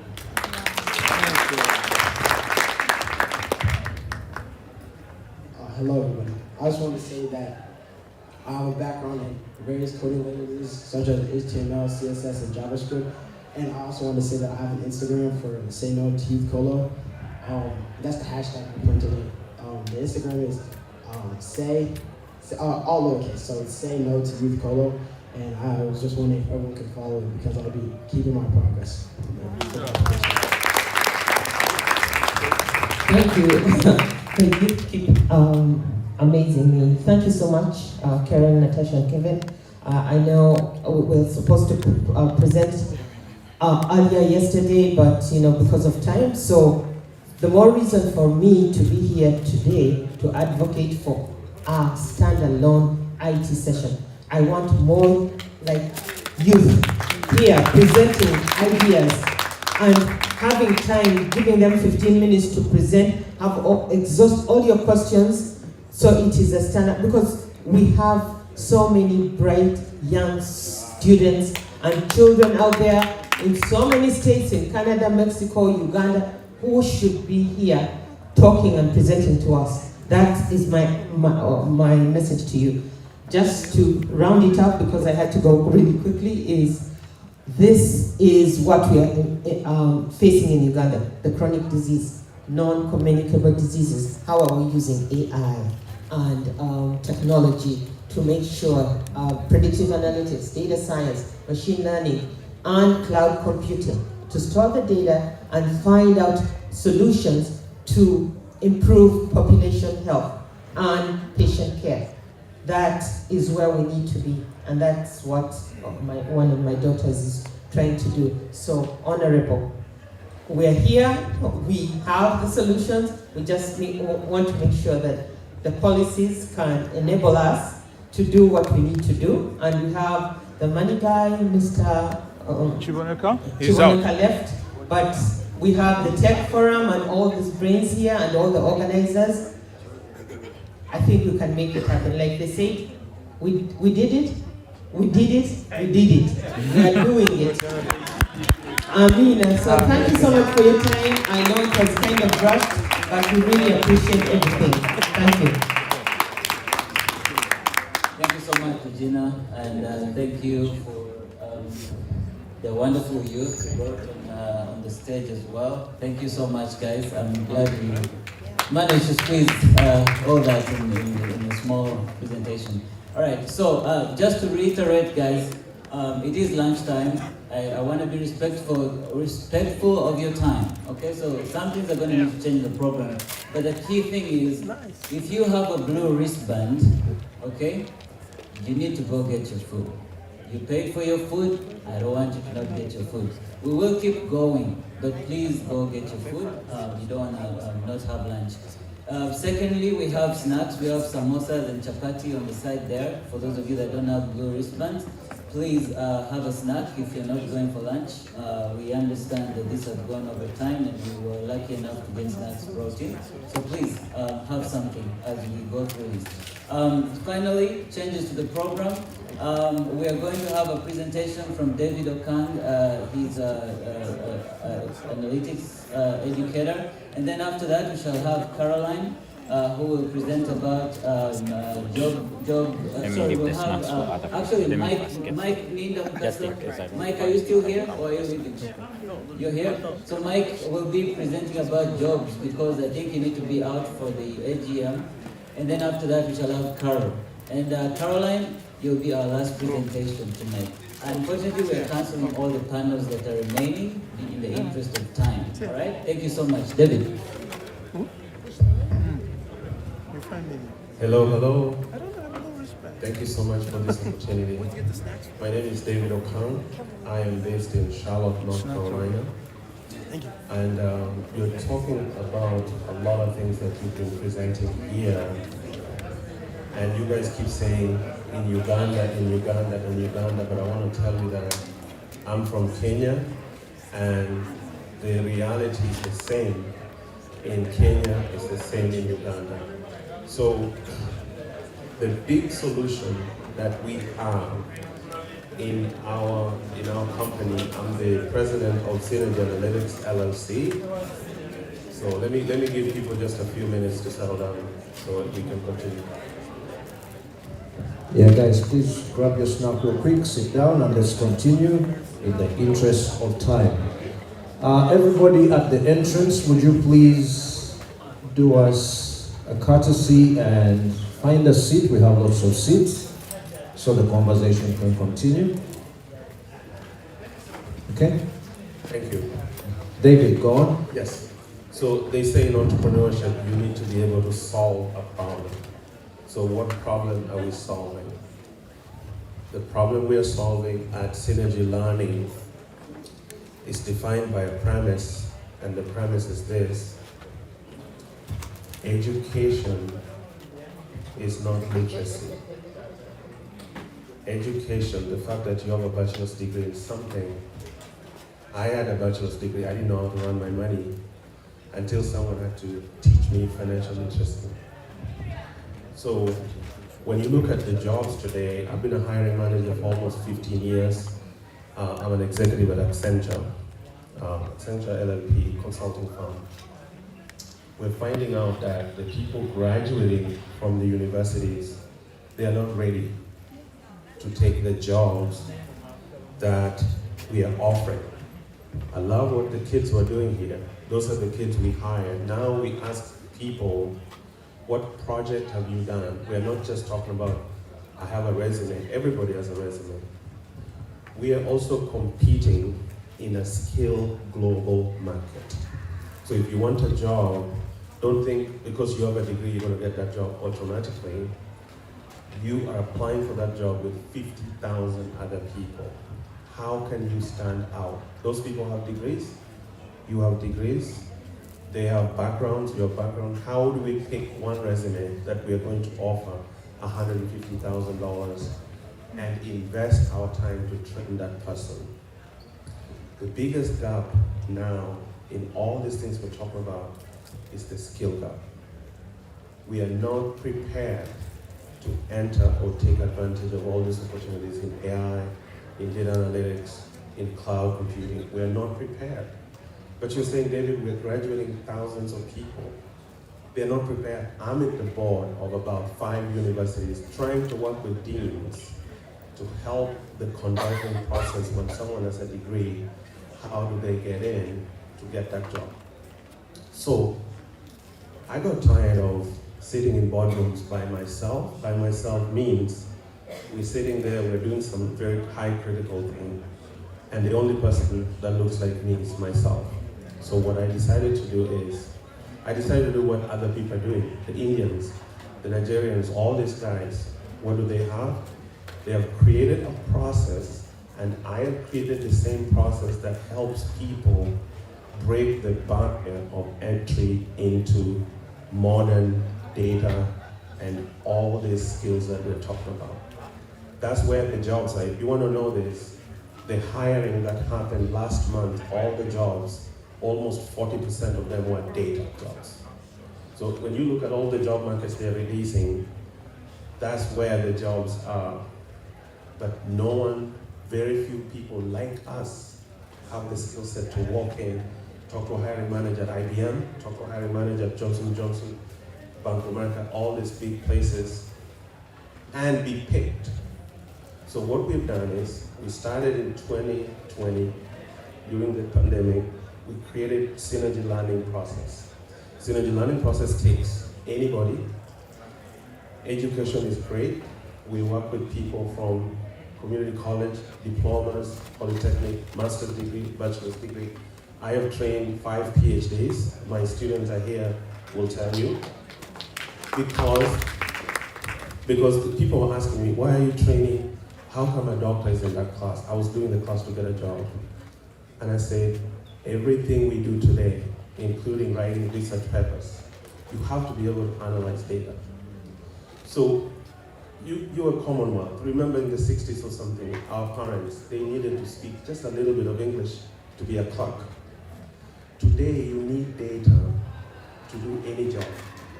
Never assume that you're an accountant, and that's enough. Or you've done supply chain, and that's enough. Or I've done nursing, and that's enough. Everything we're doing today is driven by data. Do you know Chipotle?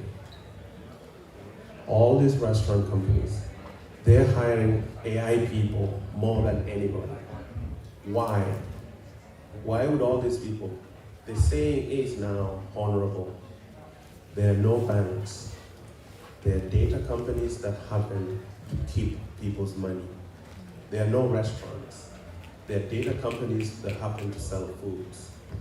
If we don't rebrand and say there are no careers, you gotta attach. If you're an accountant, great. You have a CPA, great. Take some data skills, because all the next project coming in your area, you will not be selected. People have come and told me, you know, these people don't want to promote me. They don't want to promote me, and I have an MBA, and I have this, and I have this. And I say, what skills do you have apart from Excel? What else can you do? And they say nothing. And I say, that's the reason why. Even me, I would not pick you on a project. And that's part of my job, selecting who goes on which project. I have to look at the skills that you have to determine how productive you're going to be. So I've taken what I've learned in corporate America for 18 years. I'm packing into a 5-month process. Now we are training data analytics. We're teaching SQL, we're teaching Python, we're teaching all that stuff. We're not just training, we're also helping you with the job interview. How do you do a job interview? When someone asks you, tell me about yourself, they're really not asking you to say you like soccer or you have 5 kids. They want you to summarize your profile. So we help you with all that process. Our students go in, and we have placed people at so many companies. Some of the companies that our students are working at, Johnson & Johnson, Wells Fargo, Bank of America, all that. And we've never sent a student to work and someone sent them back because they don't have the right skills. So my students now that I'm talking to, I met them here, I meet them all the cities that I travel and go to. These are people that we trained 2 years ago. And do you know their biggest problem? most of them, taxes. They say, David, you did not teach us about taxes. Why do you think that is? Because they have moved from one tax bracket, 50,000, 60,000, they are close to 200,000. If you can do that in 2 years, anybody can do it. And we have trained, if anyone is struggling, we give them a chance, they come back, they do it again. So check us out, we have a booth, we're gonna pass some stuff around here. But the greatest gap and the greatest battle is skill. Please do not sit and say, I have a degree in physics, I have a degree in this. Degree is great. Companies like Google, they don't even consider degree anymore. They want to know what you have done. You see kids like the kids who talked here, those are the kids, when I see them, I sign, hire that one, pay them a bonus to sign up. So there's so much that. I want to leave you with this when I'm sitting down. Someone trained me and said, hey David, hold on to all the money you have and save it. And I practiced that for a while. And I was saving with all the bills. Please do not do that. If you have little money, invest it to earn a skill. That will earn you way more money than saying, I made $50,000, now I have to save every money, and that's the path to wealth. The path to freedom is to invest in your skill. Evaluate your skill today, find out how you can add more stuff to it. Because we're competing with so many people across the world. Thank you. Thank you so much. David, can you just let everybody know how they can connect with you? We'll be passing our material here. Yes, and we have a booth over there. Wonderful. And you're based in?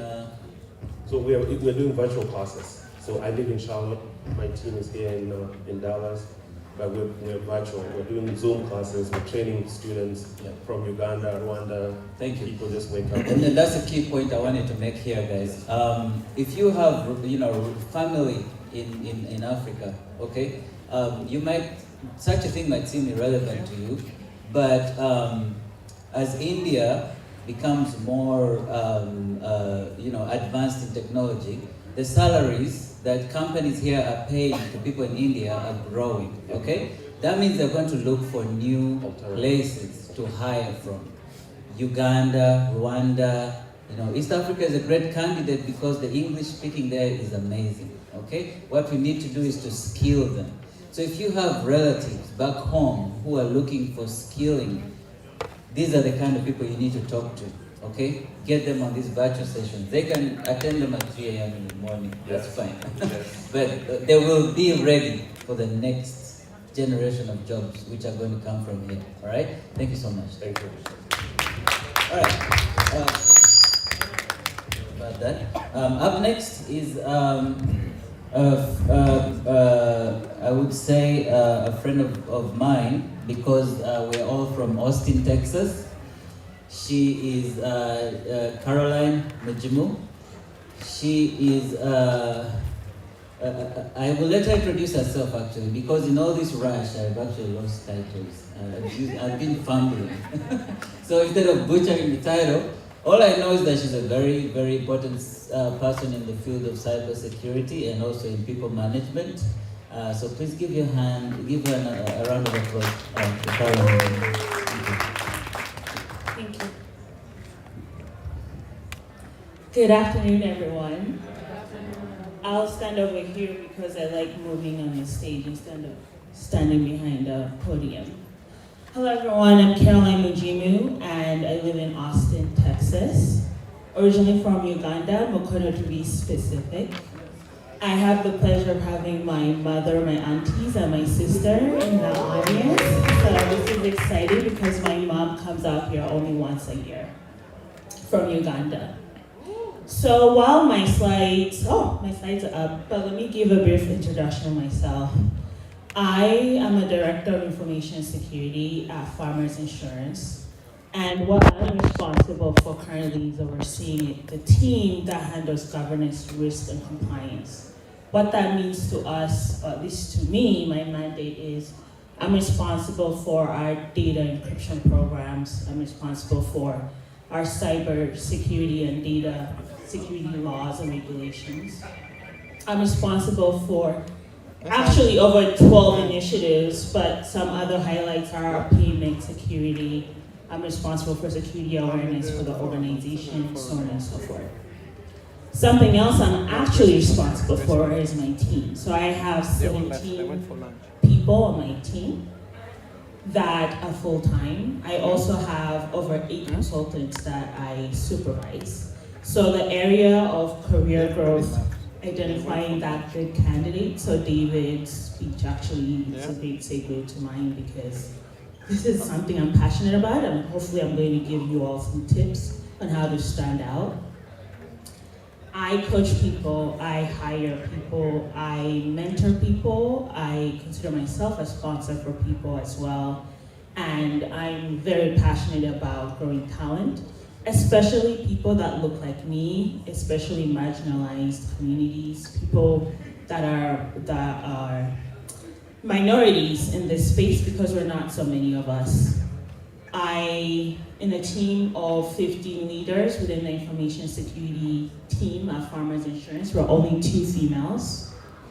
So you can imagine what it's like getting on leadership calls and making decisions, and you are vastly underrepresented. If I may, we'll go to the next slide. So I'm going to talk about 3 points, and I'll try to be fast because I know a lot of you are hungry and want to go get some food. The first topic that I'll talk about is what are some good qualities that we're looking for when hiring people? We all, a lot of us went to school, we got our degrees. What does it look like when your resume hits the counter for someone, the table for someone that's looking to hire you? The next thing that I'm going to talk about after that is once you land that job, or when you are working, you've been working for a year or 2 or 3, but you're not seeing upward movement, or maybe you've been able to get promoted once, but can't seem to get to the higher level roles that you are hoping to get. How could you set yourself apart so that you continue to move up in the career ladder? Then the last thing I'm going to talk about is for women in this space, it's not a secret that there are few of us, and we need to increase our representation in this space. What can we do to increase our chances of making it in the IT space? Regardless of the domain you're in, because IT is very broad. I'm in information security, aka cybersecurity, which is a subset of information security. There is application development, there is architecture, it goes on and on and on. So there's so many things that we could be doing in this space. How do we set ourselves apart and move past some of those barriers that we have? So good qualities. What are some good qualities? If you may advance to the next slide. That first topic, I want to focus on your resume. A lot of people overlook the importance of a resume. Does anyone in this room have a good guess of how long a hiring manager or recruiter typically spends looking at a resume the first time? 15 seconds? Yeah, that's good. 5 to 30 seconds. 5 to 30 seconds is what you get to make your first impression when someone gets your resume. I have reviewed over 400 resumes in the last year. I probably spend not more than 10 seconds for the initial impression for the resume. Because if I have a batch of 200 resumes, I'm not going to spend 5 minutes looking at a resume. So it has to stand out. With that being said, I have some key points as guiding principles for you to consider. The first one is, don't send your resume to a lot of job postings and it's the same exact one when it's not really customized to the job you're applying for. That is key. Make key points. Look at the job description. pull out some key topics there and put them in your resume if they're relevant to you. Secondly, use quantifiable achievements. Don't simply say that I have completed projects on, I have completed cloud computing projects. What does that mean? It's meaningless to me as a hiring manager. Quantify it. Say I've completed over 23. That's something for me to latch on and say, oh, it may be interesting to actually speak with this person because they have experience. They obviously have done this enough times that I could leverage that skill. I'm going to skip number 3 because I have already went over it. If you don't mind going back. Accurate job titles. I cannot tell you how many times we've received resumes when people have job titles that they don't match their LinkedIn. They're calling themselves a Chief Information Security Officer, but then right after that, they were an analyst, and then after analyst, they were the Information Security Manager. So how do you start from being a Chief Information Security Officer, then you become an analyst? Is that order does not make sense. So accurate titles, people that are experienced in the area that you are looking to apply, they can see it and catch it and know that you're making up stuff. So please use accurate titles because it's easy for us to uncover those things. Then, if you have certifications or training that is relevant, please do include it on your resumes because that's what helps you stand out. If you have, like in my space, the Certified Information Systems Professional is a very good certification to have. Not a lot of information security professionals have it. It's considered to be a difficult one. So if you have it, or working towards it even, it's a good one to put on there to set you apart from other folks that have no certifications, or maybe have other types of certifications. You're most likely going to get an interview. And then lastly, it's critical that you demonstrate on your resume your ability to work with teams and other people. So don't let it be only about you. If you have experience working with other people, do note that because it is a good indicator that you have the ability to collaborate. Of course, there's so many other things to consider, but these are the 6 points that, at least in my experience, I've noticed a lot of people missing the mark and they do not get their foot in the door for that interview. Moving on to the second impression. Now, a lot of people make the mistake of thinking the interview is the first impression. So resume is your first impression. Let it be neat and organized. Second impression is how you interview. Can you tell people about yourself? Like David said, don't start talking about your likes, that you like to go to vacations, and no one cares about that. Well, they may care after they hire you, but while they're trying to determine if you're a good fit for them, talk about what are you specialized in. For example, if you ask me to tell you about myself, and you give me only 1 minute to do it, or 30 seconds, I will tell you that I specialize in governance, risk, and compliance. I'm particularly interested and good at taking broken or non-existing processes and either maturing them or creating them and then passing them on to the next person to maintain them while I go and rinse and repeat. That would set me apart from most people that would answer that question, because now the person that asks will be intrigued and will be forced to ask follow-up questions of what does that mean, right? If that's how I view myself, then what could I do for them? Now, I want to leave you with a trick. This one works and we'll set you apart in interviews. The STAR technique. How many of you have ever heard of the STAR technique for interviewing? Awesome. So when you're interviewing and someone asks you a question, it doesn't matter what area of IT you're in. I know know programmers, you do have to do programming challenges, but there is a portion of the interview where you still have to speak about the things you have done. So they ask you what you have done. It's important not to simply give a one answer response, like a 1 word or 2 word response. Tell them what the situation was. Tell them what the task was that you had to do. Describe it. If there was a challenge associated with that, if there are any dependencies, bottlenecks, anything that you had to go through to complete that task, tell them about it. Tell them the action you took. After telling them the action you took, tell them the result.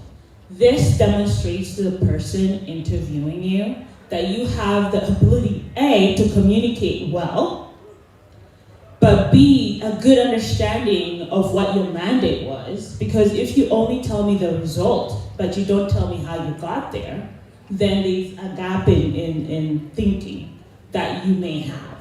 So I'm not going to regurgitate all the points you have on there. I do encourage you to take a picture if you want to capture it, or we can send the slides afterwards. But an example, if I'm to give one quickly, is, let's say I'm asked about, Caroline, tell me about a project that you had to start from scratch. And that's my question. Well, my answer can be, and this is the situation. In 2019, we at Farmers Insurance had made the decision, our Chief Information Security Officer had made the decision to adopt the National Institute of Standards and Technology Cybersecurity Framework. Then on to the task. The task was, we figure out how to adopt it at Farmers. However, the challenge was no one wanted to do it because they had to think from scratch. The action I took was, so I wouldn't say the action, but now I'm going into the action. I volunteered, so I'm already demonstrating that I will take initiative. I volunteered to take on the challenge. I created our adoption framework, and as a result of that, implemented it.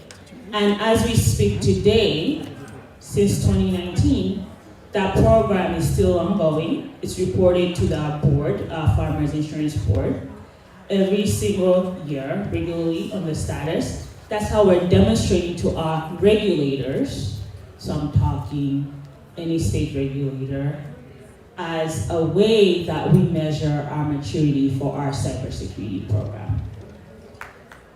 That is a demonstration of how you could use the STAR methodology to stand out when interviewing, and I encourage everyone in the job market to practice that. And have 5 really good stories you can tell and plug and play depending on what they ask you. Next slide. All right, so the next thing I'm going to talk about is factors influencing our career growth. And we could go to the next slide. I want to live with you with something I use for my own career. So I've been working for 10 years and I'm a director now. So I would like to think that I've done a pretty good job moving up within 10 years. And so I'm going to give you some tips and a framework I use in my own career. The PI theory of success it's been around for many years, but not many people know it. How many here have heard of the PI theory of success? Only a couple people, maybe 3 people. So this is a theory that I think is very important for all of us to understand, and a theory that will help you understand why some people move up and keep moving up, while some of you may feel stuck and are wondering, what is that person doing when I'm as good at my job as they are? Well, you'll see that there are 3 key elements in the PI theory of success. Performance is one. Performance is what we do day to day. That's your job. But underperformance, while it's only 10%, at least based on this theory, It contributes to 10% of your success, but it's critical, it's foundational. Underperformance, this is where you need to have a good track record of execution. Be good at what you do. But I'm also encouraging all of you to diversify. Specialize in something, then diversify. When you look at my resume, I touch so many areas and you could literally throw me anywhere and I'll do the job. I don't even need to be an expert in the area, I'll do the job because my resume demonstrates that I'm good with diversifying my skill sets and what I know. So I encourage you all to do that. Be consistent. When you perform, let your level and quality of work be consistent because that's very important for people on your team and your leaders to know that they can count on you to deliver each time. Next, 30% of your success, based on this theory, is image. What is your reputation? You can be really good at what you do, but if you have a bad image, not a good reputation, or that person, they want to argue about everything. They're not open to feedback. You can't give them constructive feedback. If that person, when they're in a high stress environment, they cave in, they can't talk anymore, they become silent. So you can't put them in high pressure situations.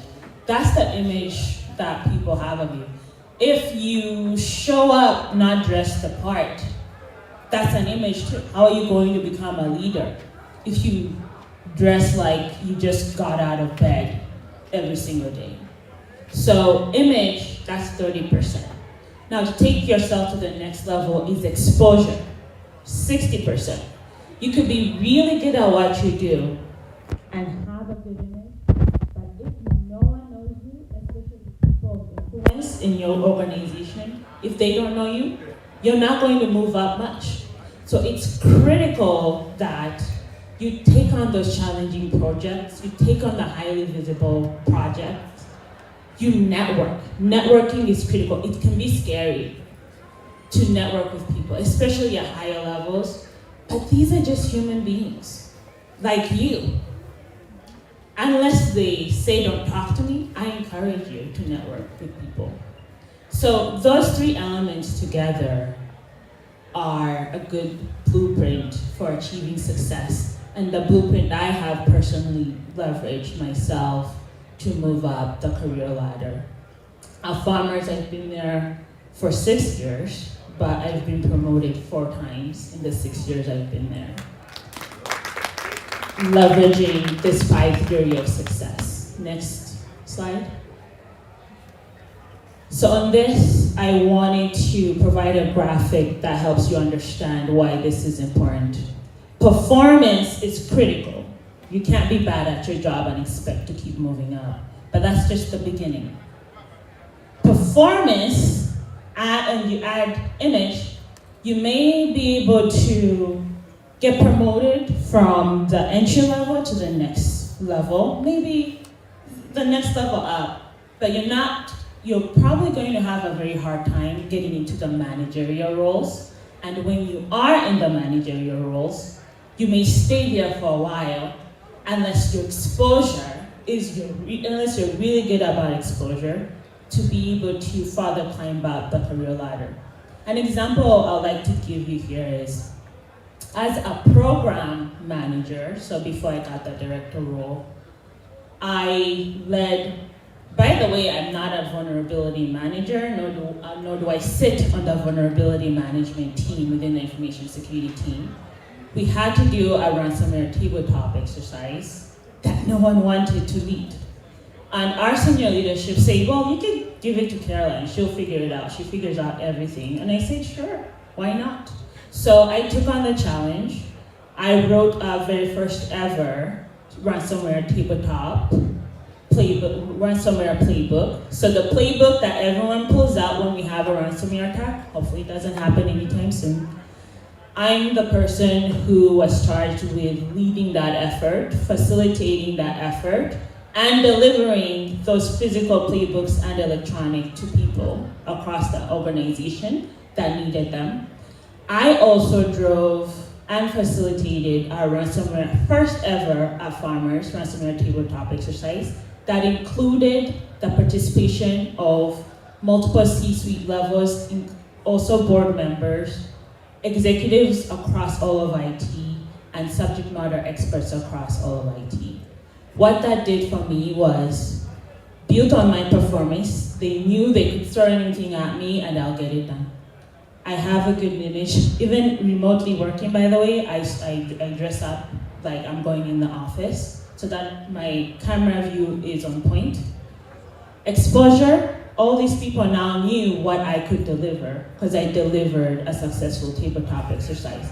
That was a good stepping stone for me when the director position opened up to apply and say, look, I just even recently did XYZ, but I didn't have to because all these executives on the panel that interviewed me had seen my work in practice. In addition to that, other things.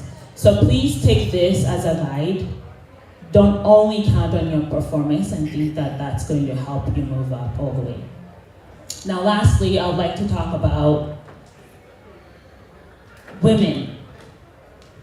We have challenges, which I'm not going to focus on. I'm going to focus more on the solutions.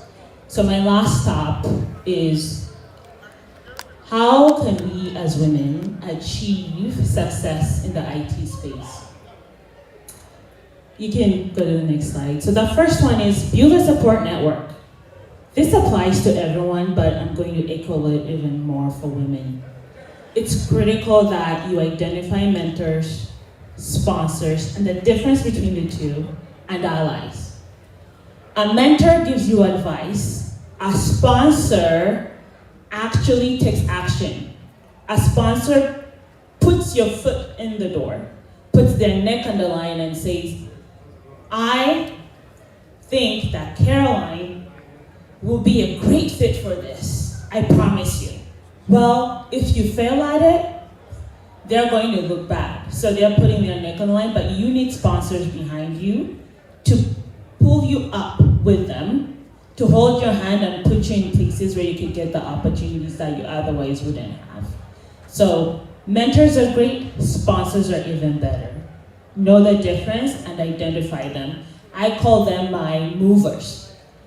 Every company I've worked at, I've identified my movers and I've built really strong relationships with them through networking, and I've made sure that I never made them look bad, and as a result of that, I am where I am today. The next thing is self-promote. Unfortunately, as Ugandan women especially, we're told to be humble. Be humble. You know, don't speak up too much. Or, oh, by the way, if you're too confident, no man will marry you. You know, things like that. Don't get too educated. Don't limit yourself. We have to be confident. As I shared, on a leadership team of 15, we're only 2 females. My boss, the Chief Information Security Officer, and myself, we both happen to be Africans, actually.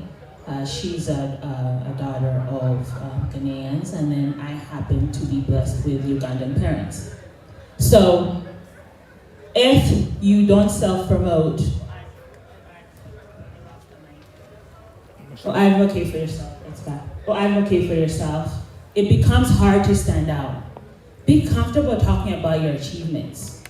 No one can vouch for you more than yourself. Don't expect your manager to do that. You have to learn how to do that yourself. Otherwise, people that are less qualified than you are going to get those leadership positions, are going to keep moving up because you're too humble and too muted and too scared to talk about your achievements. So I encourage all of you to get confident. Get your seat at the table because it's there for you and you have to claim it though. No one will claim it for you. Next, build negotiation skills. Why do we allow working for a discount, ladies? We should not be working for a discount. Learn how to negotiate. Learn how to negotiate for your pay. Learn how to negotiate for your opportunities. Learn how to negotiate for the visible projects at work. Why should that highly confident male counterpart get it when you are also very capable? So don't shy away from things like that. Take on a challenge and negotiate for yourself. I will encourage all of you when you're going into job interviews or searching, this goes for everyone, look up what the pay ranges are by searching on places like PayScale, for example, to see what people are making, and give a range. Pro tip, the lower end of the range you give a recruiter should be what you're actually looking for and are comfortable. Then continue self-improvement. Don't expect that you're ever there yet. Continue learning. This space is ever evolving. If you don't keep up, you will be left behind. So work on your self-improvement, presentation skills, technical skills, soft skills, etc., etc. That's more important. Now, as you move up, you have to present more, speak with execs, be able to take their harsh feedback sometimes, but keep a straight face and stay confident. So it's important to start practicing when you're in your lower levels. And then company culture assessment. When you're going and looking for a job, try to do some research on what their company culture is. Do they value work-life balance? Do they value diversity and inclusion? If they don't, probably a good idea not to go there, unless it's a strategy for you to get your way up to a certain level and commit to have maybe a year or two there and jump. And then lastly, set and track goals. Honorable talked about keeping goals, having goals, and targeting them. It's critical. Now, as women, we face challenges like now when you're ready to have a child, what that means for you, and we usually carry most of the burden at home as far as maintaining the home and making sure things are in order. What I encourage everyone is don't plan your life around your career, around being a mother, becoming a mother, or the things you have to be at home. Set your career goal and then shift things around as you need to, but keep your eye on the prize. So if you keep your eye on the prize, you'll figure out ways to make everything else work. And I encourage you all to dream big. Nothing is ever too crazy, and you'll get there at some point. It may be a slower journey for you to get there, but as long as you dream big and make the plans, get the networking going, and make sure that you're building relationships that are going to help support you, you're building your support team, you'll make it happen. So with that, I'll conclude by saying, have confidence in yourself. Take every interaction very seriously. I consider every interaction an opportunity to network, whether that be outside of work or within work, because you never know if the person that you're talking to could be your next foot in the door in a company that you want to work for. Maybe they could help further fine-tune an idea you have. Maybe they could teach you a skill. Someone may be really good at pacing themselves when they're speaking, and you could learn from them how they do that. So value relationships, and when you do get into the leadership positions, pull people up with you, because that will make the IT space a much better represented space when it comes to diverse people like ourselves, when it comes to women. And also, one thing I forgot to mention is build allies with our male counterparts. Ladies, men are not scary, and they actually are rooting for us. So we need to make sure we understand that when we work in a collaborative way, we increase our opportunities for success. Thank you, everyone, and I wish you a good day.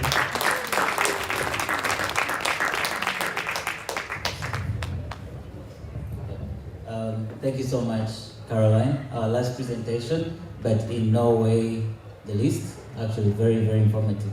I've learned a lot of stuff. First question is, there is a lot of people that were here that, there's a lot of people online, actually, that have watched the stream. Are you present on LinkedIn for people who are looking for mentors? Well, I say yes. I am a mother, and so reach out to me on LinkedIn. I promise that even if I don't yet have time to have a discussion with you, I will at least respond to you and we can set up some time. And just a question for the audience to see if you guys were paying attention, because I was. What is pi in full? Can somebody tell me? P-I-E? That was one of the slides.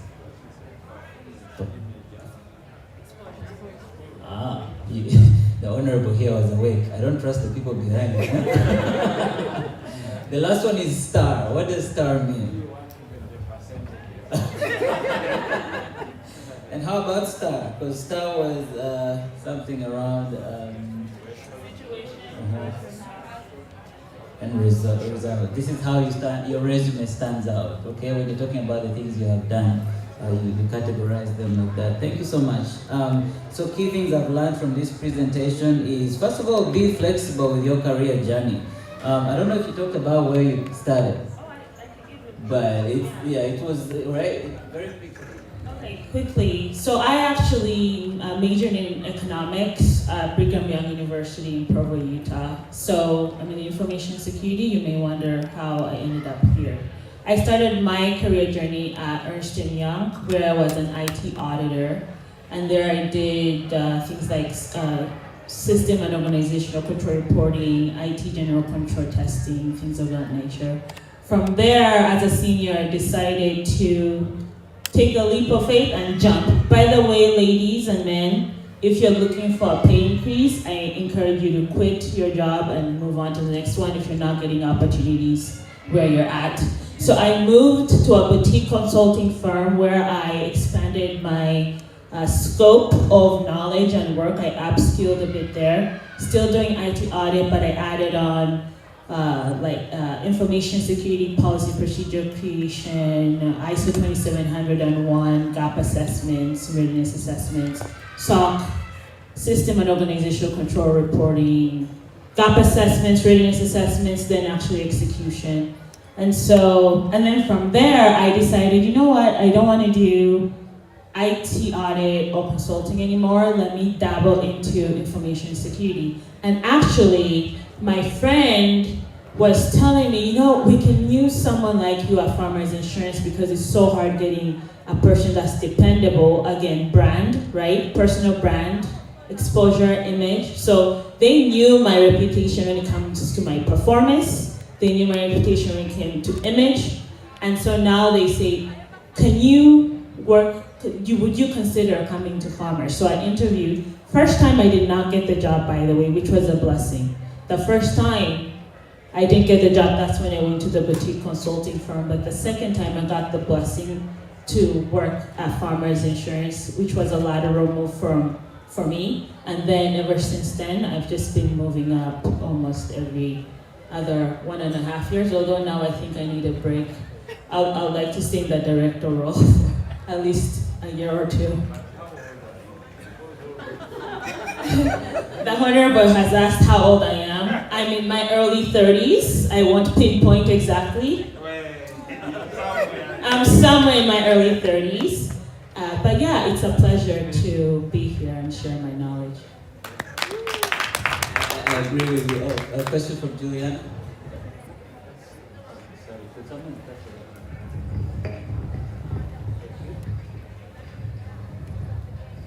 Thank you so very much for that really great knowledge sharing. You did mention about consulting. Is that something that you can tell us about how to sign up and probably the fee structure on that? So the question was, I mentioned about consulting, and you wanted to know more about that specifically?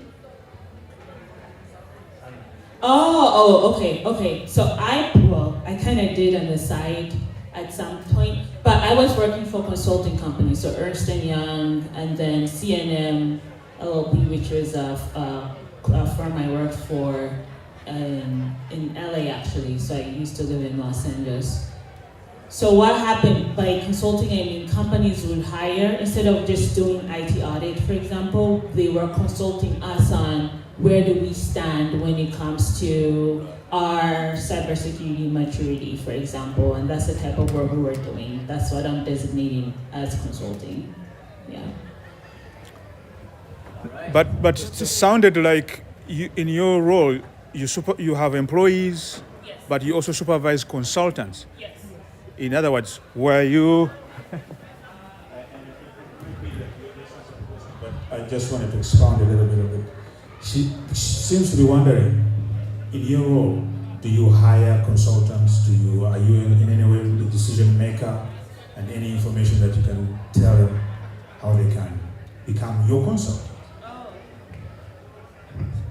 Yes, I happen to be a decision maker. I actually have doubled the size of my team since I took on this role. But in addition to that, I make a business case to hire consulting firms all the time. I oversee 12 major programs, and that's too much work for just 17 people, even if I doubled the team from like 8, now they're 17. So typically though, I'm hiring Capgemini. I don't know if you've heard of them. Capgemini, I'm hiring Ernst & Young, I'm hiring KPMG, I'm hiring Deloitte, RSM, different firms of that size. And the reason that we don't typically hire individual consultants is because when regulators come in and they're looking at our work, Accenture is another one we leverage a lot.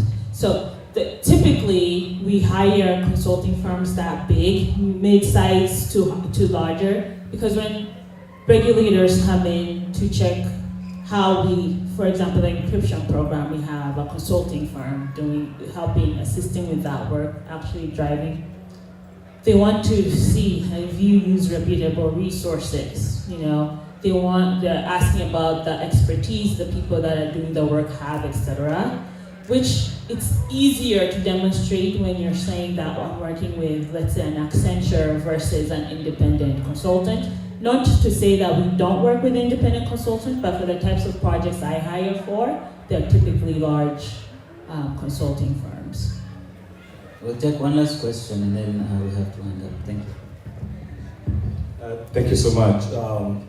I said my name yesterday. My name is Uma. Uma was born and raised in Kenya, and I live in Washington now. I'm passionate about data. I have a training. She's talked about being a PhD student. My PhD was in information system many years ago. And so my question to you is, after going through job and starting my own farm, what's your take on job versus your own, being employed versus starting your own company? Because, I remember during the time I was doing interview, the star was a very common thing during my time when I was doing interview. But I've transitioned when Honorable talked about what will give the future to the kids.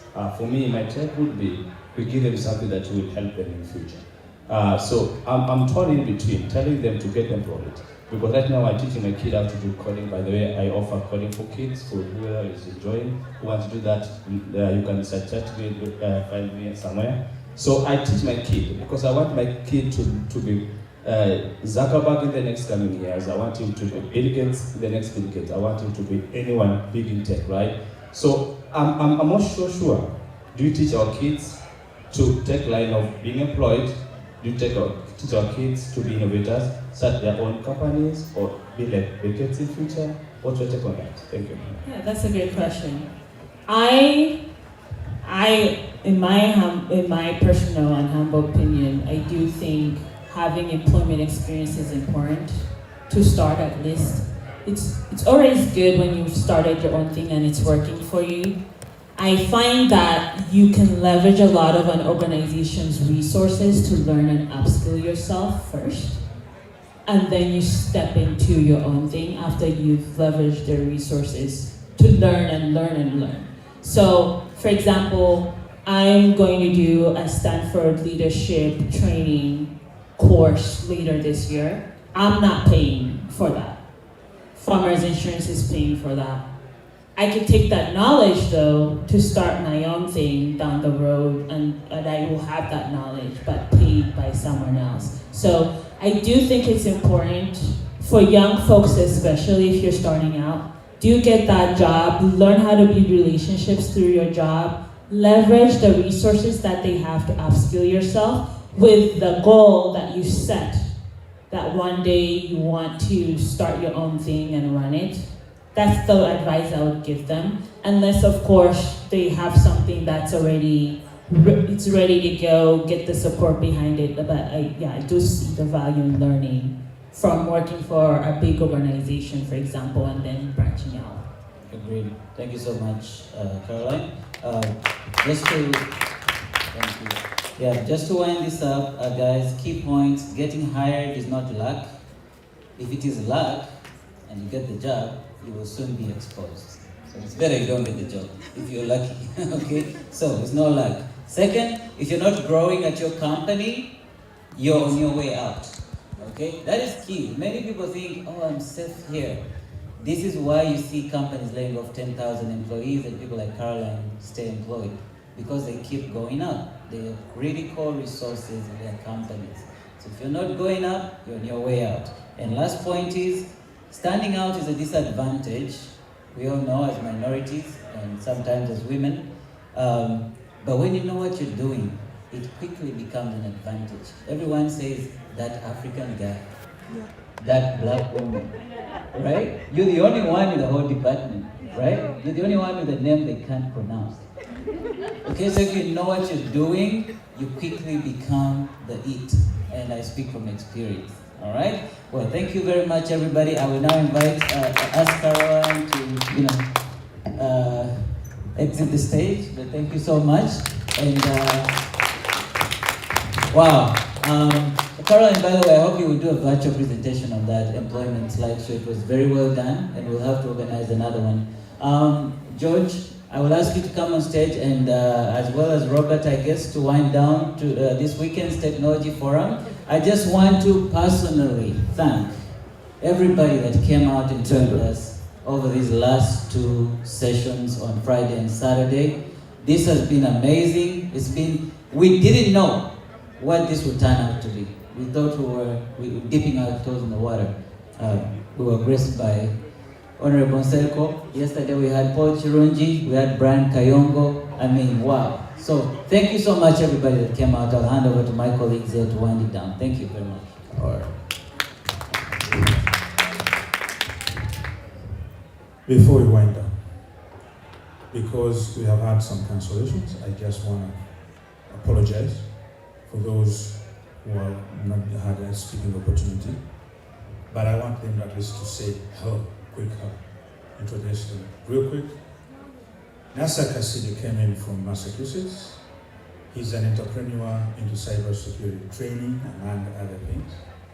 And his colleague who is not here, but I just want to give him an opportunity to just quickly say hello. What I'm going to do, as you heard, we do post-convention program. I'll invite the community again, now that this has excited them, so that we engage them in a virtual environment. We can always continue these conversations past this stage.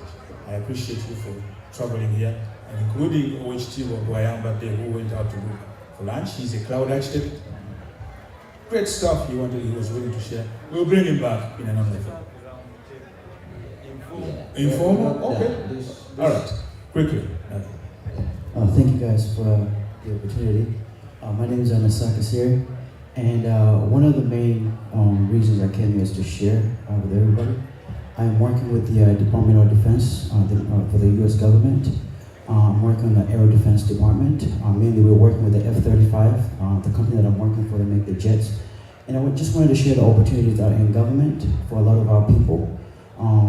Especially now, they need so many people that they've lowered the bar.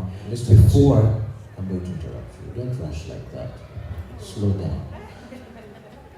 Well, we time that is America's strategic something operation aircraft. Can you just be more specific? Okay. So quickly, I was just trying to summarize. Then you can rush after that. Okay. So, part of my job is I'm working in risk management. So we protect the scientists that actually make these technologies. We protect the systems. We keep the baselines for those systems, and as you guys know, cybersecurity is a thing. And thank you, Honorable, because literally every point that he has made today kind of resonated with me. My partner right there, Nathan Moore, if you can just wave your hand, he's actually from South Korea. And you talked about South Korea. He's 22 years old, but I can tell you he's one of the best pen testers, like hackers, but ethical hacker, good hacker. And I had to point that out. And so what we've done quickly, I'm in cybersecurity, of course, I'm doing that. I met him at the Air Force. He was actually with a guy that I was put in the same cubicle with him. And I was so scared. I'm like, I'm here working my first job in government. I'm scared. What am I going to do? We have what they call that imposter syndrome. He sat me down and said, hey, man, listen, you got this. He was able to get me ready to do my job in less than a month. And when I got hired, I spent almost $2,000 buying courses just so I could get, sometimes you get that, you're scared, you're like, am I going to be able to do it? But he did it for me, and I was able to do it. And the Honorable talked about the people who say, oh, I just followed this guy, me, I'm just following. I'm happy to say that when he told me, we started up something, I'm like, if he can be able to do it with me, we can be able to do it for other people. So we started up our own InfoSec Village, which is a startup based in Boston. We transfer knowledge. So what's the skill that we're doing? We're cybersecurity analysts. What are you doing as a cyber analyst? You guys know cybersecurity has 3 arms. CIA, confidentiality, integrity, and availability. Availability, you're protecting your system, making sure that the information is there when it's needed. Integrity, it's not been compromised. It's not been altered, right? And then confidentiality, you're the only person who has access to that what? To that data. So if you know, there you go, yeah. So it's confidential, it has integrity, and it's available whenever it's needed. So if you get to learn those things, so that's what we teach our students. And when we started up, Brian Kayongo is not here, that's his beautiful wife, Lois. When me and Brian met up, the last time we went to a convention, we were vending food, we were cooking. 10 years later, look at what we're doing, look at what Brian is doing. I'm working for the DoD. We can get more people. If you guys look outside, people are out there. Those people should be filling up these seats, but they're not here. Those are the same people who go, in America, people work day and night. You know why? They're making $18. They need 4 jobs, right? So there's no that quality of life. We're changing that in our community. We have a pass rate of people with trained kids. We just had a summer program. You guys, the kids stood up there. We had a summer program for kids ages 11 to 17. They just graduated our summer program. And these kids have access to summer jobs. Instead of going to work in the supermarket, they could go work as a data entry analyst, making $20 an hour. And they're doing it, We've been able to bring up people in our community who are making $20 to making $40. Our success rate has been, we've had about 90 people graduating and getting jobs. And that 10% have not graduated, you know why? Because they ended up getting jobs early and dropped out of the program. So we're bringing that to our people. We're trying to make sure that, there's influence, and, when you don't get tired of the situation you're in, you keep doing it in a cycle. People live in America, they work day and night, taxes come and they file their taxes, they get that $10,000 check, they plan to go to Uganda, they burn it, come back, do the same thing. Before you don't know, they're 10 years away, So thank you guys for doing this, and I feel like we should do more and have talks like this AI. There's so much we could do, AI. I was in a forum helping out the Chigezi, people in Chigezi using AI, in maternal health. People are dying giving birth. But imagine if we introduce technology to help out AI. Imagine if we distributed Apple Watches just so they could track, the health, vital signs. That data, if there's, we have doctors here who are willing, they cannot travel, but they're willing to help out. Imagine if that data is sent here, and then they study. AI, you're supposed to feed it. You feed it the data, and then it gives you the results. If you don't feed the data, you won't get anything. So those are the things that we want to introduce. So thank you guys so much. We have a booth over there, so you guys feel free to pass by our booth. There's so much we want to share with you guys. Thank you. Appreciate it. All right, George. Let's wind this down, and then we can go into the informal session. This room is available for us to engage as long as we want. So with the mind that if you're a union member, there's an annual general meeting which is important for you to attend. eventually, but if you're not, life is good. All right, so just picking up from where Mr. Kasir left off, if you move over the feedback will not show up. We've had offline conversations, and there is in Uganda what is called a katarekeka, right? This is it. You've heard from Massachusetts' finest. I was in church with that young man, and we're just so proud of him. My name is Tendo Kaluma. I'm a technologist. My family has been teaching in Uganda for over 150 years. And I'm excited to be here because we are some of the people who advocated for this forum so that we can go beyond the manufacturing of an axe and sickles that we use to cut grass. How do we do that? Well, we do that by sending our kids to school for industrial engineering. It's very important that we have a count of industrial engineers. We do that by having a count of textile engineers. When you look at an entire country, Honorable, you want to say, how many textile engineers do I have? How many mechanical engineers do I have? How many, yes, great scientists do you have? Thank you. So I'm also here to tell you that as a person who comes from an education family, that MIT has open courseware, open courses that many schools in Uganda could use. All you need is a server, a letter to MIT, and ask them for a hard drive that they'll send you that you can mount in your library, and you'll have courses, introduction to physics, quantum mechanics courses, computing courses, all the engineering courses that you can master. It costs about $43,000 to $54,000 to take a semester of work or a year of work in MIT. But imagine having all that. I happened to ask MIT from Cornell University, the Tech University. I also worked for the MathWorks, and I asked them to give me their software. About 10 or 20 years ago, I took it to Uganda. I don't know if anyone took advantage of it, but we can bring this software. There's got to be somebody who realizes that MATLAB, Simulink are really great things that can simulate engineering marvels. One thing that I realized when I worked for the MathWorks is that when you give engineers software that builds things, they just build incredible things. And that's what we want to teach our students at Makerere University and other universities, Barry University, all these tech universities. And we can do it at an early age. We can, if we take advantage of OpenCourseWare has lectures from MIT professors. Not only MIT has it, it has tests, it has, also exams and all the resources you need as a student to pass Physics 101 or to pass Engineering 101 and beyond. So please, Honorable, before you leave, if you can pass by Massachusetts, go to MIT and say, how do I take advantage? You have access to many, many schools. The statistics say that less than 1% of Africa is taking advantage of this windfall.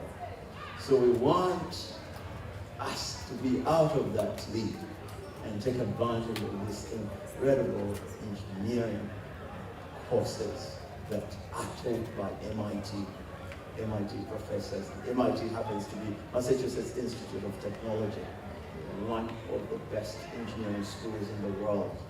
And they want to take advantage of that. Now, I want to leave you with three things that are very important.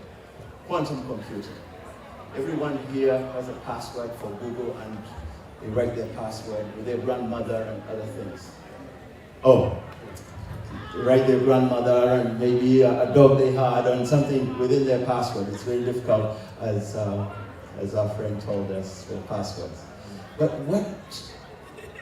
it takes 1 billion years to crack that password. But with a quantum computer, it's only 3 seconds. What would have taken 1 billion years to crack your Google password? It takes a quantum computer 3 seconds. So that means that we have changed the paradigm, and we have to jump to that.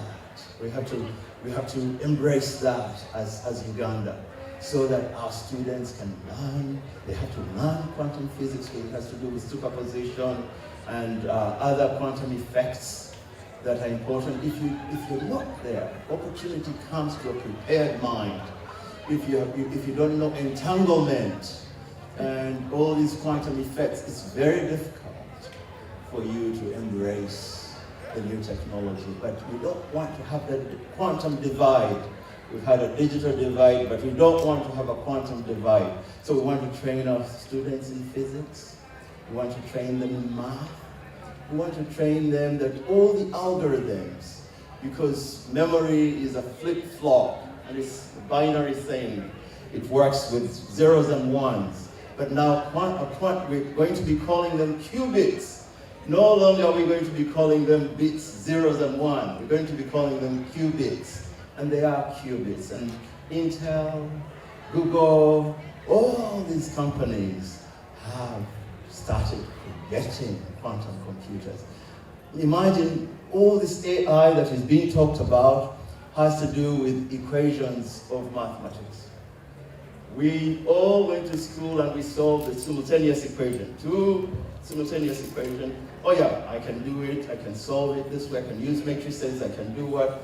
But imagine if you had 1,000 equations that you wanted to solve. Like, protein expressions. There's about 8,000 protein expressions, and you're allowed to, if you're working with drugs, your gene is gone. 8,000 protein expressions. How do I'm trying to make medicine, and for somebody, looked at their genes and, it has 8,000 expressions. I have to make sure that I pick the right expression. How long will it take you to do that? It will take you a long time. So relaxing these equations require AI, and it's mathematical, least squares and sigmoids and other things that help you mathematically to achieve that. So the computer, the quantum computer, does it very quickly. Just like it cracks your code within, 3 seconds? It can find a way of relaxing all those equations, thousands of equations, so that you can get to a solution. So it means that all people who are trained in quantum computing will invent the new medicine, will do new things, because they have speed. Well.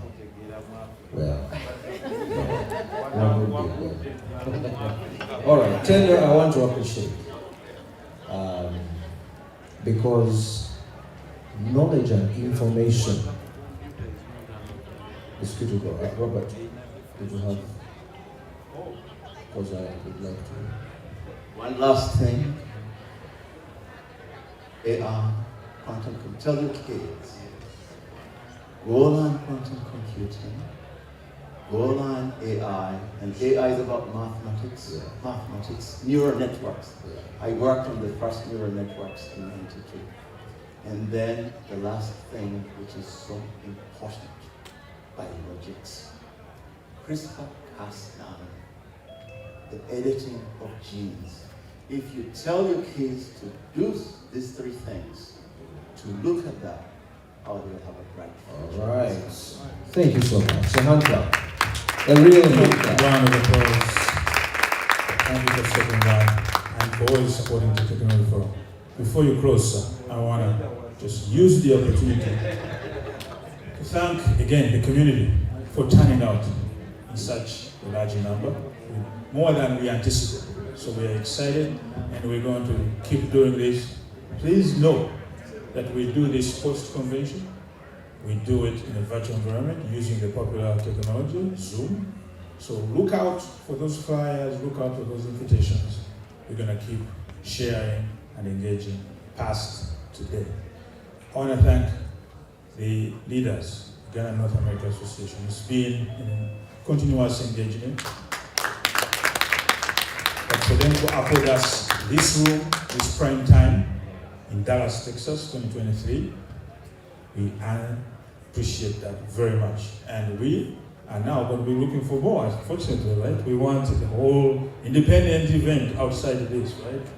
But I appreciate it. And I appreciate my colleagues who have worked with me to put this together. Julius has gone, but Julius is putting a lot of work in preparing the programs, the speakers. All of you at some point interfaced with him. George, as always, thank you very much. I met George in San Francisco last year. We are on Zoom, we are strategizing. George is a strategic thinker, and he says, guys, let's have a strategy, long-term strategy. Don't just think about Dallas, Texas. So I appreciate you for that strategic, forward-thinking component that you bring to the forum. And I also invite you, Mr. Nsereko. When I ran into you in San Francisco, I remember I ambushed you quickly outside, and I said, Mr. Nsereko, what do you think Unaa can do to facilitate the skills transfer from this side of the diaspora going towards Uganda? And who can guess what he said? He said, Unaa should start a technology forum. But he didn't know that we had one already. We are celebrating 10 years here. Only that, we went into hibernation. You missed yesterday, we missed you. The gentlemen who started it 10 years ago were here and shared their vision and why they started this. But it was there, it just went into hibernation. And in San Francisco where I met you, we had a smaller version of it because I was trying to wake this up again. And that's where I met guys like George and others. So this is only going to keep going. That gentleman flew in from Seattle. He has a training business. We'll bring you back in an online format so you can continue to share and so that others can also engage with you as well. So but thank you very much. Thank you, Uganda. Go enjoy the rest of the programming of the convention. We'll see you around. Okay. Thanks, Robert. I have the honor of making final remarks. I'm not sure where my people are going. The doors are still closed, they're not yet open. Okay. Yeah, no, I want to truly appreciate every one of you, because no matter what we have to say, if the room is empty, it's not a conversation. You need somebody to listen. And this was not from us to you, but we are also learners, because in the tech world, we're constantly learning. This, in a nutshell, is the story. 12 months ago, I walked into my first technology forum at Unaa that I have attended and found 4 people. One of them was holding a video camera and facilitating the conversation, as he is still doing. A very faithful, talented lesson. The second one was Henry, who is seated right here. I hear Lena. Henry, who is with me here, a budding technologist who had encountered a familiar situation that I had been through several years ago. I entered IT, but did not know what direction to go. I had taken a program at the University of Phoenix, completed information systems, and had no clue what door to knock, and if it opens, what should I say? If I knock, they open, what do I say next? What language do I speak? As you know, in IT, we don't speak English.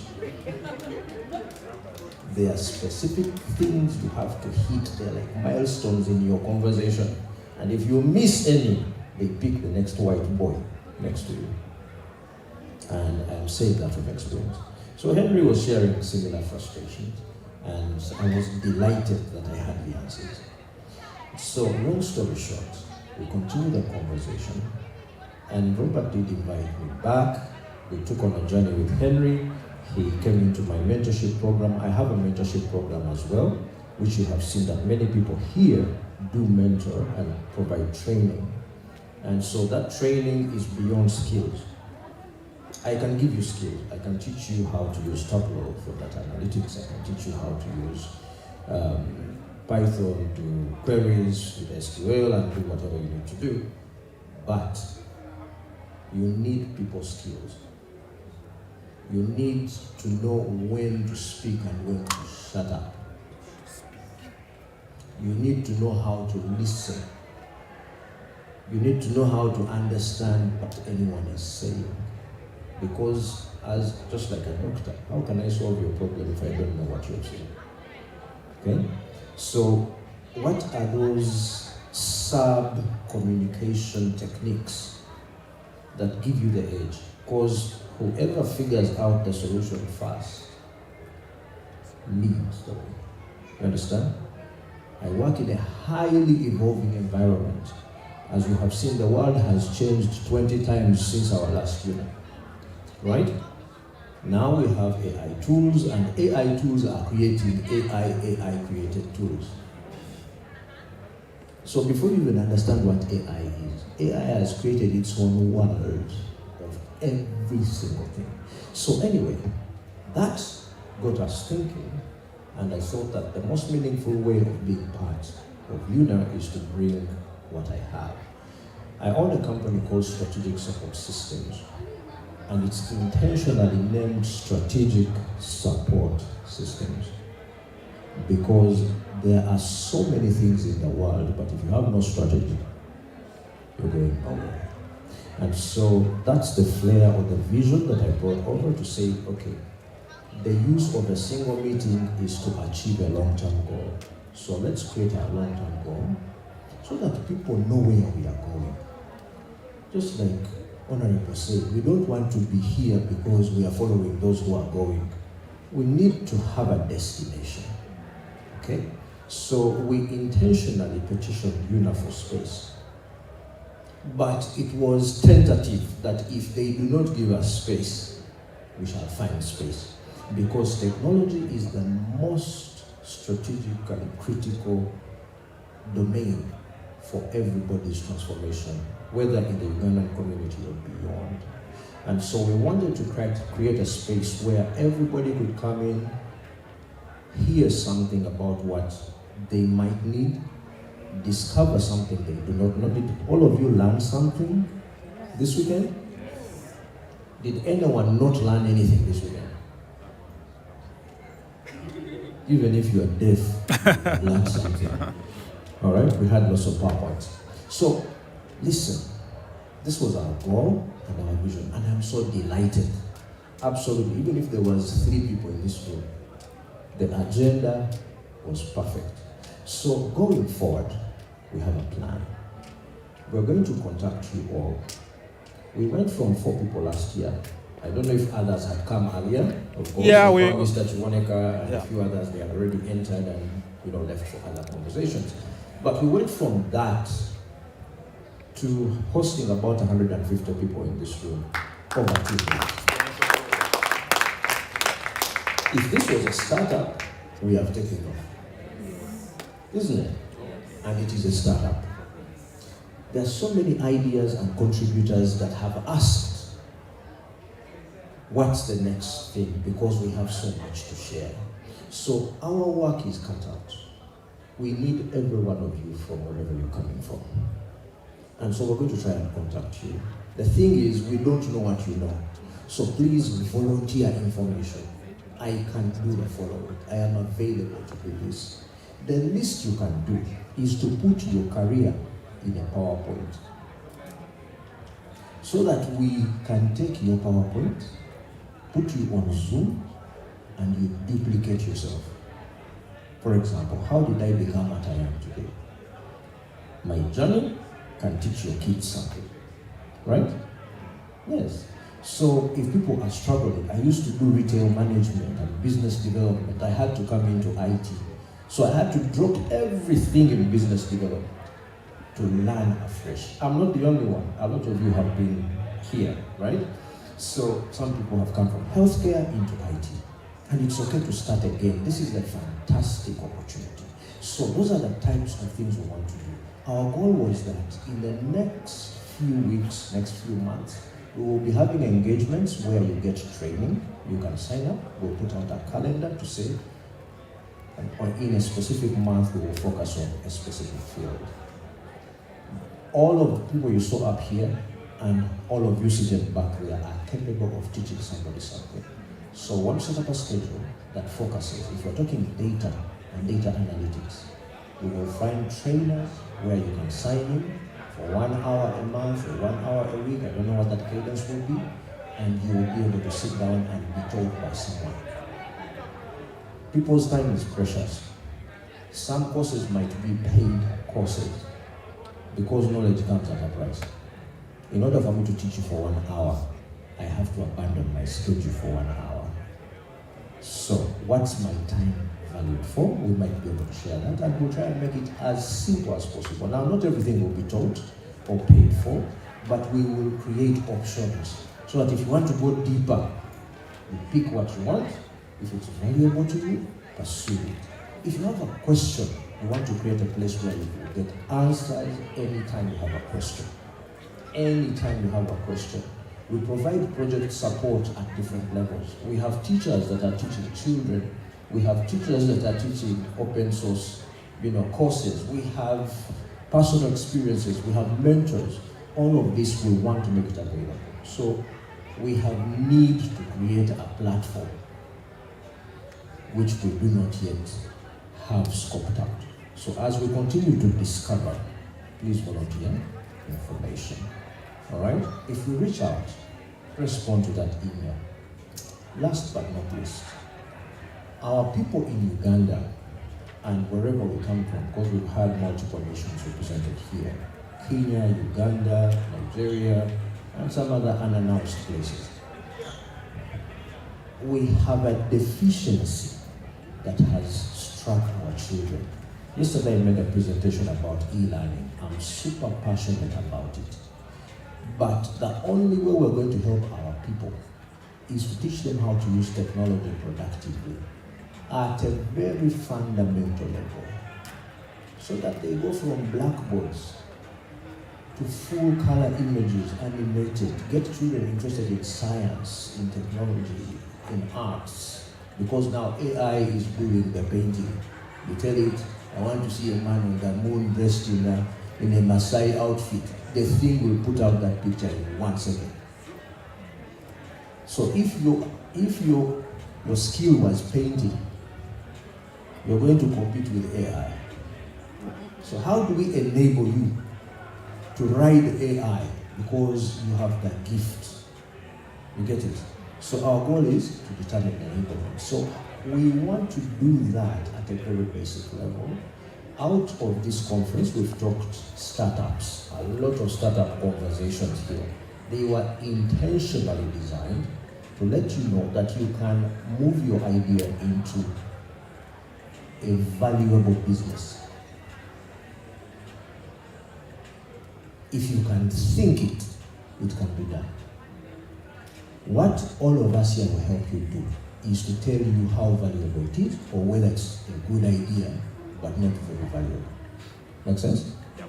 But it is possible. Or what do you need to add to it so that it is both profitable and exciting? Because we have passions, but some passions we have are not very profitable. Okay? So, friends, I could go on and on and on and on. We have venture capital providers among us who can teach you how to get yourself ready for funding. We have people with experience. Don't be silenced, communicate. So we're going to be sending emails from time to time. We'll try and keep you away from junk if we can, but we'll keep doing that. Now, one of the greatest highlights of this weekend is that a bank we met in the business forum, where they thought they were having a trade and investment forum. You heard Geoffrey say yesterday that the real investment forum is where? Yeah. Because that is old school economics. It's going. If you look at how the data is illustrated over the years, the most valuable companies have gone from oil companies to data-driven companies. Okay, there used to be specific banks that own the world. Today it is Google, Facebook, Meta, and a bunch of others that have now taken over. So at the end of it all, we are ahead of the trade and investment forum. They will come looking for us because this is where real money is made. All right? So please join us for the offline conversation. Honorable is still here. I believe till the event is over. We are still here through Monday, but you can also take our contacts and continue. All the presenters that were here, we have their information, you can communicate with them. I pray that you will make it a point not to just come by yourself in our next event and not be thinking it is 12 months from today. That is too late. By the time we come 12 months back here, businesses will have started, kids will have graduated, people will have moved from nursing, caregiving to becoming data analysts, specialists, and all kinds of things. You can go from zero to a specialist in data analysis in a matter of 3 months, and you are a pro. We've taken people from earning $15 an hour or $18 an hour to 45 on day one in 5 weeks. All you have to do is pay attention. I can get you to $65, $70 an hour in 5 weeks if you listen to what I'm saying. The only problem you have is going to be your head. That one, I've done it over and over again. The only people who don't are those that are distracted. You remember? Because the value of the conversations we've had here is uncomparable to anything. So, saints, friends, let's do this. Let's break. Grab what you need to grab. But if you feel you'd like to continue the conversation, please come right back here. We'll be here today. Tomorrow there's a service in this room. But whatever you need, I'm so delighted. I'm so delighted. Thank you. And with that, go in peace and keep tech at the forefront of your thinking. All right.